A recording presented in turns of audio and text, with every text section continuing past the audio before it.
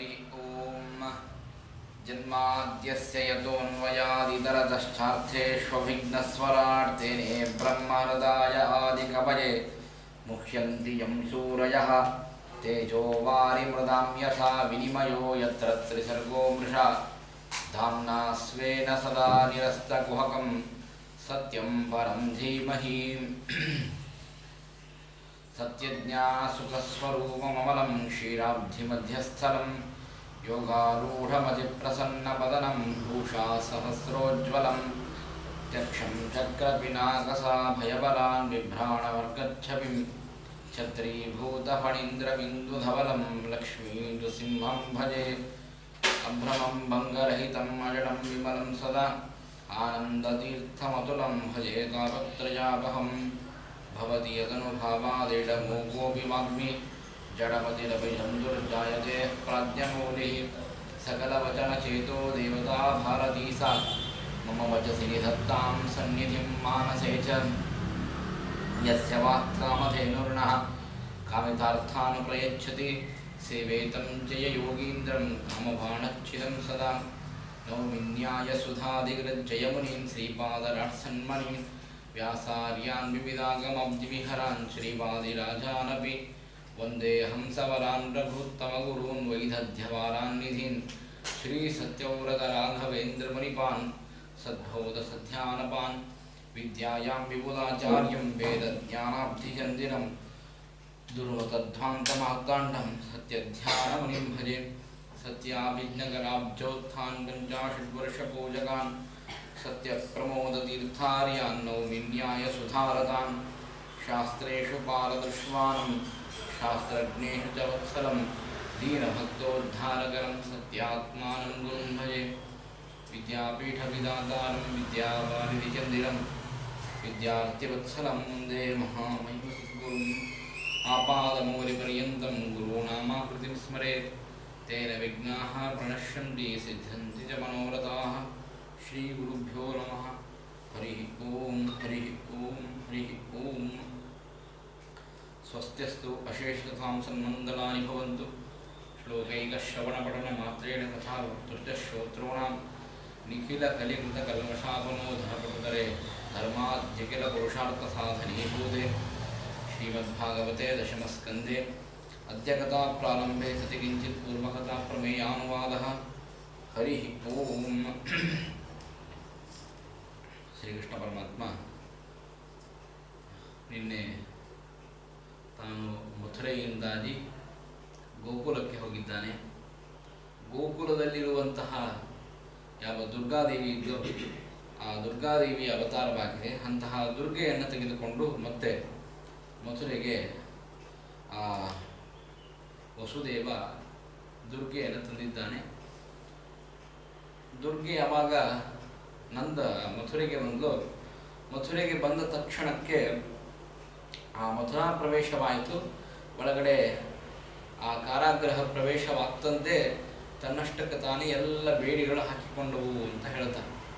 ಇದರಿಂದಾಗಿ ವಾದಿರಾಜರು ಒಂದು ಕಲ್ಪನೆಯನ್ನು ಮಾಡಿ ಹೇಳ್ತಾರೆ, ಯಾವಾಗ ನಾವು ದೇವರನ್ನು ಬಿಟ್ಟು ಲಕ್ಷ್ಮಿಯನ್ನು ಹಿಡಿತೇವೆ ಆಗ ನಾವು ಬಂಧನಕ್ಕೆ ಒಳಗಾಗ್ತೇವೆ ಅಂತ. ಅರ್ಥ ದುಡ್ಡು ದುಡ್ಡು ದುಡ್ಡು ಅಂತ ಹೋಗಿ ದೇವರನ್ನೇ ಮರೆತು ಬಿಟ್ಟಿರ್ತೇವೆ. ದೇವರನ್ನೆಲ್ಲೋ ಕೂಡಿಸಿಬಿಟ್ಟಿರ್ತೇವೆ. ಆಯ್ತು ಬಿಡ್ರಿ, ರಿಟೈರ್ಮೆಂಟ್ ಆದಮೇಲೆ ಧರ್ಮಕರ್ಮ ಮಾಡಿದ್ರಾಯಿತು, ಈಗ ಯಾಕೆ ಮಾಡಬೇಕು, ಈಗೇನು ವಯಸ್ಸಿದೆ, ನಮಗೆ ಬೇಕಾದಷ್ಟು ದುಡಿಯುವ ತಾಕತ್ತಿದೆ, ದುಡಿದು ಬಿಡೋಣ, ಆಮೇಲೆ ಮತ್ತೆ ದೇವರು ಪಾರಾಯಣ ಮಾಡೋದಿದ್ದೇ ಇದೆ. ಕೌಮಾರಾದ ಆಚರೇತ್ ಪ್ರಾಜ್ಞ ಧರ್ಮಾನ್ ಭಾಗವತಾನಿಹ ದುರ್ಲಭಂ ಮಾನುಷಂ ಜನ್ಮ ಅಂತ ಆ ಪ್ರಹ್ಲಾದರಾಜರು ದೈತ್ಯ ಬಾಲಕರಿಗೆ ಉಪದೇಶ ಮಾಡುವಾಗ ಈ ಮಾತನ್ನು ಹೇಳ್ತಾರೆ. ಕೌಮಾರಾದ ಆಚರೇತ್ ಪ್ರಾಜ್ಞ, ಸಣ್ಣವರಿದ್ದಾಗಿನಿಂದಲೇ ಧರ್ಮದ ಪ್ರಜ್ಞೆಯನ್ನು ಹುಟ್ಟಿಸಿಕೊಳ್ಬೇಕು ಅಂತಂತಾರೆ. ಸಣ್ಣವರಿದ್ದಾಗ ಏಕಾದಶಿ ಮಾಡಲಿಲ್ಲ ಅಂದರೆ ದೊಡ್ಡವರಾದ್ಮೇಲೆ ಏಕಾದಶಿ ರೂಢಿನೇ ಇರೋದಿಲ್ಲ, ಅಭ್ಯಾಸ ಬಲ ಇರೋದಿಲ್ಲ, ಮನಸ್ಸಿಗೆ ಸ್ಥೈರ್ಯ ಧೈರ್ಯಗಳು ಬರೋದಿಲ್ಲ ಏಕಾದಶಿ ಮಾಡೋದಕ್ಕಾಗಲಿ ಅಥವಾ ದೇವರ ಪೂಜೆಯನ್ನು ಮಾಡೋದಕ್ಕಾಗಲಿ ಯಾವುದೂ ಮಾಡಲಿಕ್ಕೆ ಮನಸ್ಸಿಗೆ ಆಗೋದಿಲ್ಲ. ಯಾಕಂದರೆ ಅಭ್ಯಾಸ ಇರೋದಿಲ್ಲ. ಅದು ಅಭ್ಯಾಸ ಇದ್ದರೆ ಮಾತ್ರ ಸಾಧ್ಯ ಇದೆ. ಅಭ್ಯಾಸ ಅಂದ್ರೇನು? ಆವೃತ್ತಿ ರಸಗೃದ ಉಪದೇಶ. ಆವೃತ್ತಿಯನ್ನು ಮಾಡ್ತಾ ಹೋಗುವುದು. ಆವೃತ್ತಿ ಅಂದರೆ ಇವತ್ತು ಏಕಾದಶಿ ನಾವು ತಿಂತಾ ಇದ್ದೀವಿ ಅಂತಂದರೆ ಅದನ್ನು ಮುಂಜಾನೆ ತಿನ್ನೋದನ್ನು ಬಿಡಬೇಕು, ಮಧ್ಯಾಹ್ನ ತಿನ್ನಬೇಕು. ಆಮೇಲೆ ಮಾರನೇ ಏಕಾದಶಿ ಮುಂಜಾನೆ ಮಧ್ಯಾಹ್ನ ಎರಡೂ ಉಪವಾಸ ಮಾಡಿ ಸಾಯಂಕಾಲ ತಗೋಬೇಕು. ಮುಂದಿನ ಏಕಾದಶಿ ಸಾಯಂಕಾಲ ಬಿಟ್ಬಿಡ್ಬೇಕು, ರಾತ್ರಿ ಹರಾಳ ಮಾಡಿ ಮಲ್ಕೊಳ್ಬೇಕು. ಅದರ ಮುಂದಿನ ಏಕಾದಶಿ ಏನು ಮಾಡಬೇಕು ಅಂದರೆ ನಿರಾಹಾರ ಮಾಡಬೇಕು. ಈ ರೀತಿಯಾಗಿ ಅಭ್ಯಾಸ ಬಲದಿಂದ ಬರಲಿಕ್ಕೆ ಸಾಧ್ಯ ಇದೆ. ಯಾವುದಾದ್ರೂ ಒಂದು ಮೊದಲಿಗೆ ಪೂಜೆಯನ್ನು ಮಾಡಬೇಕಾದ್ರೂ ಅಷ್ಟೇ, ಒಂದು ಸಣ್ಣ ಸುದರ್ಶನವನ್ನು ಇಟ್ಕೊಂಡು ಪೂಜೆ ಮಾಡೋದು, ಆಮೇಲೆ ಒಂದು ಪ್ರತಿಮೆಯನ್ನು ತರೋದು, ಅದರಲ್ಲಿ ಪೂಜೆಯನ್ನು ಮಾಡೋದು, ಪುರುಷ ಸೂಕ್ತ ಹೇಳಷ್ಟೇ ಪೂಜೆ ಮಾಡೋದು, ಆಮೇಲೆ ಮನೆ ಸೂಕ್ತ ಹೇಳೋದು, ಆಮೇಲೆ ಶ್ರೀ ಸೂಕ್ತ ಹೇಳೋದು. ಹೀಗೆ ಕ್ರಮವಾಗಿ ಪೂಜೆಯ ಅಭ್ಯಾಸವನ್ನು ಮಾಡಿಕೊಂಡ್ರೆ ಮಾತ್ರ ಪೂಜೆ ಬರಲಿಕ್ಕೆ ಸಾಧ್ಯ ಇದೆ. ಏಕಾದಶಿಯನ್ನು ಮಾಡಲಿಕ್ಕೆ ಸಾಧ್ಯ ಇದೆ, ಅನೇಕ ವ್ರತಗಳನ್ನು ಮಾಡಲಿಕ್ಕೆ ಸಾಧ್ಯ ಇದೆ. ಆದರೆ ಶ್ರವಣವೂ ಅಷ್ಟೇ, ಶ್ರವಣವೂ ಆ ರೀತಿಯಾಗಿಯೇ ಕೇಳ್ತಾ ಹೋಗಬೇಕು. ಶ್ರವಣವನ್ನು ಮಾಡುವುದರಿಂದಾಗಿ ಭಗವಂತನ ಜ್ಞಾನ ದೊರೀತದೆ. ಹಾಗಾಗಿಯೇ ನವವಿಧವಾದ ಭಕ್ತಿಯನ್ನು ಪ್ರಹ್ಲಾದರಾಜರು ಉಪದೇಶ ಮಾಡಬೇಕಾದ್ರೆ ಮೊದಲಿಗೆ ಶ್ರವಣವನ್ನು ಹೇಳ್ತಾರೆ. ಶ್ರವಣಂ ಕೀರ್ತನಂ ವಿಷ್ಣೋ ಸ್ಮರಣಂ ಪಾದ ಸೇವನಂ ಅರ್ಚನಂ ವಂದನಂ ದಾಸ್ಯಂ ಸಖ್ಯಂ ಆತ್ಮನಿವೇದನಂ. ಶ್ರವಣವನ್ನು ಮೊದಲಿಗೆ ಮಾಡಬೇಕು. ಶ್ರವಣವನ್ನು ಏನ್ರಿ ಆಚಾರ್ಯ ಹೇಳಿದ್ದೇ ಗತಿ ಹೇಳ್ತೀರಿ, ಮತ್ತು ನಾವು ಅದನ್ನು ಕೇಳಿದ್ದೇ ಕೇಳ್ತೀವಿ, ಇದರಲ್ಲಿ ಎಷ್ಟಂತ ಶ್ರವಣ ಮಾಡಬೇಕು ಅಂತ. ಅದಕ್ಕೆ ನಾವು ಹೇಳಿದ್ವಿ, ನಮ್ಮಲ್ಲಿ ಚರ್ವಿತ ಚರವಣ ಅಂತಂತಾರೆ. ಚರ್ವಿತ ಚರವಣ ಅಂದರೆ ಅಗದದ್ದನ್ನೇ ಇನ್ನೊಂದ್ಸಲ ಅಗಿಯೋದು ಅಂತ. ಅದೇ ನಾನು ಆಗ ಹೇಳ್ತಾ ಇದ್ದೆ, ಅಂದರೆ ನಿನ್ನೆ ತಿಂದ ಅನ್ನವನ್ನು ಮತ್ತೆ ನಾಳೆ ತಿನ್ನಲಿಕ್ಕೆ ನಮಗೆ ಬೇಜಾರೇ ಇರೋದಿಲ್ಲ. ಹಿಂದಿನ ದಿವಸ ತಿಂದಿರತಕ್ಕಂತಹ ಪದಾರ್ಥವನ್ನು ಮುಂದಿನ ದಿವಸ ತಿನ್ನೋದಕ್ಕೆ ನಮಗೆ ಬೇಜಾರಿರೋದಿಲ್ಲ, ಅಷ್ಟೇ ಉತ್ಸಾಹ ಇರ್ತದೆ. ಮುಂಜಾನೆ ಅನ್ನವನ್ನು ತಿನ್ನೋದಕ್ಕೆ ಎಷ್ಟು ಉತ್ಸಾಹ ಇತ್ತೋ ರಾತ್ರಿ ಅದೇ ಅನ್ನವನ್ನು ತಿನ್ನಲಿಕ್ಕೆ ಅಷ್ಟೇ ಉತ್ಸಾಹ ಇರ್ತದೆ. ಅಂದಮೇಲೆ ಒಂದು ಪದಾರ್ಥವನ್ನು ತಿನ್ನುವುದಕ್ಕಾಗಿ ಅಷ್ಟು ಉತ್ಸಾಹ ಇದೆ. ಯಾಕೆ? ಅವನಿಗೆ ಹಸಿವೆ ಆಗಿದೆ ಅಂತ ಅನ್ನುವುದಕ್ಕಾಗಿ ಉತ್ಸಾಹ ಇದೆ. ಅದನ್ನು ತಿನ್ನಲಿಲ್ಲ ಅಂದರೆ ಬದುಕೋದಿಲ್ಲ ಅಂತ ಅವನಿಗೆ ಗೊತ್ತು, ಹಾಗಾಗಿ ಅದರಲ್ಲಿ ಉತ್ಸಾಹ ಇದೆ. ಅಂದಮೇಲೆ ಆತ್ಮನಿಗೆ ಹಸಿವೆ ಆಗಿದೆ ಅಂತಂದಾಗ ಅವನಿಗೆ ತಿನ್ನೋದಕ್ಕೆ ಪದಾರ್ಥವನ್ನು ಕೊಡಬೇಕು. ಅಂದರೆ ಇನ್ನು ಮೇಲಿಂದ ಮೇಲೆ ಭಾಗವತಾದಿ ಶಾಸ್ತ್ರಗಳ ಶ್ರವಣವನ್ನು ಆ ಜೀವನ ಕಡೆಯಿಂದ ಮಾಡಿಸಿದಾಗ ಆತ್ಮನಿಗೆ ಆಹಾರ ದೊರೆಯಲಿಕ್ಕೆ ಸಾಧ್ಯ ಇದೆ. ನಾವು ತಿನ್ನುವಂತಹ ಆಹಾರ ದೇಹಕ್ಕೆ ಹೋಗ್ತದೆ, ಆದರೆ ಇದೇನು ಭಾಗವತಾದಿ ಶಾಸ್ತ್ರಗಳ ಶ್ರವಣ, ರಾಮಾಯಣ ಮಹಾಭಾರತಾದಿ ಶಾಸ್ತ್ರಗಳ ಶ್ರವಣ ಏನು ಮಾಡ್ತೇವೆ ಅದು ಮಾತ್ರ ಆತ್ಮನಿಗೆ ಆಹಾರವಾಗಿ ಹೋಗ್ತದೆ. ಅಂಥದ್ದು ನಾವು ಎಲ್ಲವನ್ನು ಬಿಟ್ಟು ಅದನ್ನೇ ಕನಕದಾಸರು ಅದ್ಭುತವಾಗಿ ತಮ್ಮ ನುಡಿಯಲ್ಲಿ ಹೇಳ್ತಾರೆ.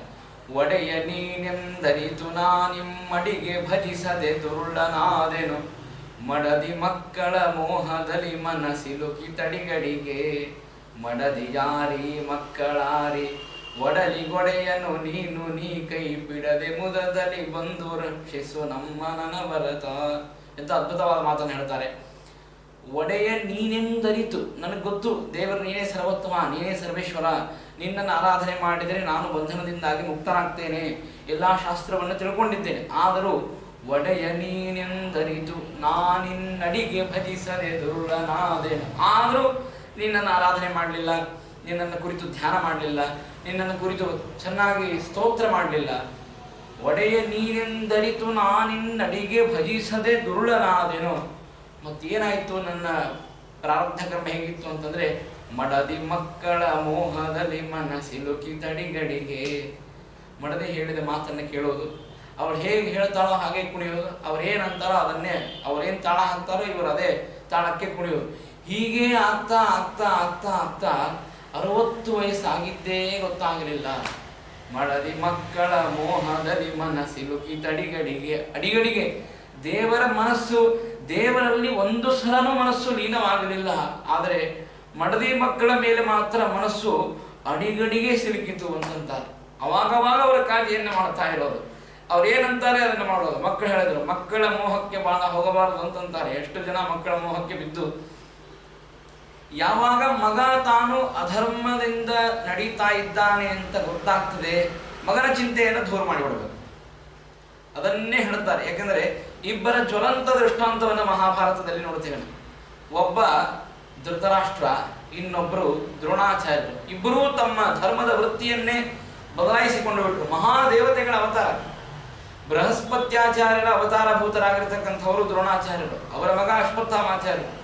ಮಗ ಅಶ್ವತ್ಥಾಮಾಚಾರ್ಯರು ದುರ್ಯೋಧನನ ಮನೆಗೆ ಹೋಗಿ ಒಂದು ವಾಟಗ ಹಾಲನ್ನು ಕುಡಿದು ಬಂದದ್ದಕ್ಕಾಗಿ ಏನು ಆಶ್ಚರ್ಯ ಅಂದರೆ, ಶಿರೋಂಚ ವೃತ್ತಿಯನ್ನು ಮಾಡುವಂತಹ ದ್ರೋಣಾಚಾರ್ಯರು ಮಗನ ಮೋಹಕ್ಕಾಗಿ ಮಗನ ಮಾತಿಗಾಗಿ ಕೌರವರ ಪಕ್ಷವನ್ನು ಸೇರಿ ಕೃಷ್ಣನನ್ನು ಕೊಲ್ಲುವ ವಿಚಾರವನ್ನು ಮಾಡ್ತಾರೆ. ಯಾರು ಕೃಷ್ಣನ ಮೇಲೆ ಭಕ್ತಿಯನ್ನು ಮಾಡುವಂತಹ ದ್ರೋಣಾಚಾರ್ಯರು, ಮಗನ ಮೋಹ ಎಷ್ಟು ದುಷ್ಟ ಅಂತಂದ್ರೆ ಭಾರಿ ಭಯಂಕರವಾಗಿರತಕ್ಕಂಥದ್ದು. ಮಗ ಸನ್ಮಾರ್ಗದಲ್ಲಿದ್ರೆ ಅವಶ್ಯವಾಗಿ ಅವನನ್ನು ಪ್ರೀತಿ ಮಾಡಬೇಕು, ಅದನ್ನು ಹೇಳ್ತಾರೆ. ಕುಂತಿ ಒಂದು ಕಡೆ ಹೇಳಬೇಕಾದ್ರೆ ಈ ಮಾತನ್ನು ಹೇಳ್ತಾಳೆ. ಕುಂತಿ ಕೃಷ್ಣನ ಸ್ತೋತ್ರ ಮಾಡಬೇಕಾದ್ರೆ ವಿಪದ ಸಂತೋಷದ ತತ್ರ ತತ್ರ ಜಗತ್ಪತಿ ಅಂತ ಹೇಳುವಾಗ ಒಂದು ಮಾತನ್ನು ಅದೇ ಸಂದರ್ಭದಲ್ಲಿ ಹೇಳ್ತಾಳೆ. ಸ್ವಾಮಿ, ಇವಂ ಮೋಹಂ, ಇದೇನು ಮಕ್ಕಳ ಮೇಲಿನ ಮೋಹ ಇದೆ, ಈ ಮಕ್ಕಳ ಮೇಲಿನ ಮೋಹ ಮಾತ್ರ ಕತ್ತರಿಸಿ ಹಾಕಪ್ಪ ಅಂತ. ಯಾಕೆ ಅಂದ್ರೆ ನಾನು ವಿದುರನ ಮನೆಯಲ್ಲಿದ್ದೆ, ಇವರು ಅಡವಿಯಲ್ಲಿದ್ದರು. 14 ವರ್ಷ ವನವಾಸ ಇತ್ತಿವರಿಗೆ. ಅಲ್ಲಿ ಇರಬೇಕಾದಾಗ ನಮ್ದೇನು ವಿಚಾರ ಅಂತಂದ್ರೆ ಇವರೇನು ತಿಂತಾರೆ, ಇವರೇನು ಉಣ್ತಾರೆ, ಇವ್ರು ಹೇಗೆ ಮಲಗ್ತಾರೆ, ಅಡವಿಯಲ್ಲಿ ಮಲಗಲಿಕ್ಕೆ ಜಾಗ ಸಿಗ್ತದೋ ಇಲ್ವೋ, ಅದರ ಬಗ್ಗೆ ನಾನು ವಿಚಾರ ಮಾಡ್ತಿದ್ದೆ. ಆಶ್ಚರ್ಯ ಏನು ಅಂದ್ರೆ ಅಲ್ಲಿ ಕೃಷ್ಣ ಪರಮಾತ್ಮ ಅವರಿಗೆ ಅಕ್ಷಯ ಪಾತ್ರನೇ ಕೊಟ್ಟು ಮೃಷ್ಟಾನ್ನ ಭೋಜನಕ್ಕೆ ಹಾಕಿದ್ದ. ಅವರು ಅಡವಿಯಲ್ಲಿದ್ರು, ರಾಜರೆಲ್ಲಿದ್ರು ರಾಜರೇ, ಅವರಿಗೆ ಪಟ್ಟಾಭಿಷೇಕ ಮಾಡಿ ರಾಜ ಪದವಿಯನ್ನು ಕೊಡಬೇಕು ಅಂತೇನಿಲ್ಲ. ಹಂತಲ್ಲಿದ್ರು ಅವರು ಚೆನ್ನಾಗೇ ಇದ್ರು. ನಾನು ಅವ್ರ ಬಗ್ಗೆ ವೃಥವಾಗಿ ವ್ಯರ್ಥ ಮಾಡಿ ನಾನು ಏನೂ ತಿನ್ನದೆ ಗಂಜಿಯನ್ನು ಕುಡಿದು ಬದುಕಿದೆ. ಆ ಮಕ್ಕಳ ಬಗ್ಗೆ ವಿಚಾರ ಮಾಡುವುದನ್ನು ಬಿಟ್ಟು ನಿನ್ನ ಬಗ್ಗೆ ಏನಾದರೂ ಚಿಂತೆ ಮಾಡಿದ್ದೆ ಅಂತಂದ್ರೆ ಇಷ್ಟೊತ್ತಿಗೆ ಸಾಧನೆಯಲ್ಲಿ ಅರ್ಧ ದಾರಿಯಲ್ಲಿ ಇರ್ತಿದ್ದೆ ನಾನು ಅಂತ ಹೇಳ್ತಾಳೆ. ಹಾಗಾಗಿ ಆ ಪಾಂಡವರ ಮೇಲಿನ ಮೋಹವನ್ನು ತೆಗೆದುಬಿಡು, ಸ್ವಸಾಧನವಾಗಿ ಉತ್ತಮವಾದಂತಹ ಮಾರ್ಗವನ್ನು ಪ್ರದರ್ಶನ ಮಾಡು ಅಂತ ಹೇಳ್ತಾಳೆ. ಹೇಳುವ ತಾತ್ಪರ್ಯ ಏನು ಅಂತಂದ್ರೆ, ಯಾವಾಗ ನಾವು ಭಗವಂತನನ್ನು ಬಿಡುತ್ತೇವೆ, ಯಾವಾಗ ನಾವು ಭಗವಂತನನ್ನು ದೂರ ಸರಿಸ್ತೇವೆ, ಕೇವಲ ಲಕ್ಷ್ಮೀದೇವಿಯನ್ನ ಕೈಯಲ್ಲಿ ಹಿಡಿತೇವೆ, ಕೇವಲ ಅರ್ಥವನ್ನು ಗಳಿಸುವುದರಲ್ಲಿ ತತ್ಪರರಾಗ್ತೇವೆ, ಆಗ ನಮಗೆ ಆ ಬಂಧನಗಳೆಲ್ಲವೂ ಕೂಡ ಅಡಿಗೆ ಆಗಿಬಿಡುತ್ತದೆ. ಸರ್ವಥಾ ಸಾಧನೆಯನ್ನು ಮಾಡಲಿಕ್ಕೆ ಸಾಧ್ಯವಾಗುವುದಿಲ್ಲ ಅಂತಂತಾರೆ. ಹಾಗಾಗಿ ಮನಸ್ಸಿಲುಕಿ ತಡಿಗಡಿಗೆ ಅಂತ ದಾಸರ ಅದ್ಭುತವಾಗಿರತಕ್ಕಂತಹ ಮಾತನ್ನು ಹೇಳ್ತಾರೆ. ಇದರಿಂದ ನಮ್ಮನ್ನು ದೇವರ ರಕ್ಷಣೆ ಮಾಡಬಹುದು. ಈ ಮಾತನ್ನ ವಾದಿರಾಜರು ತೋರಿಸ್ತಾರೆ. ದುರ್ಗಾದೇವಿಯನ್ನ ಕಾರಾಗೃಹಕ್ಕೆ ಕರೆದುಕೊಂಡು ಬಂದ ತಕ್ಷಣ ಅರ್ಥಾಭಿಮಾನಿನಿ ಲಕ್ಷ್ಮೀದೇವಿ ಬಹಳ ಚಂಚಲರು, ಸ್ವಲ್ಪ ಇದ್ದಾಳಂದ್ರೆ ಮತ್ತೆ ಇರೋದಿಲ್ಲ, ಮತ್ತೆ ಹೋಗೇ ಬಿಡ್ತಾಳೆ ಮನೆ ಬಿಟ್ಟು. ಅಂತಹ ದುರ್ಗಾದೇವಿಯನ್ನ ಕರೆದುಕೊಂಡು ಬಂದಾಗ ದುರ್ಗಾದೇವಿಯನ್ನ ದೇವಕಿ ಹತ್ರ ಕೊಟ್ಟಿದ್ದಾರೆ. ಬಂಧನಕ್ಕೆ ಒಳಗಾದ ಮತ್ತೆ ವಸುದೇವ. ಹೆಣ್ಣು ಮಗು ಹುಟ್ಟಿತು ಅಂತ ಹೇಳಿ ಜೋರಾಗಿ ಅಳಲಿಕ್ಕೆ ಪ್ರಾರಂಭವಾಯಿತು. ಅಲ್ಲೇ ಇರುವಂತಹ ಎಷ್ಟು ಜನ ಸಿಬ್ಬಂದಿಗಳಿದ್ರು ಅವರೆಲ್ಲರೂ ಹೋಗಿ ಕಂಸನ ಮುಂದೆ ಹೇಳ್ತಾರೆ, ಕಂಸ, ಹೆಣ್ಣು ಕೂಸು ಹುಟ್ಟಿದೆ, ಅಷ್ಟಮ ಗರ್ಭವಾಯಿತು ಅಂತ. ಆಗ ಕಂಸ ನೋಡ್ರಿ, ಅವನು ಕಣ್ಣಲ್ಲಿ ಎಣ್ಣೆ ಬಿಟ್ಟುಕೊಂಡು ಕಾಯ್ತಾ ಇದ್ದಾನೆ. ದೇವರ ತಿರುಗಿ ನಂದಗೋಕುಲಕ್ಕೆ ಹೋಗೇ ಬಿಟ್ಟಿದ್ದಾನೆ. ಇವನು ಕಾಯ್ತಾ ಇದ್ದ ಯಾವಾಗ ಬರ್ತಾನೆ ಅಂತ ಹೇಳಿ ಕಂಸ ಓಡ್ತಾ ಬಂದ. ಏನು ಆಭರಣಗಳೆಲ್ಲ ಛಲಾಬಿಲ್ಲಿ ಆಗಿ ಹೋಗಿವೆ. ಓಡ್ತಾ ಬಂದದ್ದೇ ನೋಡಿದ, ಅಲ್ಲಿ ಹೆಣ್ಣು ಕೂಸು ಹುಟ್ಟಿತ್ತು. ಆ ಹೆಣ್ಣು ಕೂಸನ್ನು ತೆಗೆದುಕೊಂಡ. ಆಗ ದೇವಕಿ ಪ್ರಾರ್ಥನೆ ಮಾಡ್ತಾಳೆ, ಬಹವೋ ಹಿಂಸಿತಾ ಭ್ರಾತಃ ಶಿಶವ ಪಾವಕೋಪಮಾಹ ತ್ವಯಾ ದೈವ ವಿಸೃಷ್ಟೇನ ಪುತ್ರಿಕೈಕಾ ಪ್ರದೀಯತಾಂ. ದೇವಕಿ ದೇವಿ ಪ್ರಾರ್ಥನೆಯನ್ನು ಮಾಡ್ತಾಳೆ. ಅಣ್ಣ 6 ಜನ ಮಕ್ಕಳನ್ನು ಸಂಹಾರ ಮಾಡಿದ್ದೆ, ಒಂದಂಕ ಗರ್ಭಪಾತವೇ ಆಗಿ ಹೋಯಿತು. 6 ಜನ ಮಕ್ಕಳನ್ನು ಸಂಹಾರ ಮಾಡಿದೆ. ಇದೊಂದು ಹೆಣ್ಣು ಕೂಸು ಹುಟ್ಟಿದೆ. ಈ ಹೆಣ್ಣು ನಿನಗೇನು ಮಾಡ್ಲಿಕ್ಕೆ ಸಾಧ್ಯ ಇದೆ? ಹೆಣ್ಣನ್ನ ಯಾಕೆ ಈ ರೀತಿಯಾಗಿ ದ್ವೇಷ ಮಾಡಲಿಕ್ಕೆ ನೀನು ಹೋಗ್ತಾ ಇದ್ದೆ? ದಯಮಾಡಿ ಅವನ ತ್ವಯಾ ದೈವ ನಿವೃಷ್ಟೇನ ಪುತ್ರಿಕೇಕ ಪ್ರದೀಯತ, ಈ ಒಂದು ಕೂಸನ್ನು ಮಾತ್ರ ಬಿಟ್ಬಿಡು. ಇದು ಹೆಣ್ಣು ಕೂಸು ಏನ್ ಮಾಡ್ಲಿಕ್ಕೆ ಸಾಧ್ಯ ಇದೆ? ಏನಾದರೂ ನಿನಗೆ ಹಿಂಸೆ ಕೊಡ್ಲಿಕ್ಕೆ ಸಾಧ್ಯ ಇದೆ? ಈ ಕೂಸನ್ನು ನೋಡಿದರೆ ನಿನಗೆ ಹಿಂಸೆ ಕೊಡಬೇಕು ಅನ್ನುವ ಮನಸ್ಸು ಅದು ಬರ್ತದ ಅಂತ ಕೇಳಿದಾಗ ನಾ ಹೇಳಿದ್ನಲ್ಲ ಹಿಂದೆ, ಅವರಿಗೆಲ್ಲರಿಗೂ ಕೂಡ ಸ್ವಾರ್ಥದ ಪರಾಕಾಷ್ಠತೆ ಮುಟ್ಟಿಬಿಟ್ಟಿರತಕ್ಕಂತಹ ಕಂಸನಿಗೆ ಅದು ಕೂಸು, ಅದನ್ನು ಕೊಲ್ಲಬಾರದು, ಅದನ್ನು ನಾನು ವೈಯಕ್ತಿಕವಾಗಿ ಬಳಸಿಕೊಳ್ಳಬಾರದು, ಅದನ್ನು ಅಂತನ್ನುವುದು ಗೊತ್ತೇ ಇಲ್ಲದಂತೆ ಕಂಸ ಆ ಕೂಸನ್ನು ತೆಗೆದುಕೊಳ್ಳುತ್ತಾನೆ. ದೇವಕಿ ದೇವಿ ಭಾರೀ ಕಣ್ಣಲ್ಲಿ ನೀರನ್ನು ಇಡ್ತಾಳೆ. ಆ ಕೂಸನ್ನು ತೆಗೆದುಕೊಂಡು ತಕ್ಷಣಕ್ಕೆ ಆ ಎಲ್ಲ ಕೂಸುಗಳನ್ನು ಹೇಗೆ ಗರಗರ ಅಂತ ತಿರುಗಿಸಿ ನೆಲಕ್ಕೆ ಅಪ್ಪಳಿಸಿದನೋ ಹಾಗೆ ತಿರುಗಿಸಿ ಅಪ್ಪಳಿಸಬೇಕು ಅಂತ ಅನ್ನುವಷ್ಟರಲ್ಲಿ ಆಶ್ಚರ್ಯ ಏನು ಅಂದರೆ ಆ ಕೂಸು ಕೈಯಿಂದ ಮೇಲೆ ಹಾರಿ ಹೋಗಿ, ಕೂಸು ಕೈಯಿಂದ ಮೇಲೆ ಹಾರಿ ಹೋದರೆ ಅದೃಶ್ಯತಾನುಜ ವಿಷ್ಣೋ ಸ್ವಾಯುಧ ಅಷ್ಟಮಹಾಭುಜ ಅಂತ ಹೇಳ್ತಾರೆ. ಅದ್ಭುತವಾಗಿರತಕ್ಕಂತಹ ಆ ದುರ್ಗಾದೇವಿಯ ಅವತಾರವಾಯಿತು ಅಂತ ಹೇಳ್ತಾರೆ. ಏನು ದುರ್ಗಾದೇವಿ ಮೇಲಕ್ಕೆ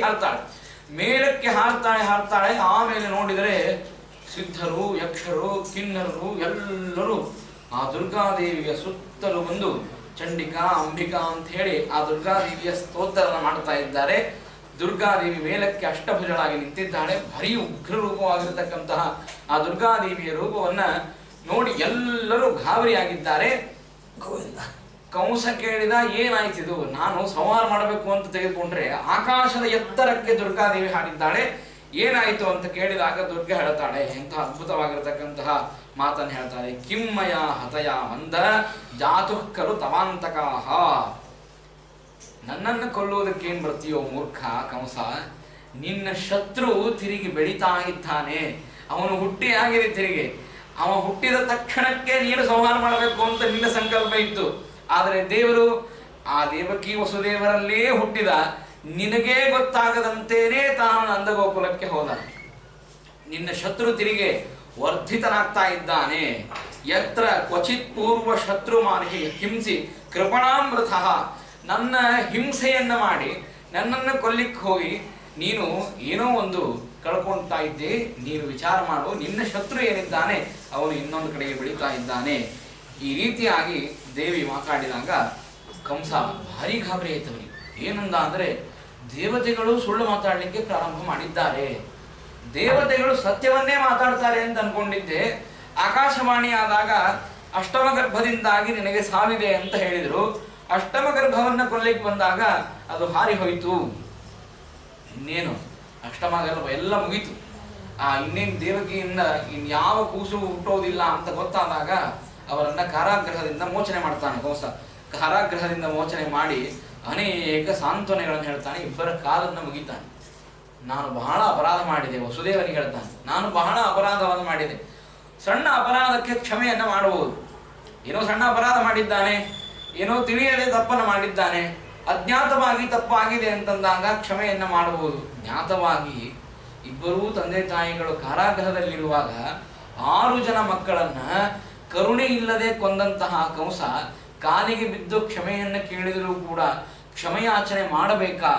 ನಮ್ಮಂಥವ್ರು ಯಾರೇ ಆಗಿದ್ರೆ ಏನ್ ಮಾಡ್ತಿದ್ದೀವಿ? ಕಂಸನಿಗೆ ಶಾಪನೇ ಹಾಕಿಬಿಡ್ತಿದ್ದೀವಿ ನಾವು. ಕೊಲ್ಲಿಕ್ಕೆ ಸಾಮರ್ಥ್ಯ ಇದ್ದಿದ್ದಿಲ್ಲ, ಅವನು ರಾಜ ಇದ್ದ, ಶಾಪ ಹಾಕ್ತಿದ್ದೀವಿ. ಏನು ಆಶ್ಚರ್ಯ ಅಂತಂದ್ರೆ, ಕಷ್ಟದ ಸಮಯದಲ್ಲಿಯೂ ಕಂಸನಿಗೆ ಕೆಟ್ಟದ್ದಾಗಲಿ ಅಂತ ಬಯಸಲಿಲ್ಲಂತೆ ವಸುದೇವ ದೇವಕಿಯರು. ಎಂತಹ ಭಯಂಕರವಾಗಿರತಕ್ಕಂತಹ ಮನಸ್ಥಿತಿ ನೋಡ್ರಿ. ಎಷ್ಟು ಕಷ್ಟ ಇತ್ತು, ಕಷ್ಟ ಕಾಲದಲ್ಲಿಯೂ ಕೂಡ ಅವನಿಗೆ ಕೆಟ್ಟದ್ದಾಗಲಿ ಅಂತ ಬಯಸಲಿಲ್ಲ. ಆಗಲಿ, ದೇವರ ಇಚ್ಛಾ ಇದೆ, ಆ ಪ್ರಾರಬ್ಧ ಕರ್ಮ ಇತ್ತು. 6 ಜನ ಮಕ್ಕಳು ಹೋಗ್ಬೇಕಾಗಿತ್ತು, ಅವ್ರು ಹೋದ್ರು, ಇನ್ನೇನ್ ಮಾಡೋದು ಅಂತ ಇಷ್ಟೇ ಅಂತ ಕಂಸ ತಾನು ಸಾಂತ್ವನವನ್ನು ಹೇಳ್ತಾನೆ. ನೋಡಮ್ಮ, ಯಾವುದಾದ್ರೂ ಜಂತು ಜೀವ ಈಗ ತಾನು ಭೂಮಿ ಮೇಲೆ ಅವತಾರ ಮಾಡಿದೆ ಅಂತಂದ್ರೆ ಅದು ಸಾಯುವುದು ನಿಶ್ಚಿತ.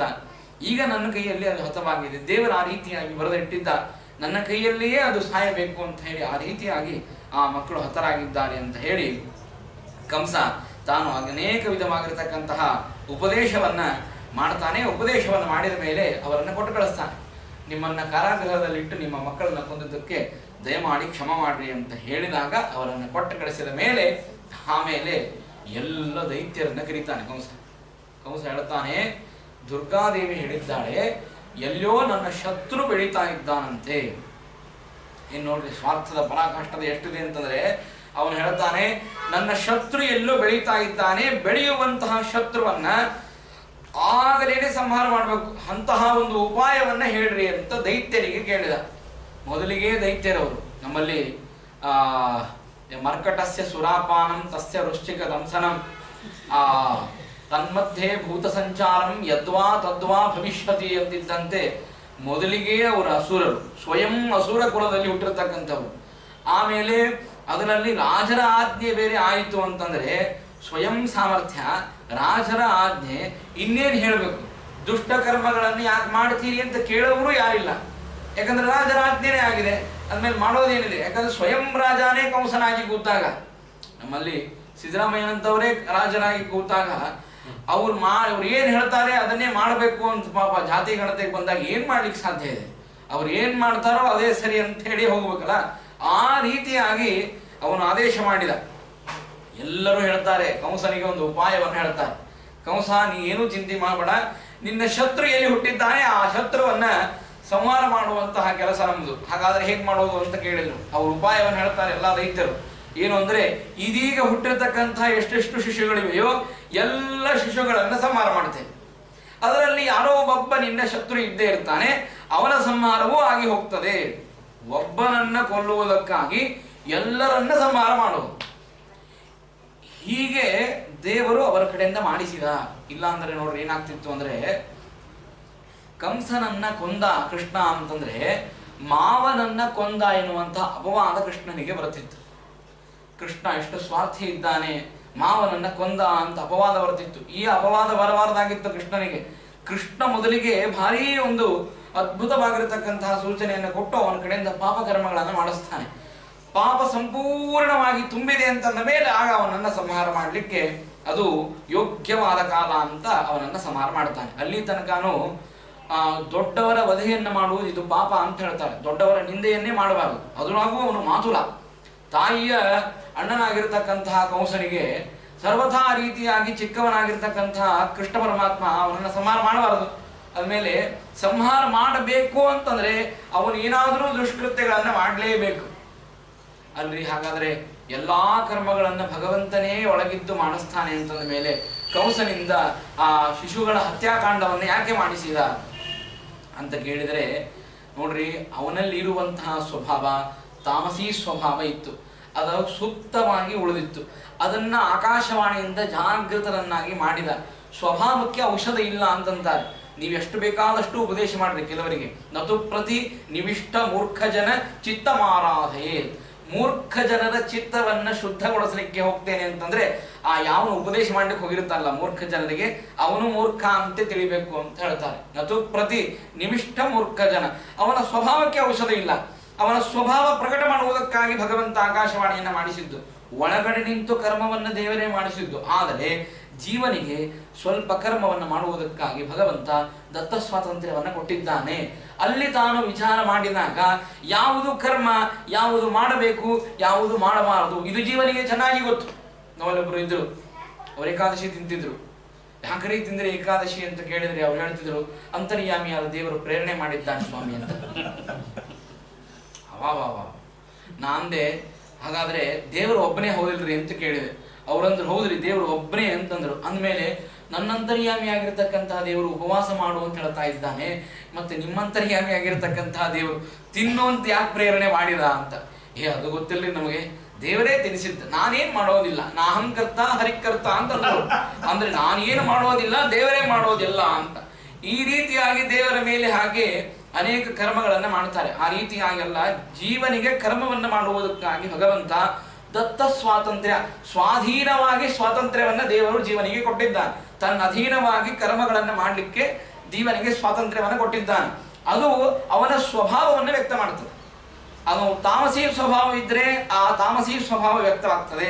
ರಾಜಸ ಸ್ವಭಾವವಿದ್ರೆ ರಾಜಸ ಸ್ವಭಾವ, ಸತ್ವಗುಣದ ಸ್ವಭಾವವಿದ್ರೆ ಆ ಸತ್ವಗುಣದ ಸ್ವಭಾವ ಅಭಿವ್ಯಕ್ತವಾಗ್ತದೆ. ಆ ರೀತಿಯಾಗಿ ಕಂಸ ಶಿಶುಗಳ ಹತ್ಯೆಯನ್ನು ಮಾಡಲಿಕ್ಕೆ ಎಲ್ಲರಿಗೆ ಆಜ್ಞೆಯನ್ನು ಮಾಡಿದ್ದಾನೆ. ಇಲ್ಲಿ ಈ ರೀತಿಯಾಗಿ ಆದರೆ ಅಲ್ಲಿ ಏನಾಗಿದೆ ಅಂತಂದ್ರೆ, ಯಾವಾಗ ಈ ವಸುದೇವ ನಂದ ಗೋಕುಲಕ್ಕೆ ಹೋಗಿ ಕೃಷ್ಣನನ್ನು ಇಟ್ಟು ಬಂದ, ಅವರಿಗೆ ಗೊತ್ತೇ ಇದ್ದಿದ್ದಿಲ್ಲ ಹೆಣ್ಣು ಹುಟ್ಟಿದೆಯೋ ಗಂಡು ಹುಟ್ಟಿದೆಯೋ ಅಂತ ಗೊತ್ತಿದ್ದಿದ್ದಿಲ್ಲ ಅವರಿಗೆ. ಅವರು ಒಟ್ಟಾರೆ ಮಲಗಿಬಿಟ್ಟಿದ್ರು. ಆ ಹೊತ್ತಿನಲ್ಲಿ ದುರ್ಗಾದೇವಿ ಅದ್ಭುತವಾದ ಪ್ರಭಾವ, ಅದು ಯಾರಿಗೂ ಏನೂ ಗೊತ್ತಾಗಬಾರದು ನಾವು ಮಾಡಿರ್ತಕ್ಕಂತಹ ಕರ್ಮ ಅಂತನ್ನುವುದಕ್ಕಾಗಿ ದುರ್ಗಾದೇವಿ ಅಲ್ಲಿ ಜನಿಸಿದ್ದಾಳೆ. ಅಲ್ಲೆಲ್ಲರೂ ಮಲಗಿದ್ದಾರೆ.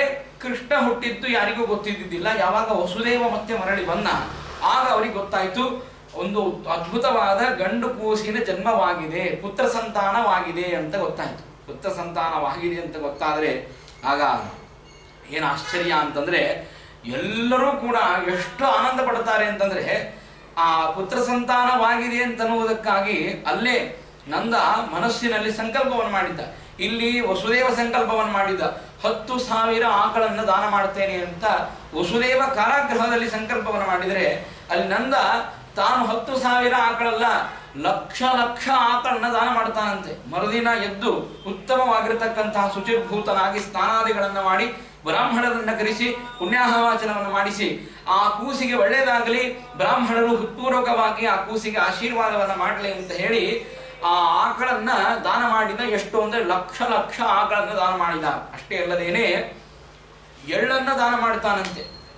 ಪರ್ವತದಷ್ಟು ಇರುವಂತಹ ಎಳ್ಳಿನ ರಾಶಿಯನ್ನ ದಾನ ಮಾಡಿದ. ಆಮೇಲೆ ಎರಡು ದಾನ ಮಾಡಬಹುದ್ರಿ. ಅದಾದ್ಮೇಲೆ ಇನ್ನೊಂದು ದಾನವನ್ನು ಹೇಳಿದ್ದ. ಏನು ಅಂದ್ರೆ ಅದು ಸುವರ್ಣ ದಾನ. ಸುವರ್ಣ ದಾನವನ್ನು ಮಾಡಿದ ಎಲ್ಲ ಬ್ರಾಹ್ಮಣರಿಗೆ ಸುವರ್ಣ ದಾನವನ್ನು ಮಾಡುತ್ತಾನೆ ನಂದ. ಅಷ್ಟು ತೃಪ್ತಿಯಿಂದಾಗಿ ಬ್ರಾಹ್ಮಣರು ಆ ದಾನವನ್ನು ತೆಗೆದುಕೊಂಡು ಕೃಷ್ಣನಿಗೆ ಆಶೀರ್ವಾದವನ್ನು ಮಾಡಿದ್ರು. ನಂದ ಗೋಕುಲದಲ್ಲಿ ಭಾರಿ ಉತ್ಸವ ನಡೆದಿದೆ. ಏನು ಉತ್ಸವ ಅಂತಂದ್ರೆ, ಆಗಿನ ಕಾಲದಲ್ಲಿ ಹೀಗಿತ್ತು, ಮತ್ತೊಬ್ಬರ ಸಂತೋಷವೂ ಕೂಡ ಇನ್ನೊಬ್ಬರ ಸಂತೋಷ ಅಂತ ಅನ್ಕೊಂಡು ಎಲ್ಲರೂ ತಾವು ಮನೆಗೆ ಬಂದು ಹೋಗ್ತಿದ್ರು. ಈಗ ನೋಡಿ, ನಮ್ಮಲ್ಲೇ ಒಂದು ಕೂಸು ಹುಟ್ಟಿರ್ತದೆ, ಬಾಜುಕಿನ ಮನೆಯವರಿಗೆ ಗೊತ್ತಿರೋದಿಲ್ಲ ಏನಾಗಿದೆ ಬಾಜುಕಿನ ಮನೆ ಒಳಗಂತ ಹೇಳಿ. ಹಾಗೆ ಪರಿಸ್ಥಿತಿ ಈಗ ಉಂಟಾಗಿದೆ. ಯಾಕಂದ್ರೆ ಎಲ್ಲರೂ ತಮ್ಮ ತಮ್ಮ ಸ್ವಾರ್ಥವನ್ನ, ಯಾರ ಏಳಿಗೆಯನ್ನ, ಒಬ್ಬರ ಏಳಿಗೆ ಇನ್ನೊಬ್ಬರಿಗೆ ಆಗೋದಿಲ್ಲ. ಅವನು ಬೆಳೀತಾ ಇದ್ದಾನೆ ಅಂದ್ರೆ ಇವನಿಗೆ ಅದರ ಸಹನೆ ಆಗೋದಿಲ್ಲ. ಆದ್ರೆ ಆಗಿನ ಕಾಲದಲ್ಲಿ ಹಾಗಿರ್ಲಿಲ್ಲ. ಕೃಷ್ಣ ಅವತಾರ ಮಾಡಿದ್ದಾನೆ ಅಂತಂದ್ರೆ ಇಡೀ ಗೋಕುಲ ಅಲಂಕೃತವಾಗಿದೆ. ಇಡೀ ಗೋಕುಲವನ್ನೇ ಅಲಂಕಾರ ಮಾಡಿದ್ದಾರೆ. ಎಲ್ಲಾ ಗೋಪಿಕಾ ಸ್ತ್ರೀಯರು, ಅಲ್ಲಿರ್ತಕ್ಕಂತಹ ಗೋಪಾಲಕರು ಎಲ್ಲರೂ ಕೂಡಿ ಇಡೀ ಆದ ಗೋಕುಲವನ್ನು ಅಲಂಕಾರ ಮಾಡಿದ್ದಾರೆ. ಅಲಂಕಾರ ಮಾಡಿದ್ದಷ್ಟೇ ಅಲ್ಲದೇನೆ ಮಾತನ್ನು ಹೇಳ್ತಾರೆ, ಬೆಣ್ಣೆಗಳನ್ನ ಹಾಗೂ ಮೊಸರುಗಳನ್ನ ತಂದು ಏನು ಆನಂದಗೋಪನ ಮನಿ ಇತ್ತು, ಆ ಆನಂದಗೋಪನ ಮನೆಯ ಅಂಗಳದಲ್ಲಿ ಪರಸ್ಪರವಾಗಿ ಉಜ್ಜಿಕೊಳ್ಳೋದು. ಅಷ್ಟು ಆನಂದ ಆ ಭಗವಂತ ಹುಟ್ಟಿದ್ದಕ್ಕಾಗಿ ಭಾರೀ ಆನಂದವಾಗಿದೆ. ಈ ಆನಂದದ ಮುಖಾಂತರ ಚಂದ್ರ ಬಂದಂತೆ ಮೇಲೆ ಕೃಷ್ಣನನ್ನು ನೋಡಬೇಕು ಅಂತ ಅನ್ನುವುದಕ್ಕಾಗಿ ಚಂದ್ರ ಬಂದಾಗ ವಾದಿರಾಜರಿ ಮಾತನ್ನು ಹೇಳ್ತಾರೆ, ಚಂದ್ರ ಕೃಷ್ಣನನ್ನು ನೋಡುವುದಕ್ಕಾಗಿ ಬಂದ್ರೆ ಚಂದ್ರನಿಗೆ ಬಹಳ ಸಂತೋಷವೂ ಆಯಿತು, ಬಹಳ ದುಃಖವೂ ಆಯಿತು ಅಂತಂತಾರೆ.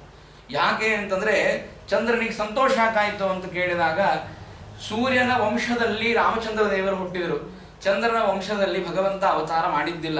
ಸೂರ್ಯ ಅವಾಗ ಅಂತಿದ್ದಂತೆ, ನೋಡು ನಮ್ಮ ವಂಶದಲ್ಲಿ ರಾಮಚಂದ್ರ ದೇವರು ಅವತಾರ ಮಾಡಿದ್ದಾರೆ, ನಿನ್ನ ವಂಶದಲ್ಲಿ ಭಗವಂತ ಅವತಾರ ಮಾಡಿಲ್ಲ, ಏನ್ ನಮ್ಮ ವಂಶ ಎಂತಾದ್ ನೋಡು ಅಂತ ಹೇಳಿ ಅವಾಗ ಚಂದ್ರನನ್ನ ನೋಡಿ ಸೂರ್ಯ ಅಣಕಿಸ್ತಿದ್ದಂತೆ. ಯಾವಾಗ ಚಂದ್ರನ ವಂಶದಲ್ಲಿ, ಯದುವಂಶದಲ್ಲಿ ಭಗವಂತ ಯಾದವ ಅವತಾರ ಮಾಡಿದ, ಆಗ ಅವನಿಗೆ ಭಾರಿ ಆನಂದ ಆಯಿತು, ದೇವರ ಅವತಾರ ಮಾಡಿದ್ದಾನೆ ಅಂತ. ಇನ್ನೊಂದು ಕಡೆ ಬಹಳ ದುಃಖವೂ ಆಯಿತು ಅಂತಂತಾರೆ. ಯಾಕೆ ದುಃಖ ಆಯಿತು ಅಂದ್ರೆ, ಎಲ್ಲರೂ ಏನಂತಿದ್ರು ಅಂದ್ರೆ, ಮುಖ ಹೆಂಗಿರ್ಬೇಕು ಅಂದ್ರೆ ಚಂದ್ರ ಇದ್ದಂಗೆ ಇರ್ಬೇಕು ಅಂತಂತಿದ್ರಂತೆ. ಮೊದಲಿಗೆ ಒಬ್ಬರ ಮುಖ ಹೆಂಗಿರ್ಬೇಕು ಅಂದ್ರೆ ಚಂದ್ರ ಇದ್ದಂಗೆ ಇರ್ಬೇಕು. ನೋಡ್ರಿ ಹೆಂಗ್ ಹೊಳಿತಿರ್ತದೆ, ಎಷ್ಟು ಸೌಮ್ಯ ಇರ್ತದೆ, ಭಾರೀ ಪ್ರಕಾಶ ಇರ್ತದೆ. ಮುಖ ಹೆಂಗಿರ್ಬೇಕು ಅಂದ್ರೆ ಚಂದ್ರವನ್ ಮುಖಂ ಅಂತಂತಿದ್ರು. ಆದ್ರೆ ಯಾವಾಗ ಕೃಷ್ಣ ಚಂದ್ರನ ವಂಶದಲ್ಲಿ ತಾನು ಹುಟ್ಟಿ ಬಂದ, ಆಗ ಮುಖ ಹೆಂಗಿರ್ಬೇಕು ಅಂದ್ರೆ ಕೃಷ್ಣನಂಗಿರ್ಬೇಕು ಅಂತ ಅಲ್ಲಿಗೆ ಪ್ರಾರಂಭ ಮಾಡಿದ್ರು, ಚಂದ್ರನನ್ನು ಬಿಟ್ಟುಬಿಟ್ರು. ಹಾಗಾಗಿ ಚಂದ್ರನಿಗೆ ಆಗಿನಿಂದ ದುಃಖವೂ ಆಯಿತು, ಸ್ವಲ್ಪ ಸಂತೋಷವೂ ಆಯಿತು ಅಂತ ಹೇಳ್ತಾರೆ. ಈ ರೀತಿಯಾಗಿ ಆ ಚಂದ್ರ ಅಲ್ಲಿ ನೋಡ್ಲಿಕ್ಕೆ ಬಂದ. ಅಷ್ಟೇ ಅಲ್ಲದೇನೆ ಅದೇ ನಂದಗೋಕುಲದಲ್ಲಿ ಆಕಾಶ ಬಂತಂತೆ. ಏನು ಅದ್ಭುತ ಕಲ್ಪನೆ ಮಾಡ್ತಾರೆ, ಆಕಾಶ ಬಂತಂತೆ. ಆಕಾಶ ಭಗವಂತನಿಗೆ ಮಾಲೆಯನ್ನ ಸಮರ್ಪಣೆ ಮಾಡಬೇಕು. ಬಹಳ ಸಂತೋಷವಾಗಿತ್ತು ಆಕಾಶಕ್ಕೆ. ವಾದಿರಾಜರಂತಾರೆ, ಆಕಾಶಕ್ಕೆ ಯಾಕೆ ಸಂತೋಷ ಆಗಬೇಕು ಅಂತ ಕೇಳಿದ್ರೆ, ಆಕಾಶಕ್ಕೆ ಯಾಕೆ ಸಂತೋಷ ಆಗಿತ್ತು ಅಂದ್ರೆ, ದೇವರು ವಿಶ್ವಂಭರ ಅಂತ ನಾವು ಕೇಳ್ತೇವೆ. ಇಡೀಯಾದ ಜಗತ್ತನ್ನೇ ತನ್ನ ಉದರದಲ್ಲಿ ಇಟ್ಟುಕೊಂಡಂತಹ ಮಹಾನುಭಾವ ಅವನಿವತ್ತು ಪುಟ್ಟದಾಗಿ ಆ ದೇವಕಿಯ ಉದರದಲ್ಲಿ ಹುಟ್ಟಿ ಬಂದಿದ್ದಾನೆ. ಸಣ್ಣ ರೂಪವನ್ನು ತಾಳಿದ್ದಾನೆ. ನನಗಿಂತಲೂ ಭಾರಿ ಅದ್ಭುತವಾದ ರೂಪ ಇದೆ ಭಗವಂತಂದು. ಆಕಾಶ ಅಂದ್ರೆ ಭಾರಿ ವ್ಯಾಪ್ತವಾಗಿರತಕ್ಕಂತಹ ಒಂದು ಭೂತ. ಅಂತಹ ಆಕಾಶವನ್ನು ನೋಡಿದಾಗ ಭಗವಂತನ ರೂಪ ಭಾರಿ ಅದ್ಭುತವಾದಂತಹ ರೂಪ. ಅಂತಹ ಭಗವಂತ ಇವತ್ತು ಪುಟ್ಟ ಶಿಶುವಾಗಿ ಬಂದಿದ್ದಾನೆ, ನನಗಿಂತ ಸಣ್ಣವನಾಗಿದ್ದಾನೆ ಅಂತ. ರೂಪದಲ್ಲಿ, ಆಕೃತಿಯಲ್ಲಿ ಸ್ವಲ್ಪ ಸಣ್ಣವನಾಗಿ ಕಾಣ್ತಾ ಇದ್ದಾನೆ. ಅವನನ್ನು ಅಣಕಿಸಬೇಕು ಏನೋ ಅಂತನ್ನುವಂತೆ ಆಕಾಶವೂ ಕೂಡ ಮಾಲೆಯನ್ನ, ನಕ್ಷತ್ರಗಳ ಮಾಲೆಯನ್ನ ಹಿಡ್ಕೊಂಡು ಆ ಕೃಷ್ಣನನ್ನ ಸ್ವಾಗತ ಮಾಡಲಿಕ್ಕೆ ಬಂದಿತ್ತು ಅಂತ ಹೇಳ್ತಾರೆ. ಎಂತಹ ಅದ್ಭುತವಾದ ಮಾತನ್ನ ಹೇಳ್ತಾರೆ. ಈ ರೀತಿಯಾಗಿ ಅಲ್ಲಿ ಸಂಭ್ರಮ ನಡೀತಾ ಇದೆ. ಭಾರಿ ಗೋಪಿಕಾ ಸ್ತ್ರೀಯರಾಗಲಿ, ಗೋಪಾಲಕರಾಗಲಿ ಎಲ್ಲರೂ ಕೂಡ ಬಹಳ ಸಂತೋಷವನ್ನು ಪಟ್ಟಿದ್ದಾರೆ. ಈ ರೀತಿಯಾಗಿ ನಡೀತಾ ಇದೆ. ಆ ಯಶೋಧಾದೇವಿ ಎಂತಹ ಅದ್ಭುತವಾಗಿರತಕ್ಕಂತಹ ಪುಣ್ಯವನ್ನು ಮಾಡಿದ್ದಾಳೆ ಅಂತ ಹೇಳ್ತಾರೆ. ಯಶೋಧಾದೇವಿಯ ಪುಣ್ಯವೋ ಪುಣ್ಯ. ಈ ದೇವಕಿಯ ಹಾಗೂ ಯಶೋಧಾದೇವಿಯ ಪುಣ್ಯದ ಮುಂದೆ ಏನು ಹೇಳಬೇಕು ಗೊತ್ತಾಗೋದಿಲ್ಲ. ಯಾಕೆ ಅಂದ್ರೆ ಸ್ವಯಂ ಅನಂತ ಕೋಟಿ ಬ್ರಹ್ಮಾಂಡ ನಾಯಕನಾಗಿರತಕ್ಕಂತಹ ದೇವರು ಅವರ ಮನೆಯಲ್ಲಿ ಅವತಾರ ಮಾಡಿ ಬಂದಿದ್ದಾನೆ. ಒಬ್ಬ ಬ್ರಾಹ್ಮಣ, ಒಬ್ಬ ಯಾರೋ ಕಶ್ಚಿತ್ ಭಾರಿ ಸಾಧನೆ ಮಾಡಿರ್ತಕ್ಕಂತಹ ಒಬ್ಬ ವ್ಯಕ್ತಿ ನಮ್ಮ ಮನೆಗೆ ಬಂದರೆ ನಾವು ನಮ್ಮ ಮನೆ ಪವಿತ್ರವಾಗ್ತದೆ ಅಂತ ಹೇಳುತ್ತೇವೆ. ಪುನಂತು ಮಾಂ ಬ್ರಾಹ್ಮಣ ಪಾದಪುಂಸವಃ ಅಂತ ಹೇಳಿ ಸಾಮಾನ್ಯವಾಗಿ ಸಾಧನೆ ಮಾಡುವ ಒಬ್ಬ ಬ್ರಾಹ್ಮಣ ಮನೆಗೆ ಬಂದರೇನೆ ಅಷ್ಟು ಪವಿತ್ರ ಅಂತ ಅನ್ಕೊಂಡಾಗ, ಯಾವ ಬ್ರಾಹ್ಮಣ ಯಾವ ದೇವರನ್ನ ಆರಾಧನೆ ಮಾಡ್ತಾನೆ ಆ ದೇವರೇ ಮನೆಯಲ್ಲಿ ಬಂದಾಗ ಇನ್ನೇನು ಆ ಮನೆ ಪವಿತ್ರವಾಗಬೇಕು. ಅಂತಹ ಅದ್ಭುತವಾದ ಆ ಭಗವಂತನನ್ನ ಅಲ್ಲಿ ಪಡೆದಿರ್ತಕ್ಕಂಥವರೆಲ್ಲರೂ ಕೂಡ ಧನ್ಯರು ಅಂತಂತಾರೆ. ಅದೇ ಗೋಕುಲದಲ್ಲಿ ಭಾರಿ ಉತ್ಸವ ನಡೀತಾ ಇದೆ. ಈ ರೀತಿಯಾಗಿ ಹೇಳಿದಾಗ ಆ ಗೋಕುಲದಲ್ಲಿ ಉತ್ಸವ ನಡೀತಾ ಇದೆ. ಆಗ ನಂದನಿಗೆ ಸ್ವಲ್ಪ ಎಚ್ಚರಿಕೆ ಆಯಿತು. ಅವನಿಗೆ ಟ್ಯಾಕ್ಸ್ ಕೊಟ್ಟು ಬರಬೇಕು ಅಂತ, ಎಲ್ಲಾದರೂ ಹೀಗೆ ಭಾರಿ ಧನ ಸಂಪಾದನೆ ಆಗಿತ್ತು ಅಂತಂದರೆ ಅದನ್ನು GST ಅಂತಂತಾರಲ್ಲ, ಅದನ್ನು ಕೊಟ್ಟು ಬರಬೇಕು, ಅವರಿಗೆ ರಾಜನಿಗೆ ಹೋಗಿ ಅರ್ಪಣೆ ಮಾಡಿ ಬರಬೇಕು. ಅದಕ್ಕಾಗಿ ನಂದ ಏನು ಮಾಡಿದ ಅಂತಂದರೆ ಅದನ್ನು ಅರ್ಪಣೆ ಮಾಡಬೇಕು ಅಂತ ಹೇಳಿ ತೆಗೆದುಕೊಂಡು ತಾನು ಕಂಸನ ಹತ್ರ ಮಥುರೆಗೆ ಬಂದ. ಮಥುರೆಗೆ ಬಂದು ಕಂಸನಿಗೆ ಏನು ಕೊಡಬೇಕಾಗಿತ್ತು ಅದನ್ನೆಲ್ಲ ಕೊಟ್ಟ, ಟ್ಯಾಕ್ಸ್ ಕೊಟ್ಟು ಕರವನ್ನಿತ್ತು ವಸುದೇವನನ್ನ ಭೇಟಿ ಆಗಬೇಕು ಅಂತ ಬಂದ. ವಸುದೇವ ನೋಡ್ತಾನೆ. ವಸುದೇವ ಹೇಳ್ತಾನೆ, ನೋಡಪ್ಪ ನಂದ, ನೀನು ಬಂದಿದ್ದಿ ಬಹಳ ಸಂತೋಷ, ನಿನ್ನನ್ನು ನೋಡಿ ನನಗೆ ಬಹಳ ಸಂತೋಷವಾಯಿತು. ಆದರೆ ಒಂದು ಮಾತನ್ನು ಹೇಳುತ್ತೇನೆ, ಗಮನವಿಟ್ಟು ಕೇಳು ಅಂತ ಹೇಳಿದ. ಏನು ಅಂತ ಕೇಳಿದಾಗ ಆಗ ಹೇಳ್ತಾನೆ, ಏನಿಲ್ಲ, ಈಗ ಸ್ವಲ್ಪ ಸಮಯ ಬಹಳ ಏನು ಕಾಲ ಇದೆ, ಆ ಕಾಲಗತಿ ಬಹಳ ದುಷ್ಟವಾಗಿದೆ, ಏನೇನೋ ಅನಾಹುತಗಳಾಗುವಂತಹ ಸಂದರ್ಭಗಳಿವೆ, ನೀನು ಬೇಗನೆ ಮನೆಯನ್ನು ಸೇರಬೇಕು ಅಂತ ಇಷ್ಟು ಸೂಚನೆಯನ್ನ ಆ ವಸುದೇವ ಕೊಟ್ಟ ನಂದನಿಗೆ. ನಂದ ಎದಕ್ಕೆ ಹೀಗೆ ಹೇಳಿದ ಅಂತ ಗೊತ್ತಾಗಲಿಲ್ಲ. ಆಗಲಿ, ನಾನು ಮನೆಯನ್ನು ಸೇರ್ತೇನೆ ಅಂತ ಅವನಿಗೆ ಗೊತ್ತು. ವಸುದೇವ ಎಂದು ಸುಳ್ಳು ಮಾತಾಡೋದಿಲ್ಲ, ಸಜ್ಜನರು ತಾವು ಸುಳ್ಳು ಮಾತಾಡೋದಿಲ್ಲ. ಏನೋ ಪ್ರೇರಣೆ ಆಗಿದೆ, ಹಾಗಾಗಿ ಏನೋ ಆಗಬಹುದು ಮುಂದೆ ಅಂತ ಹೇಳಿ ನಂದ ಆ ವಸುದೇವನ ಮಾತನ್ನು ಕೇಳಿಕೊಂಡು ಬೇಗನೆ ಅಲ್ಲಿಂದ ಹೊರಟ. ಅವನ ಅಂದಾಗೆ ಆಗಿತ್ತು. ಏನಾಗಿತ್ತು ಅಂತಂದ್ರೆ ಅದನ್ನು ಹೇಳ್ತಾರೆ. ಏನಾಗಿತ್ತು ಅಂತಂದ್ರೆ ಈ ಕಡೆ ಭಾರೀ ಉತ್ಸವವನ್ನು ಮಾಡ್ತಾ ಇದ್ದಾರೆ. ಕೃಷ್ಣ ಹುಟ್ಟಿ 7 ದಿನ ಆಗಿದೆ. ಉತ್ಸವ ಹಾಗೆ ನಡೀತಾನೇ ಇದೆ, ಮುಂದೆ ಮುಂದೆ ನಡೀತಾನೇ ಇದೆ ಆ ಉತ್ಸವ. ಆ ಕೃಷ್ಣ ಹುಟ್ಟಿ 7 ದಿನ ಆದ ಮೇಲೆ ಉತ್ಸವ ನಡೀತಾ ಇದೆ. ಅಲ್ಲಿ ಒಬ್ಬ ರಾಕ್ಷಸಿ ಬಂದಿದ್ದಾಳೆ, ಪೂತನ ಅಂತ ಅವಳ ಹೆಸರು. ಆ ಪೂತನ ಅವಳು ಭಾರೀ ಸ್ಫುರದ್ರೂಪಿಯಾಗಿ ಉತ್ತಮವಾದ ವೇಷವನ್ನು ಧಾರಣೆ ಮಾಡಿ ಕೃಷ್ಣನಿಗೆ ಸ್ತನಪಾನವನ್ನು ಮಾಡಿಸಬೇಕು, ಅದರಿಂದಾಗಿ ವಿಷವನ್ನು ಕೊಟ್ಟು ಕೃಷ್ಣನನ್ನು ಕೊಲ್ಲಬೇಕು ಅಂತ ಹೇಳಿ ಕೃಷ್ಣ ಹುಟ್ಟಿ 7 ದಿನ ಆಗಿತ್ತು. ಆಗ ಅವಳು ಬರ್ತಾ ಇದ್ದಾಳೆ. ಪೂತನೆಯನ್ನ ಕೃಷ್ಣ ಪರಮಾತ್ಮ ನೋಡಿದ. ನೋಡಿ ಏನ್ ಮಾಡ್ತಾನೆ ಅಂತಂದ್ರೆ ಅವನು 2 ಕಣ್ಣುಗಳು ಮುಚ್ಚಿದ್ದಂತೆ. ಮೊದಲಿಗೆ ಸ್ವಾಗತ ಮಾಡಬೇಕು. ಕೃಷ್ಣ ಪರಮಾತ್ಮ ಇನ್ನೂ ಸಣ್ಣವನು. ಯಾವ ರೀತಿಯಾಗಿ ಕಾಲ ಯುಗ ವಯಸ್ಸು ಇರುತ್ತದೆ ಆ ರೀತಿಯಾಗಿ ಭಗವಂತ ನಾಟಕವನ್ನು ಮಾಡಬೇಕು. ಅವಳನ್ನ ಸ್ವಾಗತ ಮಾಡಬೇಕು. ಇನ್ನು ಅವರು ಗೋಕುಲಕ್ಕೆ ಬಂದಿಲ್ಲ, ಅಷ್ಟರೊಳಗೆ ಕಣ್ಣು ಮುಚ್ಚಿ ಕಣ್ಣು ತೆಗೆದಂತೆ. ದೇವರು ಕರೆದ, ಬಾ, ಹಾಗಾದರೆ ನಿನ್ನ ಮೃತ್ಯುವಾಗಿ ನಾನೇ ಕೂತಿದ್ದೇನೆ, ಅವಶ್ಯವಾಗಿ ನಿನ್ನನ್ನು ಸಂಹಾರ ಮಾಡ್ತೇನೆ ಅಂತ ಹೇಳಿ ದೇವರು ಅವಳನ್ನು ಸ್ವಾಗತ ಮಾಡಿದ. ನಂದ ಗೋಕುಲಕ್ಕೆ ಬರಬೇಕಾದಾಗ ಭಾರೀ ರೂಪವನ್ನು ಧಾರಣೆ ಮಾಡಿ ಬರ್ತಾ ಇದ್ದಾಳೆ. ಬಂದರೆ ಎಲ್ಲ ನಂದ ಗೋಕುಲದಲ್ಲಿ ಇರುವಂತಹ ಜನ ಅವಳ ರೂಪವನ್ನು ನೋಡಿ ಗೋಪಿಕಾ ಸ್ತ್ರೀಯರು, ಗೋಪಾಲಕರು ಎಲ್ಲರೂ ಧಾರಿಯನ್ನು ಬಿಟ್ಟಿದ್ದಾರೆ. ಯಶೋದಾನು ಗಾಬರಿಯಾಗಿದ್ದಾಳೆ. ಯಾರಿವಳು, ಯಾವ ಅಪ್ಸರಾ ಸ್ತ್ರೀನೋ ಏನೋ ಅಂತ ಹೇಳಿ ಬಹಳ ಗಾಬರಿಯಾಗಿ ಅವರಿಗೆ ಧಾರಿಯನ್ನು ಕೊಟ್ಟಿದ್ದಾರೆ. ಕೆಲವು ಸಲ ಏನಾಗ್ತದೆ ಅಂತಂದ್ರೆ ರೂಪ ನೋಡಿ ಮನುಷ್ಯ ಮೋಹಿತನಾಗಿ ಬಿಡ್ತಾನೆ. ಇದೇ ರೀತಿಯಾಗಿ ಆಗುವಂತಹದ್ದು. ಕೊನೆಗೆ ನೋಡಿದರೆ ಒಳಗಡೆ ಅಸುರಾವೇಶ ಇರುತ್ತದೆ, ಸ್ವಯಂ ನೋಡಿದಾಗ ಅಸುರನಾಗಿ ಪ್ರಕಟನಾಗಿರುತ್ತಾರೆ. ಈ ರೀತಿ ಆಗಿರತಕ್ಕಂತಹ ಸ್ವಭಾವ. ಹಿಂದೆ ಹೇಳಿದಂತೆ ವಿಷಕುಂಭಂ ಪಯೋಮುಖಂ, ಅವರೆಲ್ಲರೂ ನೋಡುವುದಕ್ಕಾಗಿ ಬಹಳ ಹಾಲಿನಂತೆ ಇರ್ತಾರೆ, ಆದರೆ ಒಳಗಡೆ ಮಾತ್ರ ವಿಷವೇ ಇರುತ್ತದೆ. ಅಂತಹ ವಿಷವನ್ನು ತುಂಬಿಕೊಂಡು ಬಂದಿರತಕ್ಕಂಥವಳು ಈ ಯಶೋದಾದೇವಿ, ಪೂತನಾದೇವಿ. ಪೂತನೆ ಬರ್ತಾ ಇದ್ದಾಳೆ. ಬಂದ ತಕ್ಷಣಕ್ಕೆ ಕೃಷ್ಣ ಪರಮಾತ್ಮ ಕರೆದ ಅವಳನ್ನ. ಆಗ ಕೃಷ್ಣ ಪರಮಾತ್ಮನನ್ನ ತೊಡಿ ಮೇಲೆ ಹಾಕೊಂಡಿದ್ದಾಳೆ. ಹಾಕೊಂಡು ಉತ್ತಮವಾಗಿರತಕ್ಕಂತಹ ಸ್ತನಪಾನವನ್ನು ಮಾಡಿಸಬೇಕು ಅಂತ ವಿಚಾರ ಮಾಡಿ ಸ್ತನಪಾನವನ್ನು ಮಾಡಿಸ್ತಾ ಇದ್ದಾಳೆ. ದೇವರೇನಂದ, 2 ಜೀವದ್ವಯ ವೇಷ ಇತ್ತು ಅಂತ ಹೇಳ್ತಾರೆ. ಒಂದು ಅಲ್ಲಿ ಆ ಉತ್ತಮವಾಗಿರತಕ್ಕಂತಹ ಊರ್ವಶಿಯ ಸನ್ನಿಧಾನ ಇತ್ತು, ಹಾಗೂ ದೈತ್ಯಳಾಗಿರ್ತಕ್ಕಂತಹ ತಾಟಕೆಯ ಸನ್ನಿಧಾನವೂ ಇತ್ತು ಅಂತ. ಅದಕ್ಕೆ ದೇವರೇನ್ ಮಾಡಿದ ಅಂತಂದ್ರೆ ಭಗವಂತನಿಗೆ ಯಾವ ವಿಷಯದಿಂದ ಏನೂ ಆಗುವುದಿಲ್ಲ. ಯಾಕಂದ್ರೆ ಇಡೀ ಬ್ರಹ್ಮಾಂಡವನ್ನೇ ತನ್ನ ಹೊಟ್ಟೆಯಲ್ಲಿ ಇಟ್ಟುಕೊಂಡಿದ್ದಾನೆ. ಬ್ರಹ್ಮಾಂಡದಲ್ಲಿ ಒಂದಿಷ್ಟು ಹನಿ ಅದು ವಿಷ. ಅದರಿಂದ ಏನಾಗಬೇಕಾಗಿದೆ ಭಗವಂತನಿಗೆ? ತನ್ನ ಉದರದಲ್ಲಿಯೇ ಇಡೀ ಆಗಿರತಕ್ಕಂತಹ ಪಸಿರೊಳಗೆ ಬ್ರಹ್ಮಾಂಡ ಕೋಟಿಯ ಪಸರಿಸಿದ ಪರಮಾತ್ಮ ನೀನೆಂದು ಸುರುದೇ ವೇದಗಳು ರಕ್ಷಿಸು ನಮ್ಮ ನವರತ ಅಂತ ಹೇಳಿದಂತೆ ಇಡೀ ಆದ ಬ್ರಹ್ಮಾಂಡದ ಕೋಟಿಯನ್ನೇ ತನ್ನ ಉದರದಲ್ಲಿ ರೋಮಕೂಪಗಳಲ್ಲಿ ಇಟ್ಟುಕೊಂಡು ಭಗವಂತ ತನ್ನ ಶಕ್ತಿಯನ್ನು ತೋರಿಸ್ತಾನೆ. ಆ ಒಂದು ವಿಷದಿಂದಾಗಿ ಅವನಿಗೆ ಏನಾಗುವುದಿಲ್ಲ. ಆಗ ಅವನನ್ನು ಕರೆದುಕೊಂಡಿದ್ದ. ಇವರೆಲ್ಲ ಏನ್ ರಾಕ್ಷಸರು ಅಂತಿದ್ದಾರೆ, ಇವರೆಲ್ಲರೂ ಕೂಡ ರುದ್ರದೇವರ ಹಾಗೂ ಬ್ರಹ್ಮದೇವರ ವರವನ್ನು ಪಡೆದವರೇ, ಪಾರ್ವತೀ ದೇವಿಯ ವರವನ್ನು ಪಡೆದವರು, ಎಲ್ಲರೂ ಅವಧ್ಯತ್ವ ವರವನ್ನು ಪಡೆದವರೇ. ಇಂಥವರಿದ್ರೂ ಕೂಡ ದೇವರು ತನ್ನ ಸರ್ವೋತ್ತಮತ್ವವನ್ನು ತೋರಿಸುವುದಕ್ಕಾಗಿ ನೀವು ಯಾರು ವರ ಪಡೆದು ಬಂದರೂ ಕೂಡ ನನ್ನ ಮುಂದೆ ಅವೆಲ್ಲವೂ ಕೂಡ ಮಿಥ್ಯಾಭೂತವಾಗ್ತದೆ ಅಂತಲೂ ಅದನ್ನು ತೋರಿಸುವುದಕ್ಕಾಗಿ ದೇವರು ಆ ಪೂತನೆಯ ತೊಡೆ ಮೇಲೆ ಕೂತು ಸ್ತನಪಾನವನ್ನು ಮಾಡ್ತಾ ಇದ್ದ. ಸ್ತನಪಾನವನ್ನು ಮಾಡ್ತಾ ಮಾಡ್ತಾ ಮಾಡ್ತಾ ವಿಷವನ್ನ ಕುಡಿಸಲಿಕ್ಕೆ ಬಂದಂತಹ ಪೂತನೆಗೆ ವಿಷವನ್ನ ಹಾಕಿ ಇಡೀ ಆಗಿರತಕ್ಕಂತಹ ಪ್ರಾಣವನ್ನೇ ಹೀರ್ತಾನೆ. ಏನು ಯಾವ ಸ್ಫುರದ್ರೂಪಿಯಾಗಿ ಆ ರೂಪವನ್ನು ತೆಗೆದುಕೊಂಡು ಮನೆಗೆ ಬಂದಿದ್ದು, ಆ ಆನಂದ ಗೋಕುಲಕ್ಕೆ ಬಂದಿದ್ದು, ಪ್ರಾಣ ಹೋಗುವಾಗ ಭಯಂಕರವಾಗಿರ್ತಕ್ಕಂತಹ ದಟ್ಟವಾದ ರೂಪವನ್ನು ತೆಗೆದುಕೊಂಡು ಆ ಗೋಕುಲದಲ್ಲಿ ಬೀಳ್ತಾಳೆ. ನಾ ಹೇಳುವಂತಹ ಮಾತಲ್ಲ, ಭಾಗವತ ಹೇಳುತ್ತದೆ. ಎಂತಹ ದೊಡ್ಡ ರೂಪ ಇತ್ತು ಅಂತಂದ್ರೆ ಅವಳ ದೇಹವನ್ನು ಒಮ್ಮೆ ಸುಡ್ಲಿಕ್ಕೆ ಸಾಧ್ಯ ಇದ್ದಿದ್ದಿಲ್ಲಂತೆ. ಅವಳ ದೇಹವನ್ನ ಪರಿಪರಿಯಾಗಿ ಚೆನ್ನಾಗಿ ಕತ್ತರಿಸಿ ಒಂದೊಂದು ಅವಯವಗಳನ್ನು ಒಂದೊಂದು ದಿವಸ ಸುಡಬೇಕಾದಂತಹ ಪರಿಸ್ಥಿತಿ ಇತ್ತು. ಅಂತಹ ಭಯಂಕರವಾದ ದೇಹ ಇತ್ತು ಪೂತನೆಯದು. ಆದರೆ ಅವಳು ಬಂದಾಗ ಹೇಗಿದ್ದು ಅಂತಂದ್ರೆ ಹಾಗಿರ್ತದೆ. ಕೆಲವರು ಅಂತಿರ್ತಾರೆ, ಈ ರೀತಿಯಾಗಿ ನಾವು ನೋಡಿ ಮೋಸ ಹೋಗಬಾರದು, ಅವರನ್ನು ಚೆನ್ನಾಗಿ ತಿಳಿದು ಆಮೇಲೆ ಆ ಪದಾರ್ಥವನ್ನು ಸ್ವೀಕಾರ ಮಾಡಬೇಕು ಅಂತ ಎಲ್ಲ ಗೋಕುಲದ ಜನರಿಗೆ ಉಪದೇಶ ಮಾಡಿದಂತೆ ಇತ್ತು. ಕೃಷ್ಣ ಪರಮಾತ್ಮ ಅವಳನ್ನು ಸಂಹಾರ ಮಾಡಿದ್ದಾನೆ. ಸಂಹಾರ ಮಾಡಿದರೆ ಅಲ್ಲೇನಾಯಿತು ಅಂತ ಕೇಳಿದಾಗ ಒಂದು ಜೀವ ಮುಕ್ತಿಯನ್ನು ಹೊಂದಿತು ಅಂತ ಹೇಳುತ್ತಾರೆ. ಅಲ್ಲಿ ಪ್ರಶ್ನೆ ಮಾಡ್ಕೊಳ್ತಾರೆ, ಹಾಗಾದರೆ ದ್ವೇಷದಿಂದಾಗಿ ವಿಷವನ್ನ ಕುಡಿಸಲಿಕ್ಕೆ ಬಂದಂತಹ ಯಾವ ಪೂತನೆ ಇದ್ದೋ ಆ ಪೂತನೆಗೆ ಮುಕ್ತಿ ಆಯಿತಾ? ಹಾಗಾದ್ರೆ ನಾವು ದ್ವೇಷವನ್ನೇ ಮಾಡ್ತೀವಲ್ಲ ಆಚಾರ್ಯ, ಸುಮ್ಮನೆ ಯಾಕೆ ಭಕ್ತಿಯಿಂದಾಗಿ ದೇವರನ್ನ ತಟ್ಟಿ ಮೇಲಿಟ್ಟು ಅದರೊಳಗಡೆ ಹಾಲನ್ನ ಪಂಚಾಮೃತವನ್ನ ಅದರ ಮೇಲೆ ಎಳ್ನೀರ ಅಭಿಷೇಕವನ್ನು ಮಾಡಿ ಆಮೇಲೆ ಹೂ ಅರ್ಚನೆಗಳನ್ನು ಮಾಡಿ ವಿಷ್ಣು ಸಹಸ್ರನಾಮವನ್ನ ಇದನ್ನೆಲ್ಲ ಯಾಕೆ ಮಾಡ್ಬೇಕು ನಾವೆಲ್ಲ?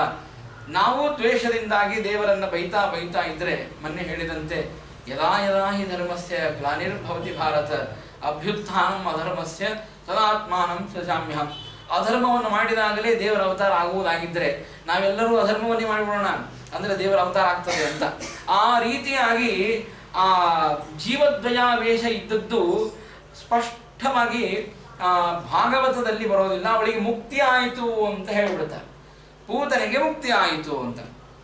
ಶಿಶುಪಾಲನಿಗೆ ಹೇಳಬೇಕಾದ್ರೂ ಇದನ್ನೇ ಹೇಳ್ತಾರೆ. ಆದರೆ ನಿಮಿತ್ತ ಇದೆ ಶಿಶುಪಾಲನಿಗೆ. ನಿಮಿತ್ತ ಏನು? ಸನಕ ಸನಂದನ ಸನತ್ಕುಮಾರಾದಿಗಳ ಶಾಪವೆಂಬ ನಿಮಿತ್ತ ಇದ್ದದ್ದರಿಂದಾಗಿ ದೈತ್ಯರಾಗಿ ಹುಟ್ಟಿ ಭಗವಂತನ ದ್ವೇಷವನ್ನ ಮಾಡಿದರವರು. ಆದರೆ ನಿಜವಾಗಿ ನೋಡಿದರೆ ಅವರು ವಿಷ್ಣು ಭಕ್ತರು. ಆದರೆ ಇಲ್ಲಿ ಹಾಗಿಲ್ಲ, ನಿಮಿತ್ತ ಇಲ್ಲ, ಇಲ್ಲಿ ಜೀವದ್ವಯ ಸಮಾವೇಶವಿದೆ. ಹಾಗಾದರೆ ಭಕ್ತಿಯನ್ನೇ ಮಾಡಬೇಕಾಗಿತ್ತು. ಎರಡು ಜೀವ ಇದೆ ಅಂತಂದ ಮೇಲೆ ಒಂದು ದ್ವೇಷವನ್ನ ಮಾಡುವುದು, ಇನ್ನೊಂದು ಭಗವಂತನಲ್ಲಿ ಭಕ್ತಿಯನ್ನ ಮಾಡುವುದು. ಭಕ್ತಿಯನ್ನೇ ಮಾಡಬೇಕಾಗಿತ್ತು, ಯಾಕೆ ದ್ವೇಷವನ್ನ ಮಾಡಿದ್ರು ಅಂತಂದ್ರೆ ಉತ್ತರವನ್ನು ಕೊಡ್ತಾರೆ. ವಾದಿರಾಜನೆಂತ ಅದ್ಭುತವಾದ ಉತ್ತರವನ್ನು ಕೊಡ್ತಾರೆ ಅಂತಂದ್ರೆ, ಈಗ ನಮ್ಮಲ್ಲಿ ಒಂದು ದೇಹದಲ್ಲಿ ಜೀವ ಇದೆ. ಜೀವ ಇದ್ದಾಗ ನಮ್ಮ ಬೇರೆ ಕಡೆಗೆ ವಾಮಾಚಾರವನ್ನು ಮಾಡ್ತಾರೆ, ಅಲ್ಲಿ ಪಿಶಾಚಿ ಪ್ರಯೋಗವನ್ನು ಮಾಡ್ತಾರೆ. ದೇಹದಲ್ಲಿ ಪಿಶಾಚಿ ಪ್ರಯೋಗವಾಯಿತು ಅಂತಂದ್ರೆ ಮೊದಲಿಗಿರುವಂತಹ ದೇಹದಲ್ಲಿ ಏನು ಜೀವ ಇರ್ತಾನೆ ಅವನು ಸುಪ್ತನಾಗಿ ಬಿಡ್ತಾನೆ. ಒಳಗಡೆ ಪಿಶಾಚಿಯ ಪ್ರಯೋಗವಾದದ್ದರಿಂದ ಆ ಪಿಶಾಚಿಯ ಕೃತ್ಯಗಳು ಏನೇನೋ ಅವೆಲ್ಲ ಆಗಲಿಕ್ಕೆ ಪ್ರಾರಂಭವಾಗ್ತದೆ. ಸಾಮಾನ್ಯವಾಗಿ ನಾವು ಇದನ್ನು ನೋಡ್ತೇವೆ. ಮೊದಲಿಗೆ ಸ್ವಲ್ಪ ಊಟ ಮಾಡ್ತಿರ್ತಾರೆ, ಪಿಶಾಚಿಯ ಪ್ರಯೋಗವಾದ ಮೇಲೆ ಬಹಳಷ್ಟು ಊಟ ಮಾಡಲಿಕ್ಕೆ ಪ್ರಾರಂಭವಾಗ್ತದೆ. ಅಂದ್ರೆ ಒಳಗಡೆ ಇರುವಂತಹ ಮೊದಲಿಗೆ ಇರುವಂತಹ ಜೀವ ಸುಪ್ತನಾಗಿ ದುಷ್ಟ ಜೀವನ ಏನು ಸ್ವಭಾವವಿದೆ ಅದು ವ್ಯಕ್ತವಾಗಲಿಕ್ಕೆ ಪ್ರಾರಂಭವಾಗ್ತದೆ. ಅದೇ ರೀತಿಯಾಗಿ ಪೂತನೆ ದುಷ್ಟಳಾಗಿರ್ತಕ್ಕಂಥವಳು, ಒಳಗಡೆ ಮತ್ತೆ ಏನು ಊರ್ವಶಿ ಇದ್ದು ಅವಳು ಉತ್ತಮವಾಗಿರ್ತಕ್ಕಂತಹ ಭಗವಂತನ ಭಕ್ತಳು. ಅವಳ ಜೀವ ಸುಪ್ತವಾಗಿತ್ತು, ಒಳಗಡೆ ಇದ್ದೇ ಆ ಭಗವಂತನಿಗೆ ಕ್ಷೀರವನ್ನ ಸೇಚನೆ ಮಾಡಿದ್ದಾಳೆ. ಇವಳು ಮಾತ್ರ ಆ ವಿಷಪಾನವನ್ನು ಮಾಡಿಸಿದ್ದಕ್ಕಾಗಿ ಇವಳಿಗೆ ಅಧೋಗತಿ ಆಗಿದೆ ಅಂತ ಹೇಳ್ತಾರೆ. ಈ ರೀತಿಯಾಗಿ ಅವಳಿಗೆ ಅಧೋಗತಿ ಆಯಿತು ಅಂತ ಅವಳನ್ನು ಹೇಳಿ ಮುಗಿಸ್ತಾ ಇದ್ದಾರೆ. ನಂದಗೋಪ ಬಂದ. ನಂದಗೋಪ ಬಂದ ತಕ್ಷಣ ನೋಡಿದ, ಅವ ಏನು ವಸುದೇವ ಹೇಳಿ ಕಳಿಸಿದ್ದ, ಬಹಳ ಜಾಗ್ರತೆಯಿಂದ ಹೋಗು, ಏನಾದರೂ ಅನಾಹುತ ಕಾಯ್ದಿದೆ ಅಂತೇನು ಹೇಳಿದ್ದ. ಬಂದು ನೋಡುವಷ್ಟರಲ್ಲಿಯೇ ದೊಡ್ಡದಾಗಿರ್ತಕ್ಕಂತಹ ದೇಹ ಬಿದ್ದಿದೆ, ಅದರ ಮೇಲೆ ಕೃಷ್ಣ ಓಡಾಡ್ತಾ ಇದ್ದಾನೆ. ಅದನ್ನ ನೋಡಿದ ಆ ನಂದ ನೋಡಿದ ತಕ್ಷಣಕ್ಕೆ, ಹೌದು ವಸುದೇವ ಬಹುಶಃ ಜ್ಯೋತಿಷ್ಯವನ್ನು ಅಥವಾ ಭವಿಷ್ಯವನ್ನು ಹೇಳಿ ಕಲ್ತಿದ್ದಾನೋ ಏನೋ ಗೊತ್ತಿಲ್ಲ, ಅವನು ಹೇಳಿದ ಮಾತೆಲ್ಲ ಸತ್ಯವಾಯಿತು ಅಂತ ಹೇಳಿ ಆ ಕೃಷ್ಣನನ್ನ ಕರೀತಾರೆ. ಕೃಷ್ಣನನ್ನ ಆ ದೇಹದ ಮೇಲಿಂದ ತೆಗೆದು ಅವನಿಗೆ ಏನು ಅದ್ಭುತವಾದಂತಹ ರಕ್ಷಾ ಕವಚವನ್ನು ಹೇಳ್ತಾರೆ. ಎಲ್ಲ ಆ ಗೋಪಿಕಾ ಸ್ತ್ರೀಯರು ಹಾಗೂ ಬ್ರಾಹ್ಮಣರನ್ನ ಕರೆಸ್ತಾರೆ. ಕರೆಸಿ ಎಲ್ಲ ಒಂದೊಂದು ಅವಯವಗಳಿಗೆ ಕಣ್ಣನ್ನ, ಮೂಗನ್ನ ಹಾಗೂ ಕಿವಿಯನ್ನ ಒಂದೊಂದರಲ್ಲಿಯೂ ಕೂಡ ಕೇಶವ, ನಾರಾಯಣ, ಮಾಧವ, ಮುಕುಂದ, ದಾಮೋದರ ಎಲ್ಲ ಅವಯವಗಳನ್ನ, ಒಂದೊಂದು ಅವಯವಗಳನ್ನ ಕೇಶವ ರಕ್ಷಣೆ ಮಾಡಲಿ, ಮೂಗನ್ನ ಮಾಧವ ಈ ರೀತಿಯಾಗಿ ಆ ಮುಕುಂದ ರಕ್ಷಣೆ ಮಾಡಲಿ ಅಂತ ಒಂದೊಂದು ಅವಯವಗಳನ್ನ ಚೆನ್ನಾಗಿ ಆ ಭಗವಂತನ ಹೆಸರನ್ನು ಹೇಳಿ ರಕ್ಷಣೆ ಇಡ್ತಾ ಇದ್ದಾರೆ. ಆದರೆ ಅವರಿಗೆ ಗೊತ್ತಿಲ್ಲ, ಸಾಕ್ಷಾತ್ ಕೃಷ್ಣ ನಾರಾಯಣನೇ ಅವತಾರ ಮಾಡಿ ಕೃಷ್ಣನಾಗಿ ಬಂದಿದ್ದಾನೆ. ಇವರೆಲ್ಲರೂ ಕೂಡ ಗೋಮಯ ಗೋಮೂತ್ರದಿಂದಾಗಿ ಅವನಿಗೆ ಸ್ನಾನಕ್ಕೆ ಹಾಕ್ತಾರೆ. ಆ ಕೃಷ್ಣನಿಗೆ ಸ್ನಾನಕ್ಕಾಗಿ ಯಾವ ಅಪವಿತ್ರವಾದ ಯಾವ ದುಷ್ಟಶಕ್ತಿಯೂ ಕೂಡ ಇಲ್ಲಿ ಪ್ರವೇಶವಾಗಬಾರದು, ಕೂಸಿಗೆ ಏನೂ ಆಗಬಾರದು ಅಂತ ಹೇಳಿ ಭಾರಿ ಅದ್ಭುತವಾಗಿರತಕ್ಕಂತಹ ಸ್ನಾನಕ್ಕೆ ಹಾಕ್ತಾರೆ ಅಂತ ಹೇಳ್ತಾರೆ. ಅಲ್ಲಿ ಕೃಷ್ಣ ಬೆಳೀತಾ ಇದ್ದಾನೆ. ಕೃಷ್ಣ ಬೆಳೀತಾ ಇದ್ರೆ ಆಗ ಹೇಳ್ತಾರೆ, ಸೂರ್ಯನ ಒಂದು ದೃಷ್ಟಾಂತವನ್ನು ಕೊಟ್ಟು ಹೇಳ್ತಾರೆ, ಸೂರ್ಯ ನಿತ್ಯದಲ್ಲಿ ಉದಯಿಸ್ತಾನೆ, ನಿತ್ಯದಲ್ಲಿ ಮುಳುಗ್ತಾನೆ. ಅವನ ಬಗ್ಗೆ ಹೇಳುವಾಗ ಒಂದು ಮಾತನ್ನು ಹೇಳ್ತಾರೆ, ಸೋಮಾನ್ವಯೇ ಜಾತಮಿನೋ ನಿರೀಕ್ಷ ರಾಮಾನುಜಂ ಮನ್ಯುಮಿಮಾವಧಾನ. ಸೂರ್ಯನಿಗೆ ಸಿಟ್ಟು ಬಂತಂತೆ, ಹಾಗಾಗಿಯೇ ಮಧ್ಯಾಹ್ನದ ಕಾಲದಲ್ಲಿ ಜೋರಾಗಿ ಬಿಸಿಲನ್ನು ಬಿಡ್ಲಿಕ್ಕೆ ಪ್ರಾರಂಭ ಮಾಡಿದ ಅಂತ ವಾದಿರಾಜರು ಹೇಳ್ತಾರೆ. ಯಾಕೆ ಅಂತಂದ್ರೆ, ಚಂದ್ರನ ವಂಶದಲ್ಲಿ ಇವನು ಹುಟ್ಟಿದ್ದಿಲ್ಲ, ನನ್ನ ವಂಶದಲ್ಲಿ ಹುಟ್ಟಿದ್ದ, ನನ್ನಲ್ಲಿ ಕೀರ್ತಿ ಬಹಳ ಇತ್ತು ಅಂತ ಅನ್ನೋದಕ್ಕಾಗಿ ಸೂರ್ಯ ಶಾಂತನಾಗಿದ್ದಂತೆ. ಯಾವಾಗ ಕೃಷ್ಣ ಚಂದ್ರನ ವಂಶದಲ್ಲಿ ಹುಟ್ಟಿದ, ಮಧ್ಯಾಹ್ನದ ಕಾಲದಲ್ಲಿ ಭಾರೀ ಬೆಳಕನ್ನ ಕೊಡ್ಲಿಕ್ಕೆ ಪ್ರಾರಂಭ ಮಾಡಿದ ಸೂರ್ಯ ಅಂತ ಅನ್ನೋದನ್ನು ಹೇಳ್ತಾರೆ. ಪೂರ್ವ ದಿಕ್ಕಿನಲ್ಲಿ ಉದಯಿಸಬೇಕಾದ್ರೆ ಕೆಂಪಾಗಿ ಉದಯಿಸ್ತಾನೆ, ಮುಳುಗುವಾಗ ಮತ್ತೆ ಕೆಂಪಾಗ್ತಾನೆ. ವಿಷ್ಣು ಭಕ್ತರು ಏಕಪ್ರಕಾರವಾಗಿ ಇರ್ತಾರೆ. ಅವರಿಗೆ ಕಷ್ಟ ಬಂದಾಗ ಅಥವಾ ಅವರಿಗೆ ದುಃಖ ಬಂದಾಗ, ಈ ಮುಳುಗುವುದು ಅಂತಂದ್ರೆ ದುಃಖ ಬಂದಾಗ, ಮತ್ತೆ ಪೂರ್ವದಲ್ಲಿ ಉದಯಿಸುವುದು ಅಂದ್ರೆ ಸುಖವಿದ್ದಾಗ ಏಕಪ್ರಕಾರವಾಗಿ ಇರ್ತಾರೆ. ಮಧ್ಯದಲ್ಲಿ ಮಾತ್ರ ಯಾವಾಗ ದೇವರ ದ್ವೇಷವನ್ನು ಮಾಡುತ್ತಾರೆ ಅವರಿಗೆ ಆಗ ಆ ರಾಗಗಳು ಹಾಗೂ ಕಾಮ, ಕ್ರೋಧ, ಲೋಭ, ಮೋಹ, ಮದ, ಮಾತ್ಸರ್ಯ ಇವುಗಳಿಂದಾಗಿ ಅವರು ಪೀಡಿತರಾಗ್ತಾರೆ ಎಂಬ ಸೂಚನೆಯನ್ನ ಅದ್ಭುತವಾಗಿ ಸೂಚನೆ ಮಾಡುತ್ತಾರೆ. ಇಲ್ಲಿ ಅನೇಕ ವಿಧವಾಗಿ ವರ್ಣನೆಯನ್ನು ಮಾಡ್ತಾರೆ. ಏನು ಆಶ್ಚರ್ಯ ಅಂತಂದ್ರೆ, ಈ ವಸುದೇವ ಹಾಗೂ ಆ ದೇವಕಿ ಅವರ ಪುಣ್ಯ ಒಂದು ಕಡೆ, ಆದರೆ ನಂದಗೋಪ ಹಾಗೂ ಯಶೋಧನ ಪುಣ್ಯ ಏನು ಅಂತಂದ್ರೆ, ಕೃಷ್ಣ ಪರಮಾತ್ಮ ತಾನು ಇನ್ನೇನು ಮನೆಯಿಂದಾಗಿ ನಿಷ್ಕ್ರಮಣ ಮಾಡಬೇಕು, ಮನೆಯಿಂದ ಹೊರಗಡೆ ಹೋಗಬೇಕು. ಮನೆಯಿಂದ ಹೊರಗಡೆ ಹೋಗುವಂತಹ ಒಂದು ಕಾರ್ಯಕ್ರಮ, ಮನೆಯಿಂದ ಹೊರಗಡೆ ಹೋಗುವಂತಹ ಕಾರ್ಯಕ್ರಮಕ್ಕೆ ಏನ್ ಮಾಡಬೇಕು ಅಂತಂದ್ರೆ, ಅಲ್ಲಿಯೂ ಒಂದು ಪುಣ್ಯಾಹವಚನಾದಿಗಳನ್ನು ಮಾಡಬೇಕು. ಮೊದಲಿಗೆ ಮನೆಯಿಂದ ಹಾಗೆ ಆಚೆ ಕರ್ಕೊಂಡು ಹೋಗಬಾರದು, ಕರ್ಕೊಂಡು ಹೋಗುವಾಗಲೂ ಕೂಡ ಪುಣ್ಯಾಹವಾಚನಾದಿ ಕಾರ್ಯಕ್ರಮಗಳನ್ನು ಮಾಡಬೇಕು ಅಂತ ಅನ್ನೋದಕ್ಕಾಗಿ ಆ ಪುಣ್ಯಾಹವಾಚನಾದಿ ಕಾರ್ಯಕ್ರಮಗಳನ್ನು ಮಾಡಿ ಮನೆಯಿಂದ ಹೊರಗಡೆ ಕರ್ಕೊಂಡು ಹೋಗಿದ್ದಾರೆ. ಕರ್ಕೊಂಡು ಹೋದ ಮೇಲೆ ಏನಾಯಿತು ಅಂತಂದ್ರೆ, ಒಂದು ಕಡೆಗೆ ಭಾರೀ ಸಂಭ್ರಮ ನಡೀತಾ ಇದೆ. ಕೃಷ್ಣ ಹುಟ್ಟಿದ್ದಕ್ಕಾಗಿಯೋ ಅಥವಾ ಕೃಷ್ಣನನ್ನ ಹೊರಗೆ ಕರೆದುಕೊಂಡು ಬಂದದ್ದಕ್ಕಾಗಿಯೋ ಒಂದು ಸಂಭ್ರಮ ನಡೀತಾ ಇದೆ. ಸಂಭ್ರಮದಲ್ಲಿ ಏನಾಗಿದೆ, ಯಶೋಧಗೆ ಬಹಳ ಕೆಲಸ ಇದ್ದದ್ದರಿಂದಾಗಿ ಒಂದು ಬಂಡೆಯನ್ನ ಕಟ್ಟಿದ್ದಾರೆ. ಆ ಬಂಡೆಯ ಕೆಳಗಡೆ ಒಂದು ವಸ್ತ್ರವನ್ನು ಕಟ್ಟಿ ಆ ವಸ್ತ್ರದಲ್ಲಿ ಕೃಷ್ಣನನ್ನ ಮಲಗಿಸಿದ್ದ. ಕೃಷ್ಣನನ್ನ ಆ ಬಂಡೆಯ ಕೆಳಗಡೆ ಮಲಗಿಸಿ ಇವರೆಲ್ಲರೂ ಕೂಡ ಉತ್ಸವದಲ್ಲಿ ತೊಡಗಿದ್ದಾರೆ. ಉತ್ಸವದಲ್ಲಿ ತೊಡಗಿದ್ರೆ ಆಶ್ಚರ್ಯ ಏನಾಯಿತು ಅಂತಂದ್ರೆ, ಅಲ್ಲಿ ಆ ಬಂಡಿಯನ್ನ ಕಟ್ಟಿ ಆ ಕೃಷ್ಣನನ್ನ ಅಲ್ಲಿ ಮಲಗಿಸಿದ್ದಾರೆ. ತಕ್ಷಣಕ್ಕೆ ಷಟಕಾಸುರ ಆ ಬಂಡಿ ಒಳಗಡೆ ಪ್ರವೇಶ ಮಾಡಿದ. ಒಬ್ಬ ದೈತ್ಯ, ಇವರ ಪರಿವಾರದವರು. ಅದಕ್ಕೆ ನಮ್ಮ ವಾದಿರಾಜರು ಹೇಳ್ತಾರೆ, ಒಂದು ಯಾತ್ರಾಕ್ಕೆ ಹೋಗ್ಬೇಕಾದ್ರೆ ಒಂದು ಗಾಡಿ ತಯಾರಾಗಬೇಕು ಅಂತ. ಈಗ ಬಸ್ಸು ಅಥವಾ ಟ್ರೈನು ಅಥವಾ ವಿಮಾನವೋ ಅಥವಾ ಯಾವುದೋ ಒಂದು ವಾಹನ ಇದ್ದರೆ ಮಾತ್ರ ಒಂದು ಯಾತ್ರಾ ಪರಿಪೂರ್ಣವಾಗಿ ಆಗಲಿಕ್ಕೆ ಸಾಧ್ಯ ಇದೆ. ಟಿಕೆಟ್ ಬುಕ್ ಆಗಬೇಕು ಅಂದ್ರೆ ನಾವು ಕರೆಕ್ಟ್ ಆಗಿ ಯಾತ್ರೆಯನ್ನು ಮಾಡ್ಲಿಕ್ಕೆ ಸಾಧ್ಯ ಇದೆ. ಅಂದಮೇಲೆ ಒಂದು ಗಾಡಿ ಬೇಕು, ಒಂದು ಅದ್ಭುತವಾಗಿರತಕ್ಕಂತಹ ಯಾತ್ರಾ ವಾಹನ ಬೇಕು. ಯಾತ್ರಾ ವಾಹನ ಯಾವುದು ಅಂದ್ರೆ ಈ ಷಟಕಾಸುರ ಅಂತಂತ. ಈ ಷಟಕಾಸುರ ಆಗಿನ ಕಾಲದಲ್ಲಿ ಏನದು ಬಸ್ ಆಗಲಿ ಅಥವಾ ಟ್ರೈನ್ ಆಗಲಿ ಅಥವಾ ವಿಮಾನವಾಗಲಿ ಇದ್ದಿದ್ದಿಲ್ಲ. ಅದಕ್ಕೆ ಏನ್ ಮಾಡ್ತಿದ್ರು, ಎತ್ತನ್ನ ಕಟ್ಟಿ ಗಾಡಿಯನ್ನ ಯಾತ್ರೆಯನ್ನ ಮಾಡ್ತಿದ್ರು. ಹಾಗೆ ಪೂತನೆ ಎಂಬುವಂತಹ ಎತ್ತನ್ನ ಕಟ್ಟಿ ಷಟಕಾಸುರ ಎಂಬುವಂತಹ ಯಾತ್ರಾ ಒಂದು ವಾಹನವನ್ನ ತಯಾರು ಮಾಡಿ ಅಲ್ಲಿ ಅನೇಕ ದೈತ್ಯರನ್ನ ಸೀಟ್ ರಿಸರ್ವೇಶನ್ ಮಾಡಿಸಿ ನರಕ ಯಾತ್ರಾ ಅಂತ ಅನ್ನೋದೇ ಒಂದು ಸ್ಕೀಮ್ ಹಾಕಿದ್ದಂತೆ ದೇವರು. ಅದಕ್ಕೇನು ದುಡ್ಡು ಕೊಡೋ ಕಾರಣ ಇಲ್ಲ, ಪೊಕಟ್ಟಾಗಿ ಕಳಿಸೋದು ಯಾತ್ರಾಕ್ಕೆ. ಯಾರು ಬರ್ತಿರೋ ಬರ್ರಿ ಅಂತ ಹೇಳಿ ಒಂದು ಪತ್ರಿಕೆಯನ್ನೇ ಹೊರಡಿಸಿದ್ದ ದೇವರು. ಈ ರೀತಿಯಾಗಿ ಆ ಷಟಕಾಸುರ ಬಂದಿದ್ದಾನೆ. ಬಂದಾಗ ಆಗ ಒಳಗಡೆ ಪ್ರವೇಶ ಮಾಡಿದ್ದಾನೆ. ದೇವರನ್ನ ಕೊಲ್ಲಬೇಕು, ಆ ಬಂಡಿಯನ್ನ ಉರುಳಿಸಿ ದೇವರ ಮೇಲೆ ಬೀಳಿಸಿ ದೇವರನ್ನ ಕೊಲ್ಲಬೇಕು ಅಂತ ವಿಚಾರ. ಅವನು ಭಗವಂತನನ್ನ ಕೊಲ್ಲಬೇಕು. ಏನ್ ಕೊಲ್ತಾನೆ ದೇವರು? ದೇವರನ್ನ ಅವನು ಏನೂ ಮಾಡ್ಲಿಕ್ಕೆ ಸಾಧ್ಯ ಇಲ್ಲ, ಅಷ್ಟು ಭಾರಿ ಪರಾಕ್ರಮಿ ದೇವರು. ತನ್ನ ಪಾದ, ಪುಟ್ಟ ಪಾದ, ಅಲ್ಲಿ ಧ್ವಜ ವಜ್ರ ಎಲ್ಲ ಚಿಹ್ನೆಗಳಿಂದ ಕೂಡಿರ್ತಕ್ಕಂತಹ ಭಗವಂತನ ಪಾದ, ಆ ಪಾದದ ಸ್ಪರ್ಶವನ್ನ ಬಂಡಿಗೆ ಮಾಡಿದ್ದಾನೆ ದೇವರು. ಪಾದ ಸ್ಪರ್ಶ ಯಾವಾಗ ಬಂಡಿಗೆ ಆಯಿತೋ ಆ ಬಂಡಿಯಲ್ಲಿರುವಂತಹ ದೈತ್ಯ ಮೇಲೆ ಹೋಗಿ ತಿರುಗಿ ತಿರುಗಿ ಮತ್ತೆ ಭೂಮಿ ಮೇಲೆ ಬಿದ್ದು ತಾನು ಮರಣವನ್ನು ಹೊಂದಿದ. ಈ ಘೋರವಾದಂತಹ ಕೃತ್ಯ ಇದೆಲ್ಲ ಗೋಪಿಕಾಸ್ತ್ರೀಯರು ಗೋಪಾಲಕರು ನೋಡಿದರು. ನೋಡಿದ ತಕ್ಷಣ ಹೋಗಿ ಹೇಳ್ತಾರೆ, ಆ ಕೃಷ್ಣನ ಪಾದದ ಸ್ಪರ್ಶದಿಂದಾಗಿ ಏನು ಭಯಾನಕವಾದಂತಹ ಬಂಡಿ ಇತ್ತು ಅದು ತಿರುಗಿ ಪುಡಿ ಪುಡಿ ಆಗಿ ಬಿತ್ತು. ಯಾರು ನಂಬ್ತಾರೆ ಹೇಳಿದ್ರೆ, ಈ ಕೃಷ್ಣನ ಪುಟ್ಟ ಪಾದ, ಇವರೆಲ್ಲರೂ ಇನ್ನೂ ಸಣ್ಣ ಹುಡುಗರು, ಇವ್ರ ಮಾತು ಯಾರು ಕೇಳ್ತಾರೆ ಅಂತ. ಆದರೆ ಸಣ್ಣ ಹುಡುಗರು ಸುಳ್ಳು ಮಾತಾಡೋದಿಲ್ಲ ಅಂತ. ಸಣ್ಣ ಹುಡುಗರಲ್ಲಿ ದೇವರ ಸನ್ನಿಧಾನ ಇರ್ತದೆ, ಅದನ್ನು ನೋಡ್ಲಿಲ್ಲ ಅವರು, ಏನೋ ಹೇಳುತ್ತಿದ್ದಾರೆ ಬಿಡು ಅಂತಂದ್ರು. ಆದರೆ ವಾದಿರಾಜರು ಒಂದು ಅದ್ಭುತವಾದ ಇಲ್ಲಿ ಕಲ್ಪನೆಯನ್ನು ಮಾಡ್ತಾರೆ. ಧ್ರುವಂ ಪುನರ್ ವಿಷ್ಣು ಪದಸ್ಯ ಸಂಗಂ ಭಯಾತ್ ಸ ವಿಷ್ಣು ಪದಹಾತ ಹೇತಸೋ ಅತಃ ಪತಾದಾಸುರ ಮಂಡಲೀಯಂ ವಿನಾಶಕಾಲೇ ವಿಪರೀತ ಬುದ್ಧಿ ಅಂತ ಅದ್ಭುತವಾದ ಮಾತನ್ನು ಹೇಳ್ತಾರೆ. ಷಟಕಾಸುರ ಯಾವಾಗ ಬಂಡಿಯಲ್ಲಿ ಪ್ರವೇಶ ಮಾಡಿದ, ದೇವರು ಆ ಬಂಡಿಯನ್ನ ವಿಷ್ಣುಪಾದ ಅಂತ ಕರೀತಾರೆ. ದೇವರ ಪಾದ ಅಂದ್ರೆ ಇದು ವಿಷ್ಣುಪಾದ. ಆ ವಿಷ್ಣುಪಾದದಿಂದ ಸ್ಪರ್ಶ ಮಾಡಿದ ಬಂಡಿಯನ್ನು. ಯಾವಾಗ ಆ ವಿಷ್ಣುಪಾದದಿಂದ ಬಂಡಿಯನ್ನು ಸ್ಪರ್ಶ ಮಾಡಿದ, ಅವನು ಮೇಲಕ್ಕೆ ಹಾರಿದ. ಮೇಲಕ್ಕೆ ಹಾರು ನೋಡಿದ್ರೆ ಆಕಾಶ ಕಾಣಿಸ್ತವನಿಗೆ. ಆಕಾಶಕ್ಕೂ ವಿಷ್ಣುಪಾದ ಅಂತ ಕರೀತಾರೆ, ವಿಷ್ಣುಪತ್ ಅಂತ ಕರೀತಾರೆ. ಅವನು ಅನ್ಕೊಂಡ ಮೇಲ್ ಹಾರಿದ್ರು ವಿಷ್ಣುಪಾದ, ಕೆಳಕ್ ಹಾರಿದ್ರು ವಿಷ್ಣುಪಾದ, ಇನ್ನು ಏನ್ ಮಾಡಬೇಕು ಗೊತ್ತಾಗ್ಲಿಲ್ಲ. ಅಧೋಮುಖವಾಗಿ ಮೇಲಕ್ಕೆ ಹೋಗದೇನೆ ಕೆಳಕ್ಕೆ ಬಂದ ಅಂತ. ಹಾಗಾಗಿ ಕೆಲವು ಸಲ ವಿನಾಶವನ್ನು ಹೊಂದುವಂತಹ ಯಾವ ಜನ ಇದ್ದಾನೆ, ಅಂದ್ರೆ ಯಾವ ದುಷ್ಟರು ಇದ್ದಾರೆ, ಅವರ ಅಂತ್ಯಕಾಲ ಬಂದಾಗ ಅವರ ಬುದ್ಧಿ ವ್ಯತ್ಯಾಸವಾಗಿ ಬಿಡುತ್ತದೆ.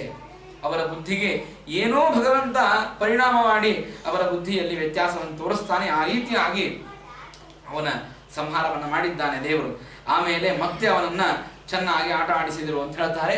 ಒಂದು ಮಾತನ್ನ ಹೇಳ್ತಾರೆ, ಒಂದು ತೊಟ್ಟಿಲವನ್ನು ಕಟ್ಟಿದ್ದಂತೆ ಯಶೋದಾದಿ. ಚೆನ್ನಾಗಿ ತೊಟ್ಟಲವನ್ನು ಕಟ್ಟಿ ಆ ತೊಟ್ಟಲಿನಲ್ಲಿ ಆ ಕೃಷ್ಣನನ್ನ ಮಲಗಿಸಬೇಕು, ನಿತ್ಯದಲ್ಲಿ ಮಲಗಿಸಬೇಕು. ಮಲಗಿಸಬೇಕಾದ್ರೆ ಹಾಡು ಹಾಡಬೇಕು, ಚೆನ್ನಾಗಿ ಹಾಡು ಹಾಡಿ ಮಲಗಿಸಬೇಕು. ಆಗ ಕೃಷ್ಣ, ತೊಟ್ಟಿನಲ್ಲಿ ಇರುವಂತಹ ಕೃಷ್ಣನಿಗೆ ಮಾತು ಬರುವುದಿಲ್ಲ. ಯಶೋದ ಹಾಡು ಹಾಡ್ತಾ ಕೃಷ್ಣನನ್ನ ಮಲಗಿಸಬೇಕು. ಆದರೆ ವಾದಿರಾಜರಂತಾರೆ ಮನಸ್ಸಿನಲ್ಲಿ ಕೃಷ್ಣ ಮಾತಾಡಿದ ಅಂತ. ಅದನ್ನ ನಮ್ಮ ವಾದಿರಾಜರು ಚೆನ್ನಾಗಿ ಹೇಳ್ತಾರೆ. ನಿದ್ರಾವಾಶ್ರಯ ಕಿಂ ತದಾಶ್ರಯ ಫಲಂ ಭುಕ್ತಂ ವಜೇಜ್ಜೀರ್ಣತಾಂ. ಕೃಷ್ಣ ಯಾವಾಗ ತೊಟ್ಟಲ ಮೇಲೆ ಮಲಗುತ್ತಿದ್ದ, ಮಲಗಿದಾಗ ಕೇಳ್ತಿದ್ದಂತೆ, ಆ ಯಶೋಧ ಕೇಳ್ತಿದ್ದಂತೆ, ಅಮ್ಮ ಯಾಕೆ ತೊಟ್ಟಲ ಮೇಲೆ ಮಲಗಿಸಿ ನನಗೆ ನಿದ್ರೆಯನ್ನು ತರ್ತಾ ಇದ್ದಿ, ನಿದ್ರೆಯಿಂದ ಫಲ ಏನು ಅಂತ ಕೇಳ್ತಾನಂತೆ. ಅದನ್ನೇ ಕೇಳ್ತಾನೆ, ನಿದ್ರಾವಾಶ್ರಯ ಕಿಂ ತದಾಶ್ರಯ ಫಲಂ. ನಿದ್ರೆಯನ್ನು ಆಶ್ರಯ ಮಾಡಿದ ಮೇಲೆ ತೊಟ್ಟಲಿನ ಮೇಲೆ ನನ್ನನ್ನು ಮಲಗಿಸಿದಾಗ ಕಿಂ ತದಾಶ್ರಯ ಫಲಂ, ನಿದ್ರೆಯನ್ನು ಮಾಡಿದ್ದಕ್ಕೆ ಏನು ಫಲ ಅಂತ ಕೇಳಿದ್ರೆ ಆಗ ಯಶೋಧ ಹೇಳ್ತಾಳೆ, ಭುಕ್ತಂ ವ್ರಜೇಜ್ಜೀರ್ಣತಾಂ. ತಿಂದಿರತಕ್ಕಂಥ ಅನ್ನ, ಏನೇನೋ ಊಟ ಮಾಡಿರ್ತೀವಲ್ಲ ಅದೆಲ್ಲವೂ ಜೀರ್ಣವಾಗ್ತದೆ, ಹಾಗಾಗಿ ಚೆನ್ನಾಗಿ ನಿದ್ರೆ ಮಾಡಬೇಕು ಅಂತ. ಹಾಗಾಗಿ ನಮ್ಮವ್ರು ಮಾಡ್ತಾರೆ, ಉಂಡ ತಕ್ಷಣ ಹೊಡ್ಕೊಂಡ್ಬಿಡ್ತಾರೆ. ದೇವರು ಹೇಳಿದ, ಸರಿ, ನಿದ್ರಾಮಾಶ್ರಯ ಕಿಂ ತದಾಶ್ರಯ ಫಲಂ ಭುಕ್ತಂ ವ್ರಜೇಜ್ಜೀರ್ಣತಾಂ ನಿದ್ರಾ ಕಾಂಬ ನಿಮೀಲಿತಾಕ್ಷಯುಗಲಃ ಪ್ರಾಜ್ಞಾಂ ಯದಾಲಿಂಗತಿ. ಈ ರೀತಿಯಾಗಿ ಹೇಳಿದ್ರೆ ದೇವರು ಕೇಳ್ತಾನೆ, ಅಲ್ಲಮ್ಮ ನಿದ್ರೆಯನ್ನ ಮಾಡಿದರೆ ನಾವು ತಿಂದಿರ್ತಕ್ಕಂಥ ಎಲ್ಲ ಪದಾರ್ಥ ಜೀರ್ಣವಾಗ್ತದೆ ಅಂತ ಹೇಳಿದೆಯಲ್ಲ, ಹಾಗಾದ್ರೆ ನಿದ್ರಾಂ ಕಾಂಬ, ನಿದ್ರೆ ಅಂದ್ರೆ ಏನು ಅಂತ ಕೇಳಿದ. ಈ ಕೆಲವು ಸಣ್ಣ ಹುಡುಗರ ಪ್ರಶ್ನೆ ಉತ್ತರ ಕೊಡುವುದೇ ಬಹಳ ಕಠಿಣ ಆಗ್ತದೆ. ಅಲ್ಲಿ ನಿದ್ರೆ ಏನು ಅಂತ ಕೇಳಿದ್ರೆ ಏನ್ ಹೇಳ್ತಾರೆ? ನಿದ್ರೆ ಏನು ಅಂತ ಕೇಳಿದಾಗ ನಿದ್ರೆಗೆ ಪ್ರಶ್ನೆಯನ್ನು ಮಾಡಿದ್ರೆ ಏನ್ ಮಾಡ್ಲಿಕ್ಕೆ ಸಾಧ್ಯ ಇದೆ? ಅವ್ರು ಹೇಳಿದ್ರು ನಿಮೀಲಿತಾಕ್ಷಿ ಯುಗಲಃ. ಏನ್ ನಮ್ ಕಣ್ಣಿನ ರೆಪ್ಪೆ ಇರ್ತಾವಲ್ಲ, ಆ ಕಣ್ಣಿನ ರೆಪ್ಪೆ ಮುಚ್ಚಿ ಬಿಡೋದು. ಹೇಗೆ? ಪ್ರವಚನ ಕೂತಾಗ ಮುಚ್ಚಿರ್ತೀವಲ್ಲ, ಅವಾಗ ಹೋಗ್ತಿದ್ರು ಅವ್ರು, ಅವಾಗ ಪ್ರವಚನಕ್ಕೆ ಹೋಗ್ತಿದ್ರು. ಹೋದಾಗ ನಾ ಮಲ್ಕೊಂಡಿರ್ತಿಲ್ಲ, ಹಂಗ ಮಲ್ಕೊಂಡ್ಬಿಡೋದು. ನಿಮೀಲಿತಾಕ್ಷಿ ಯುಗಲಃ, ಕಣ್ಣಿನ ರೆಪ್ಪೆ ಮುಚ್ಚಿ ಮಲ್ಕೊಂಡ್ಬಿಟ್ರೆ ಸಾಕು ಅಂತ. ಈ ರೀತಿಯಾಗಿ ಹೇಳಿದಾಗ ಆಮೇಲೆ ಬರೀ ಇಷ್ಟೇನಾ ಅಂತ ಕೇಳಿದ್ರೆ ಪ್ರಾಜ್ಞಂ ತದಾಲಿಂಗತಿ. ಪ್ರಾಜ್ಞನಾಮಕ ಪರಮಾತ್ಮ ಆಗ ಬಂದು ಆಲಿಂಗನ ಮಾಡಿಕೊಳ್ತಾನೆ.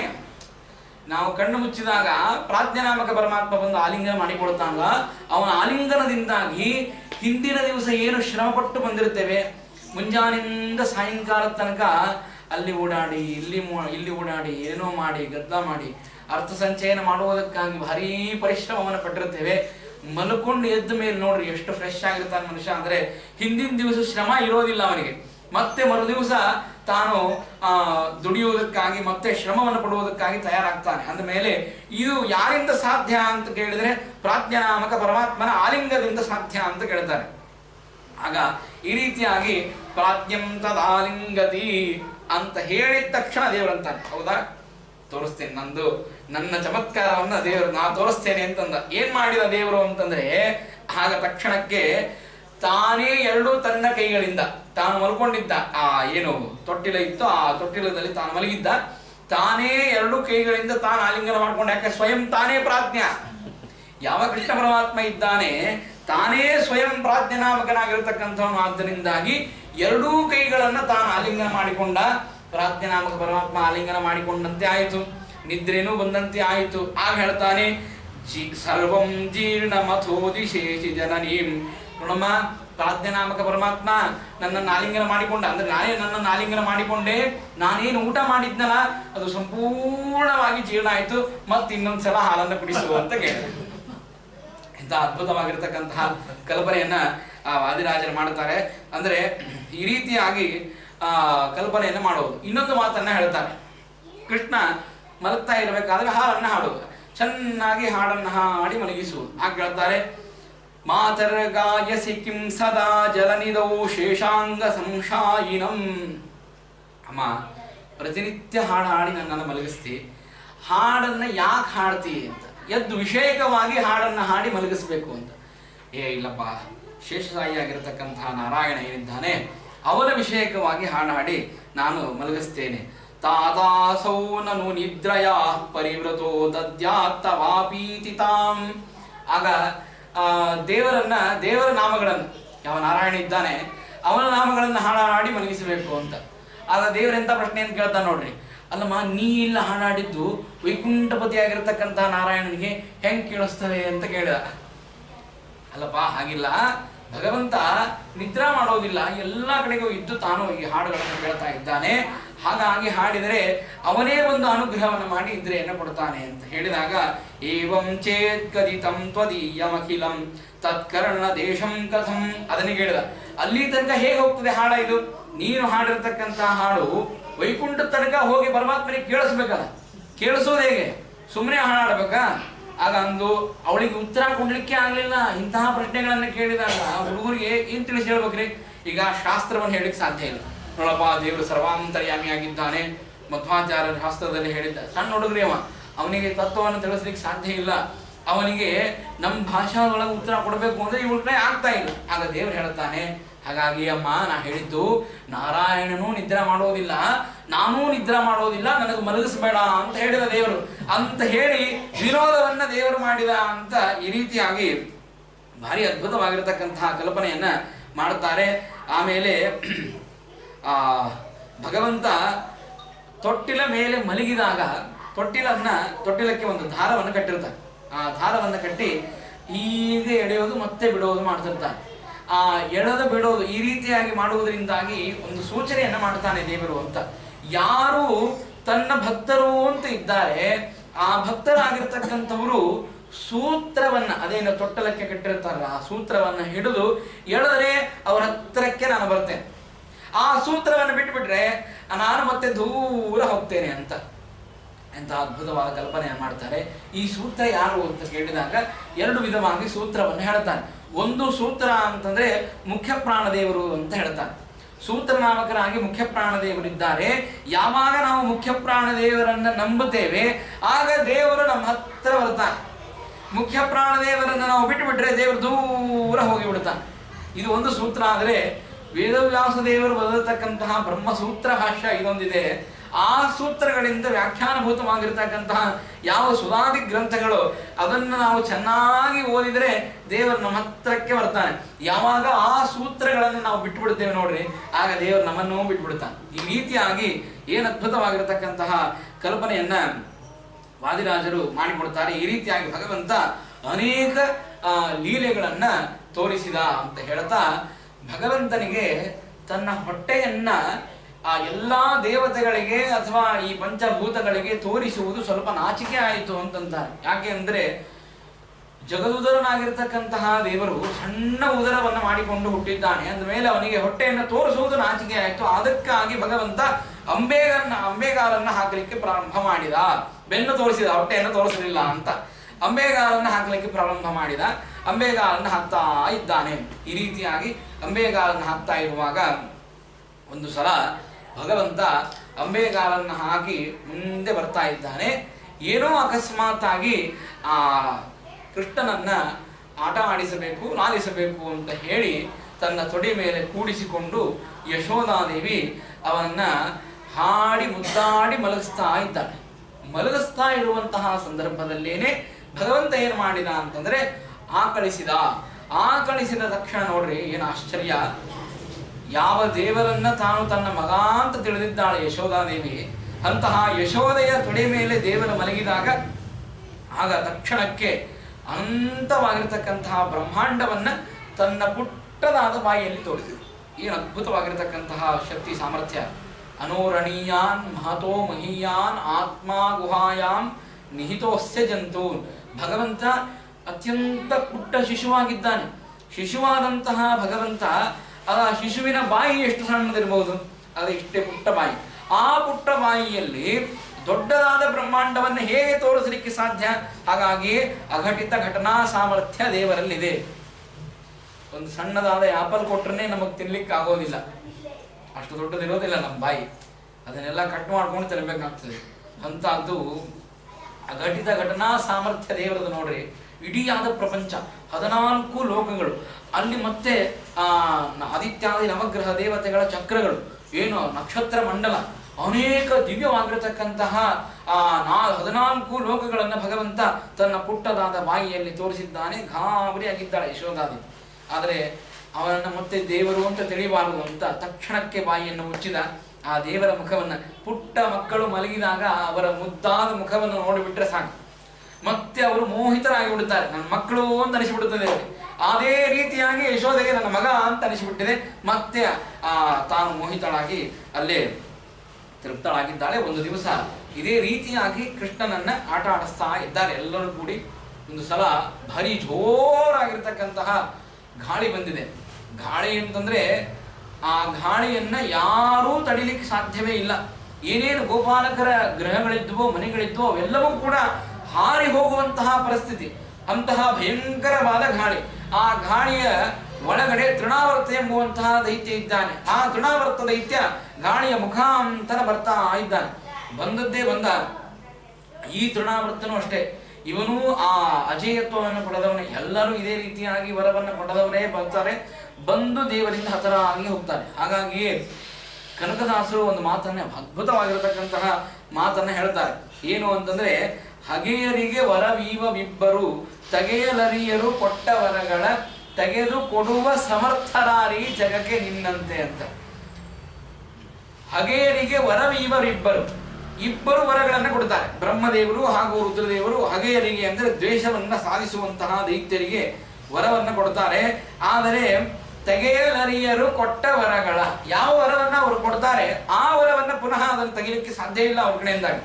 ಹಾಗಾಗಿ ನಾವು ಈ ರುದ್ರದೇವರ ವಿಷಯಕವಾಗಿ ನೋಡಿದಾಗ ಭಸ್ಮಾಸುರನಿಗೆ ವರವನ್ನು ಕೊಡ್ತಾರೆ ರುದ್ರದೇವರು. ನೀನು ಯಾರ ತಲೆ ಮೇಲೆ ಕೈ ಇಡ್ತೀಯೋ ಅವರು ಭಸ್ಮೀಭೂತನಾಗಬೇಕು ಅಂತ ಹೇಳ್ತಾರೆ. ವರವನ್ನು ಕೊಟ್ಟಾಗ ಆಶ್ಚರ್ಯ ಏನು ಅಂತಂದ್ರೆ, ಅವನು ಭಸ್ಮಾಸುರ ಕೇಳ್ತಾನೆ, ಪರೀಕ್ಷಾ ಮಾಡ್ಬೇಕಾದ್ರೆ ಯಾರನ್ನ ಪರೀಕ್ಷೆ ಮಾಡಬೇಕು ಅಂತ. ಆ ಕಡೆ ಈ ಕಡೆ ನೋಡಿದ ಯಾರು ಸಿಗ್ಲಿಲ್ಲ. ವರ ಕೊಟ್ಟವರು ರುದ್ರದೇವರೇ ಇದ್ರು. ಸ್ವಾಮಿ ನಿಮ್ ತಲೆ ಮೇಲೆ ಕೈ ಇಡ್ತೇನೆ ಅಂತಂದು. ಅಯ್ಯೋ ಮಾರಾಯ ಅಂತಂದ್ರು. ಅಂದ್ರೆ ಕಲಿಸಿದ ಗುರುವಿಗೆ ಗುರು ಆಗ್ತೀಯ ನೀನು ಅಂತ. ರುದ್ರದೇವರು ಕೊಟ್ಟ ವರ, ಆದರೆ ಹಿಂದೆ ತಕ್ಕೊಳ್ಳಿಕ್ಕೆ ಸಾಧ್ಯ ಆಗಲಿಲ್ಲ. ಹಗೆಯರಿಗೆ ವರವೀವವಿಬ್ಬರು ತೆಗೆಯಲರಿಯರು ಕೊಟ್ಟ ವರಗಳ. ಆ ವರವನ್ನು ಕೊಟ್ಟ ಮೇಲೆ ಓಡ್ಲಿಕ್ಕೆ ಪ್ರಾರಂಭ ಮಾಡ್ತಾರೆ ರುದ್ರದೇವರು. ಮತ್ತೆ ದೇವರನ್ನ ಪ್ರಾರ್ಥನೆ ಮಾಡಿದಾಗ ದೇವರೇ ಸ್ತ್ರೀ ರೂಪವನ್ನು ಧಾರಣೆ ಮಾಡಿ ಆ ಯಾವ ಭಸ್ಮಾಸುರ ಇದ್ದಾನೆ ಆ ಭಸ್ಮಾಸುರನ ಕೈಯನ್ನ ಅವನ ತಲೆ ಮೇಲೆ ಇಡಿಸಿ ಅವನನ್ನ ಸಂಹಾರ ಮಾಡುವಂತಹ ಕಪಟ ನಾಟಕ ಸೂತ್ರಧಾರಿ ಅಂದ್ರೆ ಅದು ಭಗವಂತ ಮಾತ್ರ. ಹಾಗಾಗಿ ಅನೇಕ ಜನ ವರ ಕೊಟ್ಟರೂ ಕೂಡ, ಬ್ರಹ್ಮದೇವರು ಅಷ್ಟೇ, ಬ್ರಹ್ಮದೇವರು ವರ ಕೊಡ್ತಾರೆ. ಹಿರಣ್ಯಕಶಿಪು, ಹಿರಣ್ಯಾಕ್ಷ ಇವರಿಗೆಲ್ಲ ವರವನ್ನು ಕೊಡ್ತಾರೆ. ಅಜೇಯರಾಗಲಿ ಅವಧ್ಯರಾಗಲಿ ಅಂತ ವರವನ್ನು ಕೊಡ್ತಾರೆ. ವರವನ್ನು ಕೊಟ್ರೆ ವರದಿಂದಾಗಿ ತೃಪ್ತರಾಗಿರತಕ್ಕಂತಹ ನಮ್ಮಲ್ಲಿ ಆಚಾರ್ಯ ಹೇಳುವಂತಹ ಮಾತು, ದುಷ್ಟ ದರ್ಪೋದವನ್ಹಯೇ ಅಂತ. ದುಷ್ಟವೆಂಬುವಂತಹ ದರ್ಪಕ್ಕೆ, ಆ ಜಲಕ್ಕೆ ವನ್ನಿಯಂತೆ ದೇವರಿದ್ದಾನೆ ಅಂತ. ಅಂದ್ರೇನು? ಜಲಾನು ವನ್ನಿನೂ ಬೇರೆ ಬೇರೆ, ಜಲದಿಂದ ವನ್ನಿ ಆರಿ ಹೋಗ್ತದೆ ಅಂದ ಮೇಲೆ ದುಷ್ಟ ದರ್ಪೋದವನ್ಹಯೇ ಅಂತ ಹೇಗಂದ್ರು ಶ್ರೀಮದಾಚಾರ್ಯರು ಅಂತ ಕೇಳಿದಾಗ ಆ ಮಾತನ್ನು ಹೇಳ್ತಾರೆ. ದುಷ್ಟ ದರ್ಪೋದವನ್ಹಯೇ ಅಂದ್ರೆ, ನಾವು ಅಗ್ನಿ ಮೇಲೆ ನೀರನ್ನು ಇಡ್ತೇವೆ ಅಥವಾ ಕಾವಿನ ಮೇಲೆ ನೀರನ್ನು ಇಟ್ಟಾಗ ಅದೇನಾಗ್ತದೆ ಅಂತಂದ್ರೆ ಅದಕ್ಕೆ ಗೊತ್ತೇ ಇರೋದಿಲ್ಲ, ಕೆಳಗಡೆ ಬೆಂಕಿ ಹಚ್ಚಿದ್ದಾರೆ ಅಂತ ಅದು ಕುದೀತದೆ, ಚೆನ್ನಾಗಿ ನೀರು ಕುದೀತದೆ. ನೀರು ಕುದ್ದು ಕುದ್ದು ಕುದ್ದು ಕುದ್ದು ಆವಿಯಾಗಿ ಹೋಗಿಬಿಡುತ್ತದೆ, ತಾನೇ ಇಲ್ಲದಂತೆ ಹೋಗ್ತದೆ. ಹಾಗೆ ದೇವರು ಏನ್ ಮಾಡ್ತಾನೆ ಅಂದ್ರೆ, ಈ ಬ್ರಹ್ಮದೇವರ ಕಡೆಯಿಂದ ಹಾಗೂ ರುದ್ರದೇವರ ಕಡೆಯಿಂದಾಗಿ ಈ ದೈತ್ಯರಿಗೆ ವರವನ್ನು ಕೊಡಿಸ್ತಾನೆ. ಇವರನ್ನು ಚೆನ್ನಾಗಿ ಪಾಪಕರ್ಮಗಳನ್ನು ಮಾಡುವುದಕ್ಕಾಗಿ ಪ್ರೇರಣೆ ಮಾಡಿ ಇವರನ್ನ ಕುದಿಸ್ತಾನೆ. ಅವರಿಗೆ ಗೊತ್ತಾಗೋದಿಲ್ಲ ನಾವು ಆವಿಯಾಗಿ ಹೋಗ್ತಾ ಇದ್ದೇವೆ ಅಂತ. ಗೊತ್ತಾಗದೇ ಇದ್ದಂತೆ ಅವರನ್ನು ಆವಿಯಾಗಿ ಮಾಡಿ ಆಮೇಲೆ ಸಂಹಾರ ಮಾಡುವುದಕ್ಕಾಗಿ ತಾನು ಅವತಾರ ಮಾಡ್ತಾನೆ. ಹಿರಣ್ಯಾಕ್ಷ, ಹಿರಣ್ಯಕಶಿಪುವಿಗೆ ಬ್ರಹ್ಮದೇವರು ವರ ಕೊಟ್ಟರೂ ಕೂಡ ಎಲ್ಲಾ ದೇವತೆಗಳು ಹೋಗಿ ಬ್ರಹ್ಮದೇವರಿಗೆ ಪ್ರಾರ್ಥನೆ ಮಾಡ್ತಾರೆ. ಸ್ವಾಮಿ ಹಿರಣ್ಯಾಕ್ಷ ಹಾಗೂ ಹಿರಣ್ಯಕಶಿಪ ಭಾರೀ ಮದೋನ್ಮತ್ತರಾಗಿ ತಯಾರಾಗಿದ್ದಾರೆ, ಏನಾದರೂ ಮಾಡಿ ಅನುಗ್ರಹ ಮಾಡ್ರಿ ಅಂತಂದಾಗ ಬ್ರಹ್ಮದೇವರು ಏನಂತಾರೆ ಅಂದ್ರೆ, ಇದು ನನ್ನ ಕೈಯಲ್ಲಿಲ್ಲ, ನಾರಾಯಣನ ಕೈಯಲ್ಲಿದೆ, ನಾವೆಲ್ಲ ಅವನಿಗೆ ಹೋಗಿ ಪ್ರಾರ್ಥನೆ ಮಾಡಬೇಕು ಅಂತ. ವರ ಕೊಟ್ಟದ್ಯಾರು? ವರ ಕೊಡಬೇಕಾದ್ರೆ ನಾರಾಯಣ ನೆನಪಾಗಲಿಲ್ಲ, ವರ ಕೊಟ್ಬಿಟ್ರು.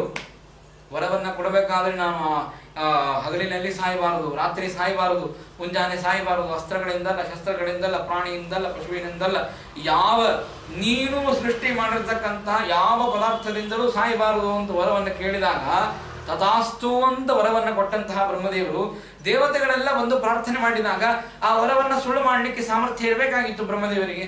ಆದರೆ ತಮ್ಮ ವರವನ್ನ ತಾವು ಸುಳ್ಳು ಮಾಡಲಿಕ್ಕೆ ಸಾಮರ್ಥ್ಯ ಬ್ರಹ್ಮದೇವರಿಗೂ ಇಲ್ಲ. ಮತ್ತೆ ಅವರು ದೇವರನ್ನೇ ಶರಣಾಗತರಾಗಬೇಕು.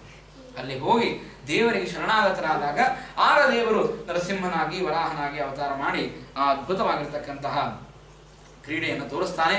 ಆ ರೀತಿಯಾಗಿ ತೃಣಾವರ್ತಾದಿಗಳು ಕೂಡ ಭಗವಂತನ ಎಷ್ಟೇ ಪರಾಕ್ರಮವನ್ನ ತಾವು, ಭಗವಂತ ಅನೇಕ ದೈತ್ಯರನ್ನ ಸಂಹಾರ ಮಾಡಿದ್ದಾನೆ, ಹಿಂದೆ ನಮ್ಮ ವಂಶದವರನ್ನೇ ಬೇಕಾದಷ್ಟು ಮಂದಿನ ಸಂಹಾರ ಮಾಡಿದ್ದಾನೆ ಅಂತ ತಿಳ್ಕೊಂಡ್ರೂ ಕೂಡ ಅನೇಕ ವರಗಳನ್ನು ತೆಗೆದುಕೊಂಡು ಮತ್ತೆ ಭಗವಂತನ ಮೇಲೆ ಆಕ್ರಮಣ ಮಾಡ್ತಾರೆ, ಮತ್ತೆ ಅವರು ಸತ್ತು ಹೋಗ್ತಾರೆ. ಅದೇ ರೀತಿಯಾಗಿ ತೃಣಾವರ್ತ ಬಂದಿದ್ದಾನೆ, ಅವನು ಮೇಲಕ್ಕೆ ಕರ್ಕೊಂಡು ಹೋದ.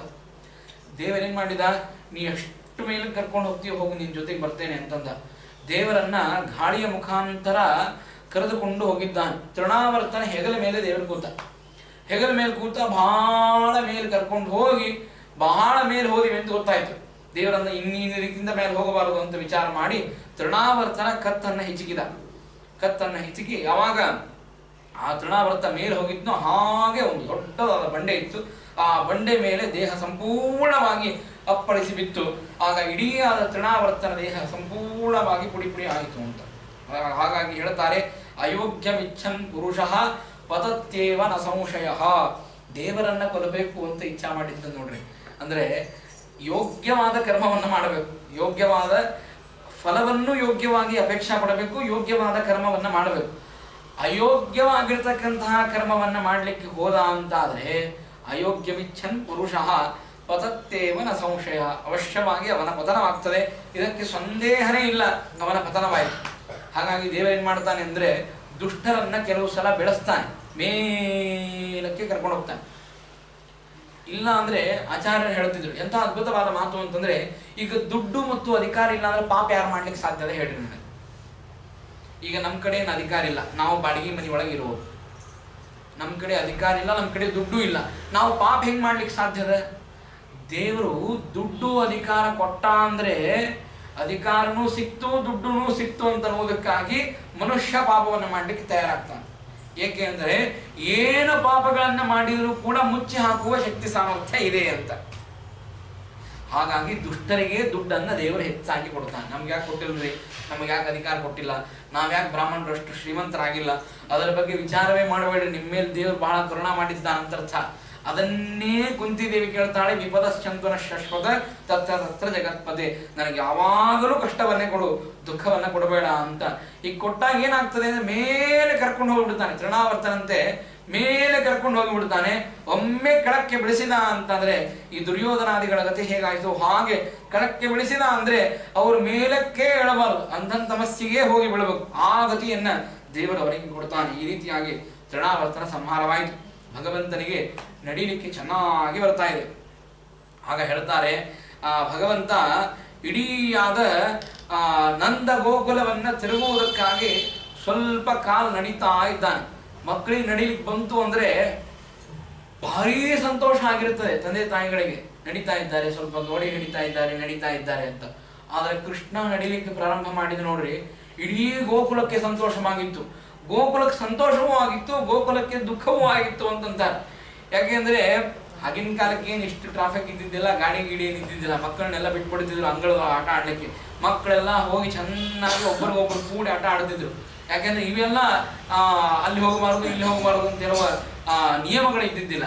ಈ ರೀತಿಯಾಗಿ ಕೃಷ್ಣನನ್ನ ಅಲ್ಲಿ ಆಟ ಆಡ್ಲಿಕ್ಕೆ ಬಿಟ್ಟಾಗ ಎಲ್ಲರೂ ಕೃಷ್ಣನ ಜೊತೆಗೆ ಕೂಡ್ಬೇಕು, ಆಟ ಆಡ್ಬೇಕು.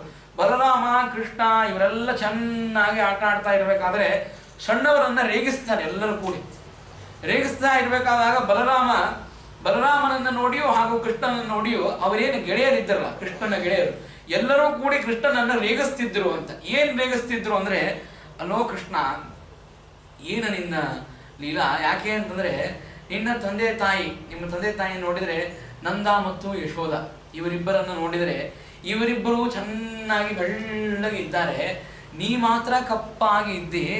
ಯಾಕೋ ಮಾರಾಯ, ಬಹುಶಃ ನೀನು ಆ ನಂದ ಯಶೋಧೆಯರ ಮಗ ಅಲ್ಲ ಅಂತ ಅನಿಸ್ತದೆ ಅಂತ ಇವರೆಲ್ಲರೂ ಕಾಣಿಸ್ತಾ ಇದ್ರಂತೆ.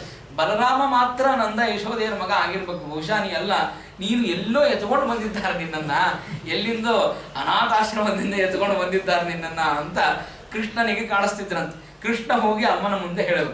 ಇದರ ಮಧ್ಯದಲ್ಲಿ ಒಂದು ಕಥೆ ಮಿಸ್ ಆಗಿದೆ. ಏನು ಅಂತಂದ್ರೆ, ಕೃಷ್ಣನಿಗೆ ಈ ರೀತಿಯಾಗಿ ಅನೇಕ ಜಾತಕರ್ಮಗಳನ್ನು ಮಾಡಬೇಕಾದ್ರೆ ನಾಮಕರಣವನ್ನು ಮಾಡಿದರು ಅಂತ ಹೇಳ್ತಾರೆ. ನಾಮಕರಣವನ್ನ ಗರ್ಗಾಚಾರ್ಯರನ್ನ ಕರೆಸಿ ಮಾಡಿದರು ಅಂತ.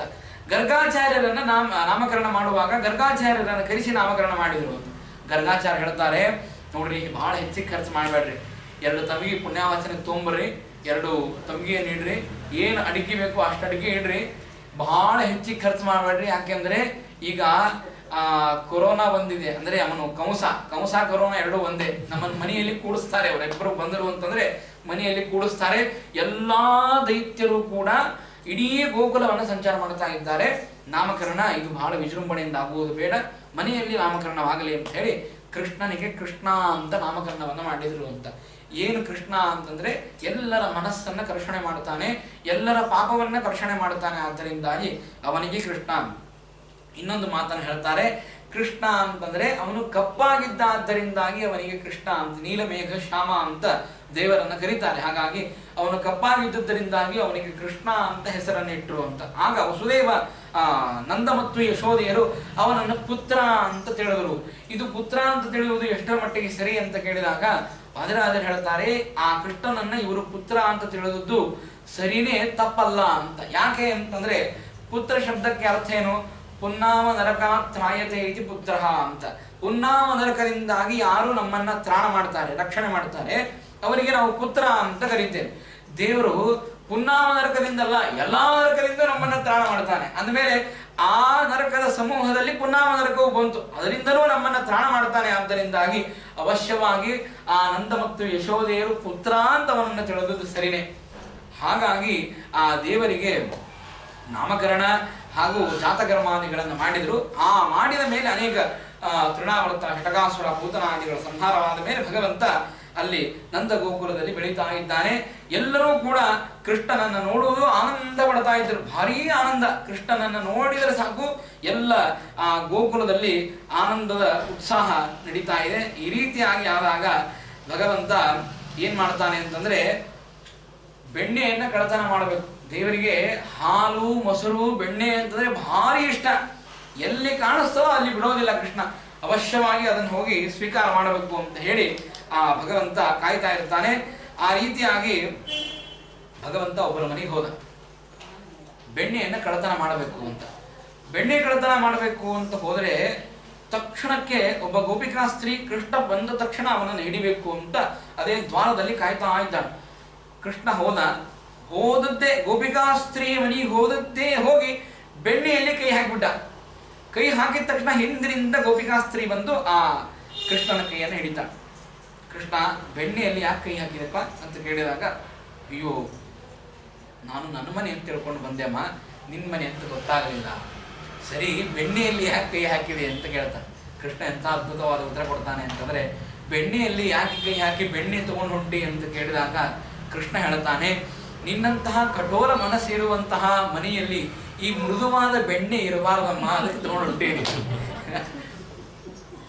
ಅದಕ್ಕೆ ಆ ಗೋಪಿಕಾ ಹೇಳ್ತಾಳೆ, ಅಲ್ಲಪ್ಪ ನೀನೇನು ಕಠೋರವಾದ ಮನಸ್ಸು ಅಂತಂತಿ, ನಿನ್ನ ಪಾದದ ಸ್ಪರ್ಶ, ಅದರಾಗ ಹೇಳ್ತಾರೆ ನಿನ್ನ ಪಾದದ ಸ್ಪರ್ಶದಿಂದಾಗಿ ಷಟಕಾಸುರನೇ ಸತ್ತು ಹೋಗ್ತಾನೆ, ಆ ಬಂಡಿಯೇ ಪುಡಿ ಪುಡಿ ಆಗಿ ಹೋಗ್ತದೆ. ಅಂದಮೇಲೆ ಕಠೋರ ನಾನೋ ನೀನೇ ಆ ಬೆಣ್ಣೆಯನ್ನು ತೆಗೆದುಕೊಂಡು ಹೊಂಟಿ ಅಂತಂದ್ಮೇಲೆ ನೀನು ಕಠೋರನೇ ಹೊರತು ನಾನು ಕಠೋರಳಲ್ಲ ಅಂತ ಗೋಪಿಕಾ ಹೇಳಿದಾಗ ಕೃಷ್ಣ ಹೇಳ್ತಾನೆ, ಆ ಪಾದಕ್ಕೆ ಆ ಕಠೋರತನ ಬಂದದ್ದು ಹೇಗೆ ಗೊತ್ತೇನೋ ಗೋಪಿಕಾ ಅಂತ ಕೇಳ್ತಾನೆ ಕೃಷ್ಣ. ಹೇಗೆ ಅಂತ ಕೇಳಿದಾಗ ಗೋಪಿಗೆ ಹೇಳ್ತಾನೆ, ಸಣ್ಣವರಿದ್ದಾಗ ನೀವು ನನ್ನ ಎತ್ಕೋತಿದ್ರಿ, ಎತ್ಕೊಂಡು ಎದಿ ಮೇಲೆ ನಿಂದಿರಿಸ್ತಿದ್ರಿ. ಎದಿ ಮೇಲೆ ನಿಂತಿದ್ದಾಗ ನಿನ್ನ ಹೃದಯದಲ್ಲಿ ಏನು ಕಠೋರತಾ ಇತ್ತೋ ಆ ಕಠೋರತ ನನ್ನ ಪಾದದಲ್ಲಿ ಬಂದಿತ್ತು. ನನ್ನ ಪಾದದಲ್ಲಿ ಆ ಕಠೋರತ ಬಂದಿದ್ದರಿಂದಾಗಿ ನಾನು ಬಂಡಿಯನ್ನು ಒದ್ದದ್ದಕ್ಕಾಗಿ ಬಂಡಿ ಪುಡಿ ಪುಡಿ ಆಯಿತು ಅಂತ. ನೋಡ್ರಿ, ಹೆಣ್ಮಕ್ಳ ಮನಸ್ಸು ಅಷ್ಟು ಕಠೋರವಾಗಿರ್ತದ. ದೇವರು ಹೇಳ್ತಾನೆ ಗೋಪಿಕಾ ಸ್ತ್ರೀಯರ ಮನಸ್ಸು ಅಷ್ಟು ಕಠೋರವಾಗಿತ್ತು ಅಂತ. ಸುಮ್ಮನೆ ಆದಿರಾಜರು ಅದ್ಭುತವಾದ ಕಲ್ಪನೆಯನ್ನು ಮಾಡ್ತಾರೆ. ಹಾಗಾಗಿ ಈ ಮನೆಯಲ್ಲಿ, ನಿನ್ನ ಮನೆಯಲ್ಲಿ ಬೆಣ್ಣೆ ಇರಬಾರದು, ಅದನ್ನು ತೆಗೆದುಕೊಂಡು ಹೋಗ್ತೇನೆ ಅಂತ ಕೃಷ್ಣ ಹೇಳ್ತಾನೆ. ಇನ್ನೊಂದ್ಸಲ ವತ್ಸಾತ್ ಮುಂಚನ್ ಕ್ವಚಿತ್ ಅಸಮಯಾನ್ ಅಂತ ಹೇಳಿದಂತೆ ಭಗವಂತ ಅವನಿಗೆ ಸಮಯ ಅಸಮಯ ಯಾವುದೂ ಇಲ್ಲ, ಸಮಯ ಉಂಟೆ ಅಂತ ಹೇಳ್ತಾರೆ. ಅವನಿಗೆ ಇಂತಹ ಸಮಯಕ್ಕೆ ಹೋಗಿ ಅವರ ಮನೆಯಲ್ಲಿ ಬೆಣ್ಣೆ ಕಳ್ಳತನ ಮಾಡಬೇಕು ಅಂತಿಲ್ಲ. ಎಲ್ಲರೂ ಮಧ್ಯಾಹ್ನ ಊಟ ಮಾಡಿ ಮಲಗಿದ್ದಾರೆ, ಎಲ್ಲರಿಗೂ ನಿದ್ದೆ. ನಮ್ಮಲ್ಲಿ ಹೆಚ್ಚಾನೆಚ್ಚು ಗಾಢ ನಿದ್ರೆ ಬರುವುದೇ ಬೆಳಗ್ಗೆ, ರಾತ್ರಿ ಬರೋದೇ ಇಲ್ಲ ನಿದ್ದೆ ನಮಗೆ.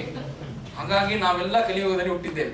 ಈ ರೀತಿಯಾಗಿ ಆ ಭಗವಂತ ಯಾವಾಗ ಇವರೆಲ್ಲ ಚೆನ್ನಾಗಿ ತಿಂದು ಹೋಳಿಗೆ ಗೀಳಿಗೆ ತಿಂದು ಮಲಗಿದ್ದಾರೆ, ಆಗ ಬಂದ ದೇವರು. ಇದು ಸರಿಯಾದ ಸಮಯ. ಇವರಿಗೆ ಊಟ ಮಾಡಿದ ಮೇಲೆ ಓಡಾಡ್ಲಿಕ್ಕೆ ಆಗೋದಿಲ್ಲ, ಇವ್ರ ಕಡೆ ಒಂದ್ ಕಡೆ ಕೂತ್ ಬಿಟ್ಟಿರ್ತಾರೆ, ಗಣಪತಿ ಆಗಿರ್ತಾರೆ. ಇವರು ಬರ್ರಿ ಇವ್ರ ಮನೆಗೆ ಹೋಗೋಣ ಅಂತ ಹೇಳಿ ದೇವರೇನ್ ಮಾಡಿದ ಅಂತಂದ್ರೆ ಅವರ ಮನೆಗೆ ಬಂದದ್ದೇ ಬಂದು ಬೆಣ್ಣೆಯನ್ನು ಕಳ್ಳತನ ಮಾಡಲಿಲ್ಲ. ಮೊದಲಿಗೆ ಏನ್ ಮಾಡಿದ ಅಂತಂದ್ರೆ, ಬೆಣ್ಣೆ ಕಳ್ಳತನ ಮಾಡಿಬಿಟ್ರೆ ಇವರೆಲ್ಲ ಹಿಡಿತಾರೆ ಅಂತ ಹೇಳಿ ಆಕಳ ಒಚ್ಚನ್ನ ಕಟ್ಟಿದ್ರು. ಅಲ್ಲೆಲ್ಲ ಆ ಎಲ್ಲ ಆಕಳ ಕರುಗಳನ್ನ ಹಗ್ಗ ಬಿಚ್ಚಿಬಿಟ್ಟ. ಮಧ್ಯಾಹ್ನ ಕಾಲದಲ್ಲಿ ಬಿಚ್ಚೋದಿಲ್ಲ, ಒಂದು ಸಾಯಂಕಾಲ ಬಿಸ್ತಾರೆ, ಇನ್ನೊಂದು ಮುಂಜಾನೆ ಬಿಸ್ತಾರೆ. ಮಧ್ಯಾಹ್ನ ಕಾಲದಲ್ಲಿ ಆಕಳ ಆ ಗಂಟನ್ನ, ಕರುವಿನ ಗಂಟನ್ನು ಬಿಚ್ಚೋದಿಲ್ಲ. ಭಗವಂತ ಏನ್ ಮಾಡಿಬಿಟ್ಟ, ವತ್ಸಾನ್ ಮುಂಚನ್ ಕ್ವಚಿತ್ ಅಸಮಯ, ಆ ಅಸಮಯದಲ್ಲಿ ಏನ್ ಮಾಡಿದ, ಎಲ್ಲ ಕರುಗಳ ಗಂಟನ್ನ ಬಿಚ್ಚಿ ಹಾಲು ಕುಡಿಲಿಕ್ಕೆ ಬಿಟ್ಬಿಟ್ಟ. ಹಾಲು ಕುಡಿಲಿಕ್ಕೆ ಬಿಟ್ಟ. ಒಬ್ಬ ಗೋಪ ಎದ್ದು ಆ ಕರುವನ್ನ ನೋಡ್ಲಿಕ್ಕೆ ಹೋದ. ಗೋಪಿಕಾ ಇದ್ದಾಗೆ ಮಲಗಿದ್ಲಾಗೆ, ಅಗಿಗೊಂದು ಏನ್ರ ಕೆಲಸ ಕೊಡ್ಬೇಕಲ್ಲ, ಇಲ್ಲಾಂದ್ರೆ ನಮ್ ಕೆಲಸ ಪೂರ್ಣ ಆಗೋದಿಲ್ಲ, ಇವರಿಬ್ಬರನ್ನ ಬೀದಿ ಮಾಡ್ಬೇಕು ಅಂತ ಕೃಷ್ಣ ಏನ್ ಮಾಡಿದ, ಗೋಪರನ್ನ ಆ ಆಕಳ ಕಡೆ ಕಳಿಸಿದ. 6 ಜನ ಮಲಗಿದ್ರಿ ಪಾಪ, ಸಣ್ಣ ಕೂಸುಗಳಿದ್ದು, ಅವರಿಗೆ ಮಕ್ಕಳಾಗಿದ್ರು, 3-4 ಜನ ಮಕ್ಕಳಾಗಿದ್ರು, ಅವರೆಲ್ಲರೂ ಮಲಗಿದ್ರು.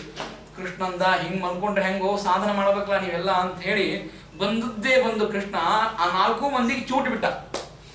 ಎಲ್ಲಾ ಕೂಸುಗಳು ಜೋರಾಗಿ ಅಳ್ಲಿಕ್ಕೆ ಪ್ರಾರಂಭ ಮಾಡಿದ್ರು. ಯಾವಾಗ ಅಳ್ಲಿಕ್ಕೆ ಪ್ರಾರಂಭ ಮಾಡಿದ್ರು, ಗೋಪಿಕಾ ಸ್ತ್ರೀ ಬಂದ ಆ ಕೂಸಿನ ಹತ್ರ ಗೊತ್ತು. ಕೃಷ್ಣಂದ ಸುಲಭ ಆಯ್ತು ಅಂತಂದ. ಎಲ್ಲ ಬೆಕ್ಕನ್ನ ಮಂಗಗಳನ್ನ ತನ್ನ ಪರಿವಾರದವ್ರನ್ನ ಕರೆದ, ನಡ್ರಿ ಗೋಪಿಕಾ ಟಾಟಾ ನಾ ಹೋಗ್ತೇನೆ ಅಂತ ಹೇಳಿ ಒಳಗಡೆ ಹೋಗಿ ಬೆಣ್ಣೆ ಇತ್ತು, ಆ ಬೆಣ್ಣೆಯ ಇಡೀ ಭಾಂಡೆಯನ್ನೇ ಕಳ್ಳತನ ಮಾಡಿಕೊಂಡು ಭಗವಂತ ಹೋಗ್ತಾನೆ ಅಂತ ಹೇಳ್ತಾರೆ. ಅಂತ ಅದ್ಭುತವಾಗಿರ್ತಕ್ಕಂತಹ ಲೀಲೆ. ಭಗವಂತ ಮಾಡುವಂತಹ ಒಂದೊಂದು ಕೃತ್ಯಗಳು, ಅವನಿಗೆ ಜಾರ, ಚೋರ, ಸುಕುಮಾರ ಅಂತ ಕರೀತಾನೆ. ಅವನು ಈ ಏನು ಕೃತ್ಯಗಳನ್ನು ಮಾಡ್ತಾ ಇದ್ದಾನೆ ದೇವರು, ಈ ಕೃತ್ಯಗಳನ್ನು ಮಾಡುವಂತಹದ್ದು ಬೆಣ್ಣೆಯನ್ನು ಯಾಕೆ ಕಳ್ಳತನ ಮಾಡಿದ, ಯಾಕೆ ಹಾಲನ್ನು ಕಳ್ಳತನ ಮಾಡಿದ ಅಂತಂದ್ರೆ, ನೋಡ್ರಿ, ಆ ಹಾಲಿನಿಂದಾಗಿ ಅವನಿಗೆ ಏನು ಆಗಬೇಕಾಗಿಲ್ಲ, ಅವನಿಗೆ ಬೆಣ್ಣೆಯಿಂದಾಗಿ ಏನಾಗಬೇಕಾಗಿಲ್ಲ. ಯಾಕೆಂದ್ರೆ ಕ್ಷೀರಸಾಯಿ ಸಮುದ್ರದಲ್ಲಿ ಇರುವಂಥವನು, ಹಾಲಿನ ಸಮುದ್ರದ ಮಧ್ಯದಲ್ಲಿ ದೇವರು ಮನೆಯನ್ನು ಕಟ್ಟಿದ್ದಾನೆ. ಅವನಿಗೆ ಈ ಹಾಲು, ಈ ಭೂಮಿ ಮೇಲೆ ಇರುವಂತಹ ಹಾಲಾಗಲಿ, ಈ ಭೂಮಿ ಮೇಲೆ ಇರುವಂತಹ ಬೆಣ್ಣೆಯಿಂದ ಅವನಿಗೆ ಏನು ಮೋಹ ಇಲ್ಲ. ಮತ್ತೆ ಯಾಕೆ ಹೋಗಿ ಕರೀತಿದ್ದ ಅಂದ್ರೆ, ಇವರು ನನ್ನ ಭಕ್ತರ ಹೌದೋ ಇಲ್ಲೋ ಅಂತ ನೋಡ್ಲಿಕ್ಕೆ. ಅಲ್ಲಿ ಹೋಗಿ ಕದ್ದಾಗ ತಗೊಳ್ಳಿ ಬಿಡು, ಕೃಷ್ಣ ಪರಮಾತ್ಮ ಮುದ್ದು ಕೂಸಿದೆ ತಗೋತದೆ, ಅಲ್ಲಿಯೂ ಅಂತರ್ಯಾಮಿ ಆಗಿರತಕ್ಕಂತಹ ದೇವರು ತಿಂತಾನೆ ಅಂತ ಯಾರಾದರೂ ಭಾವಿಸಿದರೆ ಅವರಿಗೆ ಅನುಗ್ರಹವನ್ನು ಮಾಡ್ತಾ ಇದ್ದಂತೆ. ಯಾರು ಬೈತಿದ್ರೋ, ಯಾರು ಅವನನ್ನ ಅಂಗಿಸಿ ಕಳಿಸ್ತಿದ್ರೋ ಅಂತವರಿಗೆ ಅನುಗ್ರಹ ಮಾಡದೇ ಬರ್ತಿದ್ದಂತೆ. ಅವರ ಪಾಪಗಳನ್ನ ಬೆಣ್ಣೆ ಮುಖಾಂತರ ತೆಗೆದುಕೊಂಡು ಬರ್ತಿದ್ದ, ಅವರಿಗೆ ಪುಣ್ಯವನ್ನೇ ಅನುಗ್ರಹವನ್ನು ಮಾಡುತ್ತಿದ್ದ ಅಂತ ಆ ಭಗವಂತನ ಅದ್ಭುತವಾದ ಲೀಲೆಯನ್ನು ಹೇಳ್ತಾರೆ. ತೆಗೆದುಕೊಂಡು ಬರ್ತಾ ಇದ್ದಾನೆ. ಒಬ್ಬರ ಮನೆಗೆ ಹೋದ. ಒಬ್ಬರು ಏನ್ ಮಾಡ್ಬಿಟ್ಟಿದ್ರು ಅಂದ್ರೆ, ಬೆಣ್ಣೆ ಕಳ್ಳತನ ಮಾಡ್ಲಿಕ್ಕೆ ಹೋದಾಗ ಕೃಷ್ಣ ಬಂದದ್ದು ಈಗ ಹೀಗೆ ಮಾಡ್ಬಿಡ್ತಾನೆ, ಒಬ್ಬರನ್ನ ಆ ಕಡೆ ಕಳಿಸ್ತಾನೆ, ಇನ್ನೊಬ್ಬರನ್ನ ಈ ಕಡೆ ಕಳಿಸ್ತಾನೆ ಅಂತ ಹೇಳಿ. ಇವರು ಉತ್ತಮವಾದ ಉಪಾಯ ಮಾಡಿದ್ರು. ಏನು ಉಪಾಯ ಅಂತಂದ್ರೆ, ಏನು ಬೆಣ್ಣೆ ಗಡಿಗೆಯನ್ನು ಮೇಲ್ ಕಟ್ಟಿಬಿಟ್ಟಿದ್ರು, ಕೃಷ್ಣನ ಕೈಗೆ ಸಿಗಬಾರದು ಅಂತ. ಬರೀ ಮೇಲ್ ಕಟ್ಟುವುದಷ್ಟೇ ಅಲ್ಲ, ಆ ಗಡಿಗೆಗೆ ಒಂದು ಚೆನ್ನಾಗಿ ಗಂಟಿಯನ್ನು, ಇಂಥ ಗಂಟಿಯನ್ನು ಕಟ್ಟಿದ್ರು. ಅವರು ಬಂದು ಮುಟ್ಟಿದ ತಕ್ಷಣ ಶಬ್ದ ಆಗಬೇಕು, ನಾವೆಲ್ಲ ಬಂದು ಕೃಷ್ಣನನ್ನು ಹಿಡಿಬೇಕು. ಗಂಟೆಯನ್ನು ಕಟ್ಟಿದ್ರು. ಏನ್ ಮಾಡಿದ ಅಂತಂದ್ರೆ, ಕೃಷ್ಣ ಪರಮಾತ್ಮ ಬಂದ, ನೋಡಿದ, ಅವನಿಗೊಂದು ಕೊರಳಲ್ಲಿ ಅದ್ಭುತವಾಗಿರತಕ್ಕಂತಹ ವಜ್ರದ ಮಣಿ ಇತ್ತು. ಅದು ಕರೆಕ್ಟ್ ಆಗಿ ಬೆಣ್ಣೆ ಗಡಿಗೆ ಮೇಲೆ ಬೀಳುತ್ತಿತ್ತು, ಆ ಮಣಿಯ ಪ್ರಕಾಶ. ಆ ಪ್ರಕಾಶ ಬಿದ್ದ ತಕ್ಷಣಕ್ಕೆ ಅಲ್ಲಿದೆ ಗಡಿಗೆ, ಮೇಲ್ ಕಟ್ಟಿದ್ದಾರೆ ಇವರು ಅಂತ ಹೇಳಿ ಅವರೆಲ್ಲ ಗೆಳೆಯರು, ಮಂಗಗಳು ಗೆಳೆಯರಿದ್ದು. ಆ ಭಗವಂತನಿಗೆ ಮನುಷ್ಯ ಅಷ್ಟೇ ಅಲ್ಲ, ಕಪಿನೂ ಗೆಳೆಯರು. ಯಾಕಂದ್ರೆ ಹಿಂದಿನ ಜನ್ಮದಲ್ಲಿ ರಾಮಾವತಾರದಲ್ಲಿ ಹನುಮಂತನಾಗಿಯೇ ಬಂದಿದ್ದ. ಅವರೆಲ್ಲ ಕಪಿಗಳ ಭಗವಂತನ ಗೆಳೆಯರೇ, ಹಾಗಾಗಿ ಅವರನ್ನು ಗೆಳೆಯತನ ಮಾಡಿದ್ದ ಭಗವಂತ. ಮತ್ತು ಬೆಕ್ಕುಗಳು ಇದ್ದು ಅವನ ಗೆಳೆಯರಾಗಿ, ಅನೇಕ ಮಂದಿ ಗೋಪಾಲಕರು ಇದ್ರು ಅವನ ಗೆಳೆತನದಲ್ಲಿ. ಭಗವಂತ ಬಂದ, ಒಬ್ಬರ ಮೇಲೆ ಕಾಲಿಡ್ತಾ ಏರಿದ ಬೆಣ್ಣೆಯ ಗಡಿಗೆ ನೋಡಿದ, ಮುಟ್ಟಿದ. ಆ ಗಂಟೆಗೆ ಹೇಳಿದ, ನೋಡಪ್ಪ, ನಮ್ಮ ಗೆಳೆಯಂದ್ರೆಲ್ಲರೂ ಇದ್ದಾರೆ, ನಾವೆಲ್ಲ ತಿಂದು ಹೋಗುವ ತನಕನೂ ಶಬ್ದನೇ ಮಾಡಬಾರ್ದು, ನಿಶಬ್ದವಾಗಿ ಕೊಡಬೇಕು ಅಂತ ಹೇಳಿದ ಗಂಟೆಗೆ. ಯಾಕಂದ್ರೆ ಗಂಟೆ ಮೇಲೆ ಮುಖ್ಯ ಪ್ರಾಣದೇವರ ಚಿತ್ರ ಇತ್ತು. ಹಾಗಾಗಿ ಅವ ಮುಖ್ಯ ಪ್ರಾಣದೇವರು ಅಂದ್ರೆ, ಆಗಲಿ ಸ್ವಾಮಿ, ಏನು ಚಿಂತೆ ಇಲ್ಲ, ನೀವೆಲ್ಲ ತಿಂದು ಮುಗಿಸ್ರಿ ಅಂತ ಹೇಳಿದೆ. ಶಬ್ದನೇ ಮಾಡಲಿಲ್ಲ ಗಂಟೆ. ಮಂಗಗಳಿಗೆ ಕೊಟ್ಟ, ಕಪಿಗಳಿಗೆ, ಆಮೇಲೆ ಅದೇನು ಬೆಕ್ಕುಗಳು ಬಂದಿದ್ವು ಬೆಕ್ಕುಗಳಿಗೆ ಕೊಟ್ಟ, ತನ್ನ ಎಷ್ಟು ಮಂದಿ ಮಿತ್ರರಿದ್ರು ಅವರಿಗೆಲ್ಲ ಕೊಟ್ಟ. ಎಲ್ಲರೂ ತಿಂದ್ರು. ಆಯ್ತು, ನಾವು ತಿಂದು ಬಿಡೋಣ ಅಂತ ಹೇಳಿ ದೇವರು ಬೆಣ್ಣೆ ಗಡಿಗೆ ಕೈ ಹಾಕಿ ತಿಂದ ನೋಡ್ರಿ. ಯಾವಾಗ ದೇವರು ತಿಂದ, ಆ ಗಂಟೆ ಬಾರಿಸ್ಲಿಕ್ಕೆ ಶುರು ಆಯ್ತು, ಜೋರಾಗಿ ಬಾರಿಸ್ತು. ಕೃಷ್ಣ ಅಂದ, ಅಲ್ಲೋ ಮಾರಾಯ, ನಾನು ಹೇಳಿದ್ದೆ ನಿನಗೆ, ನಾನು ತಿನ್ನುವಾಗ ಬಾರಿಸಬಾರದು ಅಂತ. ಅವರೆಲ್ಲ ತಿನ್ನುವಾಗ ಸುಮ್ಮನೆ ಇದ್ದು ನಾನು ತಿನ್ನುವಾಗ ಮಾತ್ರ ಯಾಕೆ ಬಾರಿಸಿದೆ ಅಂತ ಕೇಳಿದಾಗ, ಗಂಟೆಯಲ್ಲಿದ್ದು ಪ್ರಾಣದೇವರು ಹೇಳಿದ್ರಂತ, ಅಲ್ಲೋ ಸ್ವಾಮಿ, ನನ್ನ ಸ್ವಭಾವ ಇದು, ನೈವೇದ್ಯ ಆದ್ಮೇಲೆ ಮಂಗಳಾರತಿ ಮಾಡಬೇಕು ಅಂತ. ನೀನು ಬಂದು ಈಗ ನೈವೇದ್ಯ ಆಗಿದೆ, ಆದ್ರೆ ಬೆಣ್ಣೆಯನ್ನು ತಿಂದಿದ್ದಿ, ನೀನು ಅನಂತ ಕೋಟಿ ಬ್ರಹ್ಮಾಂಡ ನಾಯಕ, ನೀನು ನೈವೇದ್ಯ ಮಾಡಿದ್ಮೇಲೆ ಮಂಗಳಾರತಿ ಮಾಡ್ತಾರೆ ಆಚಾರ್ಯರು, ಅದು ಸ್ವಭಾವ, ಹಾಗಾಗಿ ಬಾರಿಸಿಬಿಟ್ಟೆ ನಾನು ಅಂತ. ಈಗ ಮಂಗಳಾರತಿ ಆಗ್ತದೋ ಇಲ್ಲೋ ಗೊತ್ತಿಲ್ಲ, ಗೋಪಿಕಾ ಸ್ತ್ರೀ ಸಿಕ್ಕಿ ಅಂದ್ರೆ ಮಾತ್ರ ಪಕ್ಕ ಮಂಗಳಾರತಿ ಮಾಡ್ತಾಳಕ್ಕೆ ಅಂತ ಹೇಳಿ ಆಗ ದೇವರು ಈ ರೀತಿಯಾಗಿ ವಿನೋದವನ್ನ ಮಾಡಿದ. ಎಂತಹ ಅದ್ಭುತವಾದ ಒಂದೊಂದು ಲೀಲೆಗಳನ್ನ ತೋರಿಸ್ತಾ ಇದ್ದಾನೆ ದೇವರು. ಮನೆಗೆ ಹೋಗ್ತಾನಂತೆ. ಮನೆಗೆ ಹೋಗಿ ಪಾಪ ಅವರೆಲ್ಲ ಆ ದೇವರಿಗೆ ಪಂಚಾಮೃತ ಮಾಡಬೇಕು ಅಂತ ಎಲ್ಲ ಪಂಚಾಮೃತ ಸಾಮಾನು ಇಟ್ಟಿದ್ರು. ಗೋಡಂಬಿ, ದ್ರಾಕ್ಷಿ, ಅದರಲ್ಲಿ ಮೊಸರು, ಹಾಲು, ಏನೇನು ಪದಾರ್ಥಗಳು ಬೇಕೋ ಎಲ್ಲ ಪದಾರ್ಥಗಳನ್ನ ಒಂದು ತಟ್ಟೆಯಲ್ಲಿ ಇಟ್ಟಿದ್ರು. ತಟ್ಟೆಯಲ್ಲಿ ಇಟ್ಟಾಗ ಪಾಪ ಯಜಮಾನರು ಸ್ನಾನಕ್ಕೆ ಹೋಗಿದ್ರು, ಪೂಜಾ ಮಾಡಬೇಕು ಅಂತ ಹೇಳಿ ಮಡಿಯಲ್ಲಿ ಸ್ನಾನ ಮಾಡಬೇಕು ಅಂತ ಬಾವಿಗೆ ಹೋಗಿದ್ರು. ಪಾಪ ಅವರು ಅಡಿಗೆ ಕೂತಿದ್ರು, ಯಜಮಾನತಿಯವರು ಅಡಿಗೆ ಕೂತಿದ್ರು, ಗೋಪಿಕಾ ಸ್ತ್ರೀ ಅಡಿಗೆ ಕೂತಿದ್ದು. ಕೃಷ್ಣ ಪರಮಾತ್ಮ ಬಂದವನೇ ಬಂದ, ಮನೆಗೆ ಒಳಗಡೆ ಪ್ರವೇಶ ಮಾಡಿದ. ಒಳಗಡೆ ಪ್ರವೇಶ ಮಾಡಿ ನೋಡಿದ, ಏನ್ ಬೆಣ್ಣೆ, ಏನು ಗೋಡಂಬಿ, ದ್ರಾಕ್ಷಿ ಇಟ್ಟಿದ್ದ ನೋಡಿದ ತಕ್ಷಣಕ್ಕೆ ಹೋಗಿ ಇನ್ನೇನ್ ತಿನ್ಬೇಕು. ಆಗ ಗೋಪಿಕಾ ಸ್ತ್ರೀ ಬಂದು ಹೇಳ್ತಾಳೆ, ಇಲ್ಲಪ್ಪ, ಇದನ್ನು ದೇವ್ರ ಪಂಚಾಮೃತಕ್ಕೆ ಇಟ್ಟಿದ್ದೇವೆ, ಹಂಗಾಗಿ ಆ ದೇವ್ರ ಪಂಚಾಮೃತಕ್ಕೆ ಇದನ್ನು ಮೀಸಲಾಗಿಡ್ಬೇಕು ಅಂತ. ಹೌದಾ, ಭಾರಿ ಇದ್ದಾನೆ ದೇವ್ರು, ದೇವ್ರು ತಗೋತಾನ, ಸ್ವೀಕಾರ ಮಾಡ್ತಾನ ಅಂತ ಕೇಳಿದ. ದೇವರು ಸ್ವೀಕಾರ ಮಾಡೋದಿಲ್ಲ, ದೇವರಿಗೆ ಸ್ವೀಕಾರ ಮಾಡಿಸಿದಂತೆ ಮಾಡಿ ನಾವು ಸ್ವೀಕಾರ ಮಾಡ್ಬೇಕು. ಹಂಗಲ್ಲಮ್ಮ, ದೇವರು ಸ್ವೀಕಾರ ಮಾಡ್ತಾನೆ, ನೋಡಿಗ, ಈಗ ನೋಡು ನನ್ನೊಳಗೆ ದೇವರಿದ್ದಾನೆ, ನಾನೇ ಸ್ವೀಕಾರ ಮಾಡ್ತೇನೆ ಅಂತ ಹೇಳಿ ಗೋಪಿಕಾ ಸ್ತ್ರೀ ನೋಡುವಾಗಲೇನೆ ಅಲ್ಲಿಟ್ಟಿರ್ತಕ್ಕಂಥ ಎಲ್ಲ ಪಂಚಾಮೃತದ ಸಾಮಾನುಗಳನ್ನು ತಾನೇ ಸ್ವೀಕಾರ ಮಾಡಿ ದೇವರು ತೃಪ್ತನಾದಂತ ಆಶೀರ್ವಾದ ಮಾಡಿ ಹೊರಟು ಬಿಡ್ತಾನೆ. ಏನ್ ಮಾಡ್ಬೇಕು ಪಾಪ, ಅಲ್ಲಿರ್ತಕ್ಕಂತಹ ಯಾರು ಏನು ಮಾಡ್ಲಿಕ್ಕೆ ಆಗೋದಿಲ್ಲ. ಭಗವಂತ ಒಂದೊಂದು ಕ್ರೀಡೆಗಳನ್ನ ಚೆನ್ನಾಗಿ ತೋರಿಸ್ತಾ ಹೋಗ್ತಾನೆ. ಒಬ್ಬರಂಕ ಸುಳ್ಳು ಹೇಳ್ತಾರೆ ದೇವರ ಮುಂದೆ, ಸುಳ್ಳು ಹೇಳ್ತಾರೆ. ಏನು ಅಂತಂದ್ರೆ ಎಲ್ಲ ಪಾತ್ರೆಗಳನ್ನು ತಂದಿಟ್ಟಿರ್ತಾರೆ, ಹಾಲು, ಮೊಸರು, ಬೆಣ್ಣೆ ಪಾತ್ರೆಗಳನ್ನೆಲ್ಲ ತಂದಿಟ್ಟಿರ್ತಾರೆ.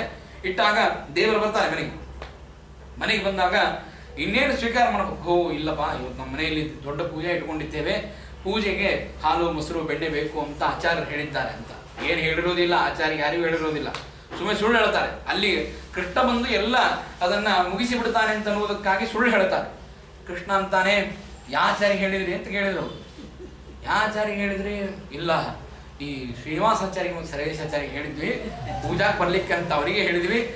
ಅವ್ರಿಗೆ ಪಾಪ ಹೆಸರು ಗೊತ್ತಾಗ್ಲಿಲ್ಲ, ಪಟ್ನೆ ಮಸುಗಿದ್ದವ್ರ ಹೆಸರೇ ಹೇಳ್ಬೇಕಲ್ಲ, ಅನಿವಾರ್ಯವಾಗಿ ಶ್ರೀನಿವಾಸಾಚಾರ್ಯ ಪೂಜಾಕ್ಕೆ ಬರ್ಲಿಕ್ಕೆ ಹೇಳಿದ್ವಿ ಅಂತ ಹೇಳಿದ್ರು. ಆಗ ಕೃಷ್ಣ ಪರಮಾತ್ಮ ಏನ್ ಮಾಡಿದ, ಹೌದಾ ಹಾಗಾದ್ರೆ ಆಚಾರ್ಯ ಕೇಳ್ಕೊಂಡ್ಬರ್ತೀನಿ ತಡ್ರಿ ಅಂತ ಹೇಳಿ ಕೃಷ್ಣ ಪರಮಾತ್ಮ ಆ ಗೋಪಿಕಾ ಸ್ತ್ರೀ ಮನೆಯಿಂದ ನೇರವಾಗಿ ಆಚಾರ್ಯ ಮನೆಗೆ ಬಂದ. ಆಚಾರ್ಯ ಹೊರ ಹೊಂಟಿದ್ರು. ಕೇಳಿದ ಗೋಪಿಕಾ, ಅಲ್ಲಪ್ಪ ಮತ್ತೆ ಆಚಾರ್ಯರು ಎಲ್ಲಿ ಹೊಂಟಿರಿ ಅಂತ ಕೇಳಿದ್ರು. ಏನಿಲ್ಲ, ಪೂಜಾ ಹೊಂಟಿದ್ದೆ. ಅವ್ರು ಬೇರೆ ಮನೆಗೆ ಪೂಜಾ ಹೊಂಟಿದ್ರು. ಅಲ್ಲ, ಮತ್ತೆ ಗೋಪಿಕಾ ಸ್ತ್ರೀಯರ ಮನೆಗೆ ಪೂಜಾ ಹೇಳಿದ್ರಂತೆ, ನೀವು ಹೊಂಟಿದ್ದೀರಾ ಆ ಗೋಪಿಕಾ ಸ್ತ್ರೀ ಮನೆಗೆ ಅಂತ ಕೇಳಿದಾಗ ಆಚಾರ್ಯ ಅಂದ್ರು, ಅವರಿಂದ ನನಗೆ ಹೇಳಿಲ್ಲ, ಬಹುಶಃ ಹೇಳಿದ್ರು, ಮರೆತು ಬಿಟ್ಟಿದ್ದೆ ನಾನು. ಬಹಳ ಇರ್ತಾವಲ್ಲ ರವಿವಾರ ಪೂಜಾ ಅಂತಂದ್ರೆ, ರವಿವಾರೇ ನಮಗೆ ದೊಡ್ಡ ಮುಹೂರ್ತ, ಅಂದಮೇಲೆ ಯಾರು ಏನು ಹೇಳಿದ್ದಾರೋ ಗೊತ್ತಿಲ್ಲ, ಬಹುಶಃ ಮರೆತು ಬಿಟ್ಟಿದ್ದೇನೆ ಅಂತಂದ್ರು. ಕೃಷ್ಣ ಅಂದ, ಆಚಾರ್ಯರೇ ನನಗೊಂದು ಚಾನ್ಸ್ ಕೊಡ್ರಿ ನೀವು ಅಂತ. ಏನು, ನಿಮ್ಮ ಬದ್ಲಿ ನಾನು ಪೂಜಾ ಮಾಡ್ತೇನೆ ಅಂತಂದ. ಆಚಾರ್ಯ ಅಂದ್ರು, ಬಹಳ ಅವಶ್ಯ ಹೋಗಪ್ಪ, ಆದ್ರೆ ದಕ್ಷಿಣೆ ಮಾತ್ರ ತಂದ್ಕೊಡು ಅಂತಂದ್ರು. ಆಗ ಕೃಷ್ಣ ಹೇಳ್ತಾನೆ, ಸ್ವಾಮಿ ದಕ್ಷಿಣೆ ನಿಮಗೆ, ಒಳಗೇನು ಅಡಿಗೆ ಒಳಗೆ ಮೊಸರು ಆ ಹಾಲು ಏನು ಬೆಣ್ಣಿಗಿನಿ ಇಟ್ಟಿರ್ತಾರ ಅದು ನನಗೆ. ಆಚಾರ್ಯ ಅಂದ್ರು, ಹಾ ಓಕೆ ಇದೆ, ನೀ ಯಾವಾಗ ಬರ್ತೀವ ಹಾಗಾದ್ರೆ ಅಂತ ಪೂಜಾಗಳನ್ನು ಲಿಸ್ಟ್ ಮಾಡಿ ಇಟ್ಟಿರ್ತೀನಿ, ನೀ ಪೂಜಾ ಮಾಡೋ, ನನಗೆ ದಕ್ಷಿಣೆ ತಂದ್ಕೊಡು ಅಂತಂದ್ರು. ಆಗಲಿ ಅಂತ ಹೇಳಿ ತಕ್ಷಣಕ್ಕೆ ಏನಾಯ್ತು ಅಂದ್ರೆ ಕೃಷ್ಣ ಪರಮಾತ್ಮ ಆಚಾರ್ಯರ ಮನೆಯಿಂದ ಸೀದಾ ಗೋಪಿಕಾಸ್ತ್ರೀ ಮನೆಗೆ ಬಂದು ಹೇಳ್ತಾನೆ ಗೋಪಿಕಾಸ್ತ್ರೀಗೆ, ನೋಡಮ್ಮ ಆಚಾರ್ಯರು ಪೂಜೆಗೆ ಬರೋದಿಲ್ಲ ಅಂತ ಹೇಳಿದ್ದಾರೆ, ನನ್ನನ್ನೇ ಪೂಜಾ ಮಾಡು ಅಂತ ಹೇಳಿದ್ದಾರೆ. ಆಚಾರ್ಯ ಬೇಕಾದ್ರೆ ಫೋನ್ ಹಚ್ಚಿ ಕೇಳ್ರಿ ನೀವು, ನಾ ಸುಳ್ಳು ಹೇಳಿದ್ರೆ. ಅವರನ್ನು ಒಪ್ಪಿಸಿ ಬಂದಿರ್ತಾನೆ ಕೃಷ್ಣ ಪರಮಾತ್ಮ, ನನ್ನನ್ನೇ ಪೂಜಾ ಮಾಡು ಅಂತ ಹೇಳಿದ್ದಾರೆ, ನಾನೇ ಅರ್ಚಕನಾಗಿ ಬಂದಿದ್ದೇನೆ, ಎಲ್ಲಿವೆ ಹಾಲು ಮೊಸರು ಅಂತ ಕೇಳಿದ. ಅಯ್ಯೋ ಮಾರಾಯ ಇಲ್ಲೇ ಇವೆ ನೋಡು ಅಂತ ಹೇಳಿದ್ರು. ಮತ್ತೆಲ್ಲ ಹಾಲು ಮೊಸರುಗಳನ್ನ, ಇಡೀ ಆದ ಹಾಲು ಮೊಸರುಗಳನ್ನ ತಾನು ಸ್ವೀಕಾರ ಮಾಡಿ ಅಲ್ಲಿ ಮತ್ತೆ ಆ ಕವಿಗಳಿಗೂ ಹಾಗೂ ತನ್ನ ಸ್ನೇಹಿತರಿಗೂ ಕೊಟ್ಟು ಅದ್ಭುತವಾಗಿರತಕ್ಕಂತಹ ಆ ಮಂಗಳಮಯವಾದಂತಹ ಚರಿತ್ರೆಯನ್ನ ದೇವರು ತೋರಿಸಿದ ಅಂತ. ಎಂಥ ಅದ್ಭುತವಾದ ಚರಿತ್ರೆ ನೋಡ್ರಿ, ಒಂದೊಂದು ಭಗವಂತನ ಚರಿತ್ರೆ ಅದ್ಭುತ ಅದ್ಭುತ ಅದ್ಭುತ. ಎಷ್ಟು ವರ್ಣನೆ ಮಾಡಿದರೂ ಕಡಿಮೆ ಕಡಿಮೆ ಕಡಿಮೆ ಅಂತಹ ಮಂಗಳಮಯನಾಗಿರತಕ್ಕಂತಹ ಭಗವಂತನ ಚರಿತ್ರೆ. ಒಂದು ಮಾತನ್ನು ಹೇಳ್ತಾರೆ ಕೃಷ್ಣನ ಚರಿತ್ರೆಯನ್ನು ಹೇಳುವಾಗ, ಯಶೋಧಾದೇವಿ ತಾನು ಹಾಲನ್ನು ಇಟ್ಟು ಬಂದಿದ್ದಾಳೆ, ಒಲಿ ಮೇಲೆ ಹಾಲನ್ನು ಇಟ್ಟು ಕೃಷ್ಣನನ್ನು ಆಟ ಆಡಿಸಬೇಕು ಅಂತ ಹೇಳಿ ತೊಡೆ ಮೇಲೆ ಕೂಡಿಸಿಕೊಂಡಿದ್ರೆ ಭಗವಂತನನ್ನು ಆಟ ಆಡಿಸ್ತಾ ಇದ್ದಾಳೆ. ಗೊತ್ತಾಯ್ತು ಒಲಿ ಮೇಲೆ ಹಾಲಿಟ್ಟಿದ್ದೆ, ಅದು ಇನ್ನೇನು ಉಕ್ಕು ಬರ್ತಾ ಇದೆ ಅಂತ ಗೊತ್ತಾಯ್ತು. ಗೊತ್ತಾದ ತಕ್ಷಣಕ್ಕೆ ಕೃಷ್ಣನನ್ನ ಕೆಳಗಡೆ ಇಟ್ಲು, ಅವಳು ಒಳಗಡೆ ಹೋದ್ಲು ಹಾಲನ್ನು ನೋಡಬೇಕು ಅಂತ. ಕೃಷ್ಣನಿಗೆ ಸಿಟ್ಟು ಸಂತಾಪ ಬಂದ್ಬಿಡ್ತು. ಯಾಕೆ ಅಂತಂದ್ರೆ ನನಗಿಂತ ಹಾಲು ಬಹಳ ಮಹತ್ವದ್ದಾಯ್ತಾ ಅಂತ. ದೇವರಲ್ಲಿ ಎಂದೂ ಸಿಗೋದಿಲ್ಲ, ಈ ಜನ್ಮಕ್ಕೆ ಮಗನಾಗಿ ನಿನಗೆ ಅನುಗ್ರಹ ಮಾಡಬೇಕು ಅಂತ ನಿಮ್ಮ ಮನೆಯಲ್ಲಿ ಬಂದಿದ್ದಾನೆ. ಅಂತಹದ್ದು ದೇವರನ್ನ ಬಿಟ್ಟು ಹಾಲಿನ ಮೇಲೆ ಬಹಳ ಮೋಹ ಇವಳಿಗೆ. ನಮ್ಮಲ್ಲಿ ಜನಕರಾಜನ ಮಹಿಮೆಯನ್ನು ಕೇಳ್ತೇವೆ ನಾವು. ಜನಕರಾಜ ಎಂಥ ಅದ್ಭುತವಾಗಿರತಕ್ಕಂತಹ ಭಕ್ತಿಯನ್ನು ದೇವರನ್ನು ಮಾಡ್ತಿದ್ದ. ವೇದವ್ಯಾಸ ದೇವರು ಅವನ ಮನೆಗೆ ಬಂದಿದ್ರಂತೆ, ಜನಕರಾಜನ ಮನೆಗೆ ಮಿಥಿಲಾಪಟ್ಟಣಕ್ಕೆ ಬಂದಿದ್ದರು. ಮಿಥಿಲಾಪಟ್ಟಣಕ್ಕೆ ಬಂದರೆ ಅವನ ರಾಜ್ಯಕ್ಕೆ ಬೆಂಕಿ ಹತ್ತಿತ್ತು. ಅವನ ಯಾವ ಹಣದ ಕೊಠಡಿ ಇದೆ ಅದಕ್ಕೆ ಬೆಂಕಿ ಹತ್ತಿದೆ. ಅದಕ್ಕೆ ಬೆಂಕಿ ಹತ್ತಿದರೆ ಜನಕರಾಜ ವೇದವ್ಯಾಸ ದೇವರ ಮುಂದೆ ಕೂತು ಉಪದೇಶ ಕೇಳ್ತಾ ಇದ್ದಾನೆ. ವೇದವ್ಯಾಸ ದೇವರು ಪ್ರವಚನವನ್ನು ಹೇಳ್ತಾ ಇದ್ದಾರೆ. ಆ ಪ್ರವಚನವನ್ನ ಜನಕ ಮಹಾರಾಜ ಕೇಳ್ತಾ ಇದ್ದಾನೆ. ಎಲ್ಲ ಪ್ರಜೆಗಳು ಅಂದ್ರೆ ಭೃತ್ಯರು ಬಂದು ಹೇಳ್ತಾರೆ, ಜನಕ ಮಹಾರಾಜ ಇಡೀ ಆದ ರಾಜ್ಯಕ್ಕೆ ಬೆಂಕಿ ಹತ್ತಿದೆ, ನೀನು ಇಲ್ಲಿ ವೇದವ್ಯಾಸ ದೇವರ ಪ್ರವಚನವನ್ನು ಕೇಳ್ತಾ ಕೂತಿದ್ದಿ, ನಡೆಯೋ ಮಾರಾಯ ಅಂತಂದ್ರೆ ಜನಕ ಮಹಾರಾಜ ಹೇಳ್ತಾನೆ, ವೇದವ್ಯಾಸ ದೇವರ ಮನೆಗೆ ಬಂದದ್ದೇ ನಮ್ಮ ಪುಣ್ಯ. ಅವರು ಮನೆಗೆ ಬಂದಾಗ ನನ್ನ ಮನೆಯಲ್ಲಿರುವಂತಹ ಕೊಠಡಿಗೆ ಬೆಂಕಿ ಹತ್ತಿದೆ ಅಂತ ಹೇಳಿ ನಾನೇನಾದರೂ ಆರಿಸ್ಲಿಕ್ಕೆ ಹೋದೆ ಅಂತಂದ್ರೆ ಈ ಸಂಸಾರವೆಂಬ ಅಗ್ನಿಯನ್ನು ಯಾರು ಶಾಂತ ಮಾಡುವವರು? ಶಾಂತ ಮಾಡಲಿಕ್ಕೆ ವೇದವ್ಯಾಸ ದೇವರು ಬಂದಾಗ ಅವರನ್ನ ಕೂಡಿಸಿ ನಾನು ಎಂದೂ ಕೂಡ ಆ ಹಣದ ಮೋಹಕ್ಕೆ ಹೋಗಬಾರದು. ಹಾಗಾಗಿ ಇಲ್ಲಿ ಕೂತಿದ್ದೇನೆ, ಏನಾದರೂ ದಹನವಾಗಲಿ ಚಿಂತೆ ಇಲ್ಲ, ವೇದವ್ಯಾಸ ದೇವರ ಕಡೆಯಿಂದ ಉಪದೇಶವನ್ನು ಮಾತ್ರ ನಾನು ಬಿಡೋದಿಲ್ಲ. ಎಂಥ ಅದ್ಭುತವಾದ ನಿಷ್ಠೆ ನೋಡ್ರಿ. ನಮ್ಮಲ್ಲಿ ಸಾಮಾನ್ಯವಾಗಿ 6:30 ಮೇಲೆ ಉಪನ್ಯಾಸ ಮಾಡಲಿಕ್ಕೆ ಪ್ರಾರಂಭ ಮಾಡಿದ್ವಿ ಅಂತಂದ್ರೆ ಸಮಯವನ್ನು ನೋಡಿಬಿಡ್ತೇವೆ ನಾವು. ಅಂತಹದ್ದು ಇಡೀ ಆದ ರಾಜ್ಯಕ್ಕೆ ಬೆಂಕಿ ಹತ್ತಿದಾಗಲೂ ಕೂಡ ಆ ಉಪನ್ಯಾಸದಿಂದಾಗಿ ಕದಲಿಲ್ಲ, ತತ್ವವನ್ನು ತಿಳಿಯದೇನೆ ಬಿಡಲಿಲ್ಲ. ಅಂತಹ ಅದ್ಭುತವಾದಂತಹ ರಾಜಋಷಿ ಅಂತ ಕರೀತಾರೆ ಜನಕ ಮಹಾರಾಜನಿಗೆ. ರಾಜರಲ್ಲಿ ಇದ್ದು ಕೂಡ ಋಷಿ ಧರ್ಮವನ್ನ ಪರಿಪಾಲನೆ ಮಾಡಿದವನು. ಆದರೆ ಇವಳಿಗೆ ಮಾತ್ರ ಹಾಲಿನ ಮೇಲೆ ಬಹಳ ಮೋಹ ಇತ್ತು. ದೇವರಂದ ಹಾಲಿನ ಮೇಲೆ ಮೋಹ ಇದೆಯಲ್ಲ, 10 ರೂಪಾಯಿ ಹಾಲು ಉಳಿಸ್ಲಿಕ್ಕೆ ಹೋಗಿ ನೀನು ಸಾವಿರಾರು ರೂಪಾಯಿ ಮೊಸರು ಹಾಗೂ ಬೆಣ್ಣೆಯನ್ನು ಕಳೆದುಕೊಳ್ಳಬೇಕಾಗ್ತದೆ ಅಂತ ಹೇಳಿ ದೇವ ಏನ್ ಮಾಡಿದ, ಒಂದು ಗಡಿಗೆ ಇತ್ತು, ಆ ಗಡಿಗೆ ತುಂಬಾ ಮೊಸರನ್ನು ತೆಗೆದಿಟ್ಟಿದ್ರು. ಕಡಿತಾ ಕಡಿತಾ ಅದರಲ್ಲಿ ಬೆಣ್ಣೆ ಚೆನ್ನಾಗಿ ಬಂದಿತ್ತು.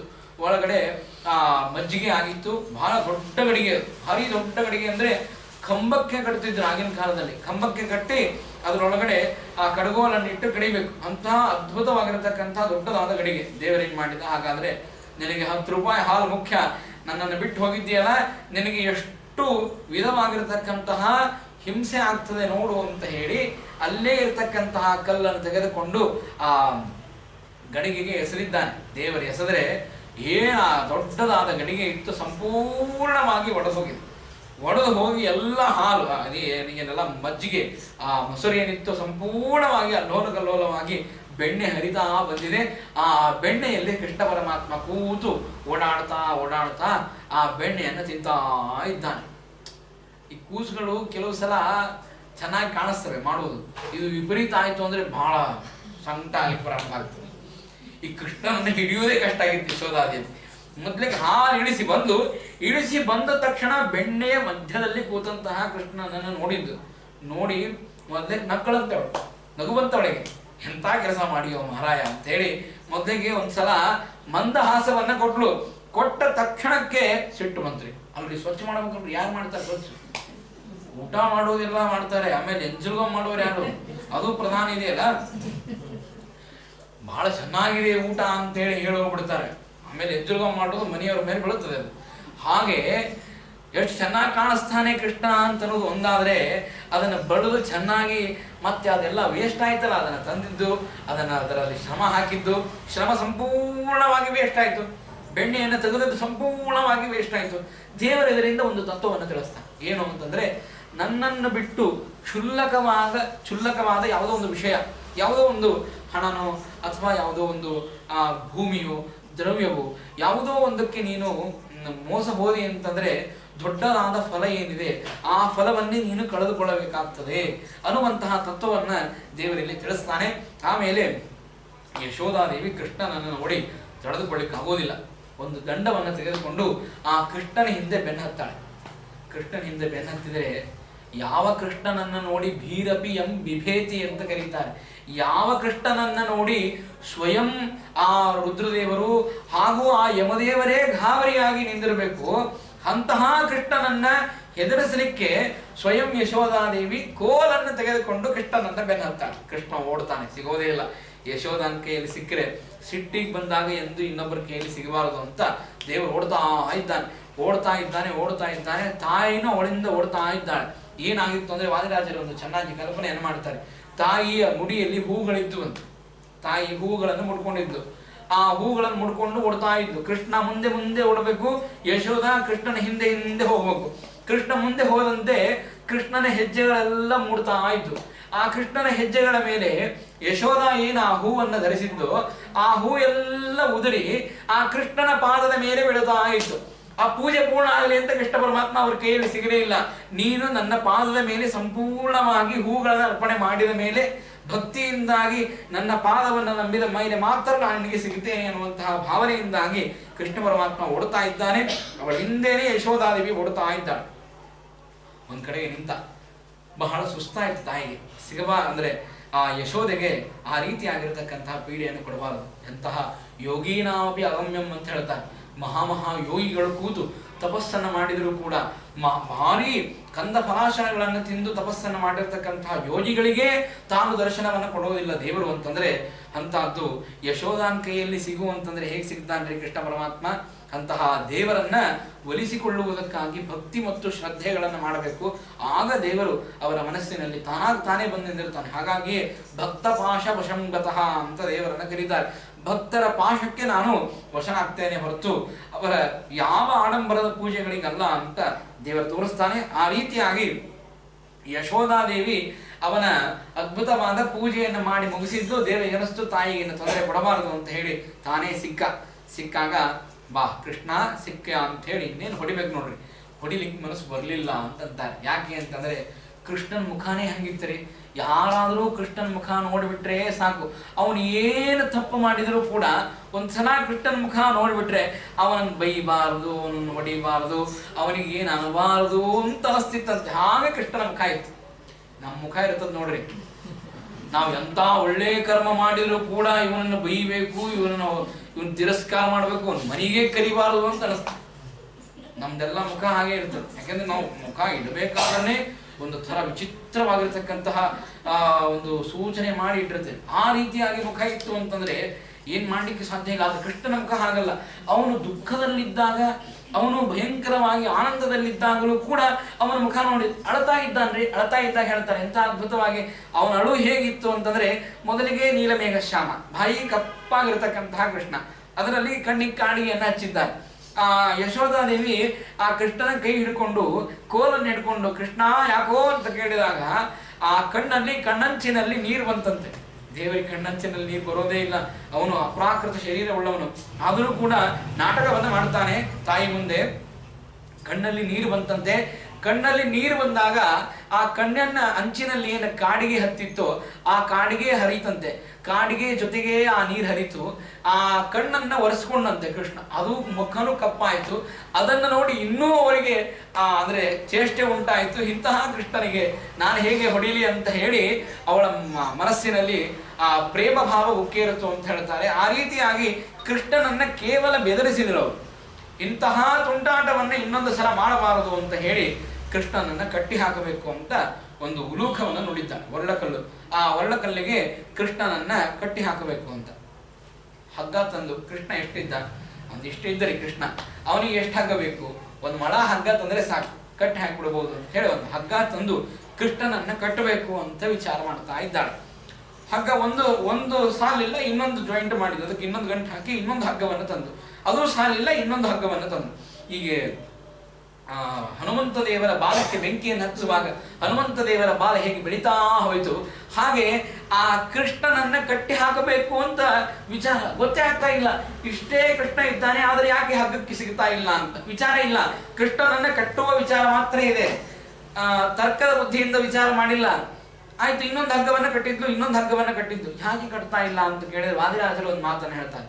ಕೃಷ್ಣನ ಹೊಟ್ಟೆಯಲ್ಲಿ ಎಲ್ಲ ಮುಕ್ತರಿದ್ರಂತೆ, ಅವರೆಲ್ಲಾ ಮುಕ್ತರು ಕೃಷ್ಣನ ಹೊಟ್ಟೆಯಲ್ಲಿ ಇದ್ರು. ಕೃಷ್ಣನ ಹೊಟ್ಟೆಯಲ್ಲಿ ಇರುವಂತಹ ಎಲ್ಲಾ ಮುಕ್ತರು ಏನ್ ಮಾಡಿದ್ರು ಅಂತಂದ್ರೆ, ಸ್ವಾಮಿ ನಮ್ಮನ್ನೇ ಸಂಸಾರವೆಂಬ ಬಂಧನದಿಂದ ಬಿಡಿಸಿದ್ದಿ, ನಿನ್ನಂತಹ ಸ್ವಾಮಿಯನ್ನ ಈ ಉಲೂಕಲಕ್ಕೆ ಬಂಧನವನ್ನು ಮಾಡ್ತಾ ಇದ್ದಾಳೆ ಈ ಯಶೋಧ, ಎಂತಹ ದಡ್ಡಳವಳು, ಅಂತಹ ಉಲೂಕಲದಿಂದಾಗಿ ನಿನ್ನನ್ನು ಮುಕ್ತರನ್ನಾಗಿ ಮಾಡಬೇಕು, ಇದು ನಮಗೆ ಸಿಗುವಂತಹ ಸೇವೆ ಅಂತ ಹೇಳಿ ಎಲ್ಲಾ ಮುಕ್ತರ ಹೊಟ್ಟೆ ಒಳಗಿಂದ ಹೀಗೆ ದಬ್ತಿದ್ರಂತೆ. ಅದನ್ನು ಆ ಹೊಟ್ಟೆ ಸ್ವಲ್ಪ ದೊಡ್ಡದಾಗ್ತಿತ್ತು, ಮತ್ತೆ ಹಗ್ಗ ಕಡಿಮೆ ಆಗ್ತಿತ್ತು ಅಂತ ವಾದಿರಾಜರು ಕಲ್ಪನೆಯನ್ನು ಮಾಡ್ತಾರೆ. ಈ ರೀತಿಯಾಗಿ ಆ ಯಶೋಧಾದೇವಿ ಏನು ಮಾಡಿದ್ರು 2 ಬಟ್ಟು ಮಾತ್ರ ಕಡಿಮೆ ಬೀಳುತ್ತಿತ್ತು. ಆಯ್ತು, ಎಲ್ಲ ಹಗ್ಗವನ್ನು ತಂದದ್ದಾಯ್ತು, 2 ಬಟ್ಟು ಯಾಕೆ ಕಡಿಮೆ ಬೀಳುತ್ತಿತ್ತು ಅಂತ ಕೇಳಿದರೆ ಆಗ ವಾದಿರಾಜರು ಹೇಳುವಂತಹ ಮಾತು ಏನು ಅಂತಂದ್ರೆ, ಅವಳಲ್ಲಿ ಭಾರೀ ಭಕ್ತಿ ಇತ್ತು, ಜ್ಞಾನ ಮತ್ತು ವೈರಾಗ್ಯ ಇದ್ದಿದ್ದಿಲ್ಲ. ಈ ಕಥೆಗೆ ಅದು ಸೂಚಕ ಅಂತ ಹೇಳ್ತಾರೆ. ದೇವರಲ್ಲಿ ಭಕ್ತಿ ಬಹಳ ಇತ್ತು, ಕೃಷ್ಣನಲ್ಲಿ ಸ್ನೇಹ ಬಹಳ ಇತ್ತು, ಹಾಗಾಗಿ ಹೊಡಿಲಿಲ್ಲ, ಹಾಗಾಗಿ ಅವಳನ್ನ ಕೃಷ್ಣನನ್ನ ನೋಡಿ ನಕ್ಕದ್ದು. ಆದರೆ ವೈರಾಗ್ಯ ಮತ್ತು ಜ್ಞಾನ ಇದ್ದಿದ್ದಿಲ್ಲ. ಈ ಕೃಷ್ಣ ದೇವರು ಎನ್ನುವಂತಹ ಜ್ಞಾನ ಇದ್ದಿದ್ದಿಲ್ಲ, ವೈರಾಗ್ಯ ಇದ್ದಿದ್ದಿಲ್ಲ. ಹಾಲನ್ನು ನೋಡ್ಲಿಕ್ಕೆ ಹೋಗಿದ್ದಳ, ಆ ಸಣ್ಣ ವಿಷಯದಲ್ಲಿ ಅವಳಿಗೆ ಮೋಹ ಇತ್ತು, ಹಾಗಾಗಿ ವೈರಾಗ್ಯ ಮತ್ತು ಅವಳಲ್ಲಿ ಜ್ಞಾನ ಇದ್ದಿದ್ದಿಲ್ಲ. 2 ಕಡಿಮೆ ಇತ್ತು. ದೇವರು ಅದನ್ನು ತೋರಿಸ್ತಾನೆ, ನಿನ್ನಲ್ಲಿ 2 ಕಡಿಮೆ ಇದೆ, 1 ಮಾತ್ರ ಪರಿಪೂರ್ಣವಾಗಿದೆ, ಅದನ್ನು ಪರಿಪೂರ್ಣವಾಗಿ ತಿಳಿ ಅಂತ. ಎಷ್ಟು ಕಟ್ಟಿದ್ರು ಕಟ್ಟಿಸಿಕೊಳ್ಳದ ಇದ್ದಾಗ, ಅಯ್ಯೋ ಸ್ವಾಮಿ ಪರಮಾತ್ಮ ನಾನು ಸೋತೇ ಅಂತ ಅವಾಗ ಕೂತು ನೋಡ್ರಿ, ಹಾಗಾದ್ರೆ ನನಗೆ ಶರಣಾಗತನಾಗಿದ್ದೆ, ನಿನಗೆ ಜ್ಞಾನ ಪರಿಪಾಕವಾಗಿದೆ ಅಂತ ಹೇಳಿ ಆಗ ಮತ್ತೆ ಆ ಹಗ್ಗದಿಂದಾಗಿ ದೇವರು ಅದನ್ನು ಕಟ್ಟಿಸಿಕೊಳ್ತಾನೆ. ಭಗವಂತ ಮುಂದೆ ಆ ಅರ್ಜುನ ವೃಕ್ಷಗಳನ್ನ ಹೇಗೆ ಬೀಳಿಸಿದ, ಆ ಅರ್ಜುನ ವೃಕ್ಷಗಳಲ್ಲಿ ನಲಕೂಬರ ಮಣಿಗ್ರೀವರು ಅಂತ ಹೇಳಿ ಕುಬೇರನ ಮಕ್ಕಳಿದ್ದರು, ಅವರನ್ನು ಹೇಗೆ ಮೋಚನೆ ಮಾಡಿದ ಎನ್ನುವಂತಹ ಕಥಾಭಾಗವನ್ನ ನಾಳೆಗೆ ತಿಳಿಯೋಣ ಅಂತ ಹೇಳ್ತಾ ಇವತ್ತಿನ ಕಥಾಭಾಗವನ್ನ ಮುಕ್ತಾಯ ಮಾಡ್ತಾ ಇದ್ದೇನೆ. ಶ್ರೀಕೃಷ್ಣಾರ್ಪಣಮಸ್ತು. ನಾಹಂಕೃತ ಅಧಿಕೃತ ತತ್ಪೂಜಾ ಕರ್ಮಕಾಖಿಲಂ ತಥಾಪಿ ಮತ್ಕೃತ ಪೂಜಾ ತತ್ಪ್ರಸಾದೇನ ಅನ್ಯಥಾ ತದ್ಭಕ್ತಿ ತತ್ಫಲಂ ಮುಖ್ಯಂ ತತ್ಪ್ರಸಾದ ಪುನಃ ಪುನಃ ಕರ್ಮಣ್ಯಾಸೋ ಹರಾದೇವ ವಿಷ್ಣೋಸ್ತದ ಅನೇನ ಭಾವಿ ಯತ್ ಪುಣ್ಯಂ ಅವಾಪ್ನೋತು ಗುರುಂ ಮಮ. ಶ್ರೀಕೃಷ್ಣ.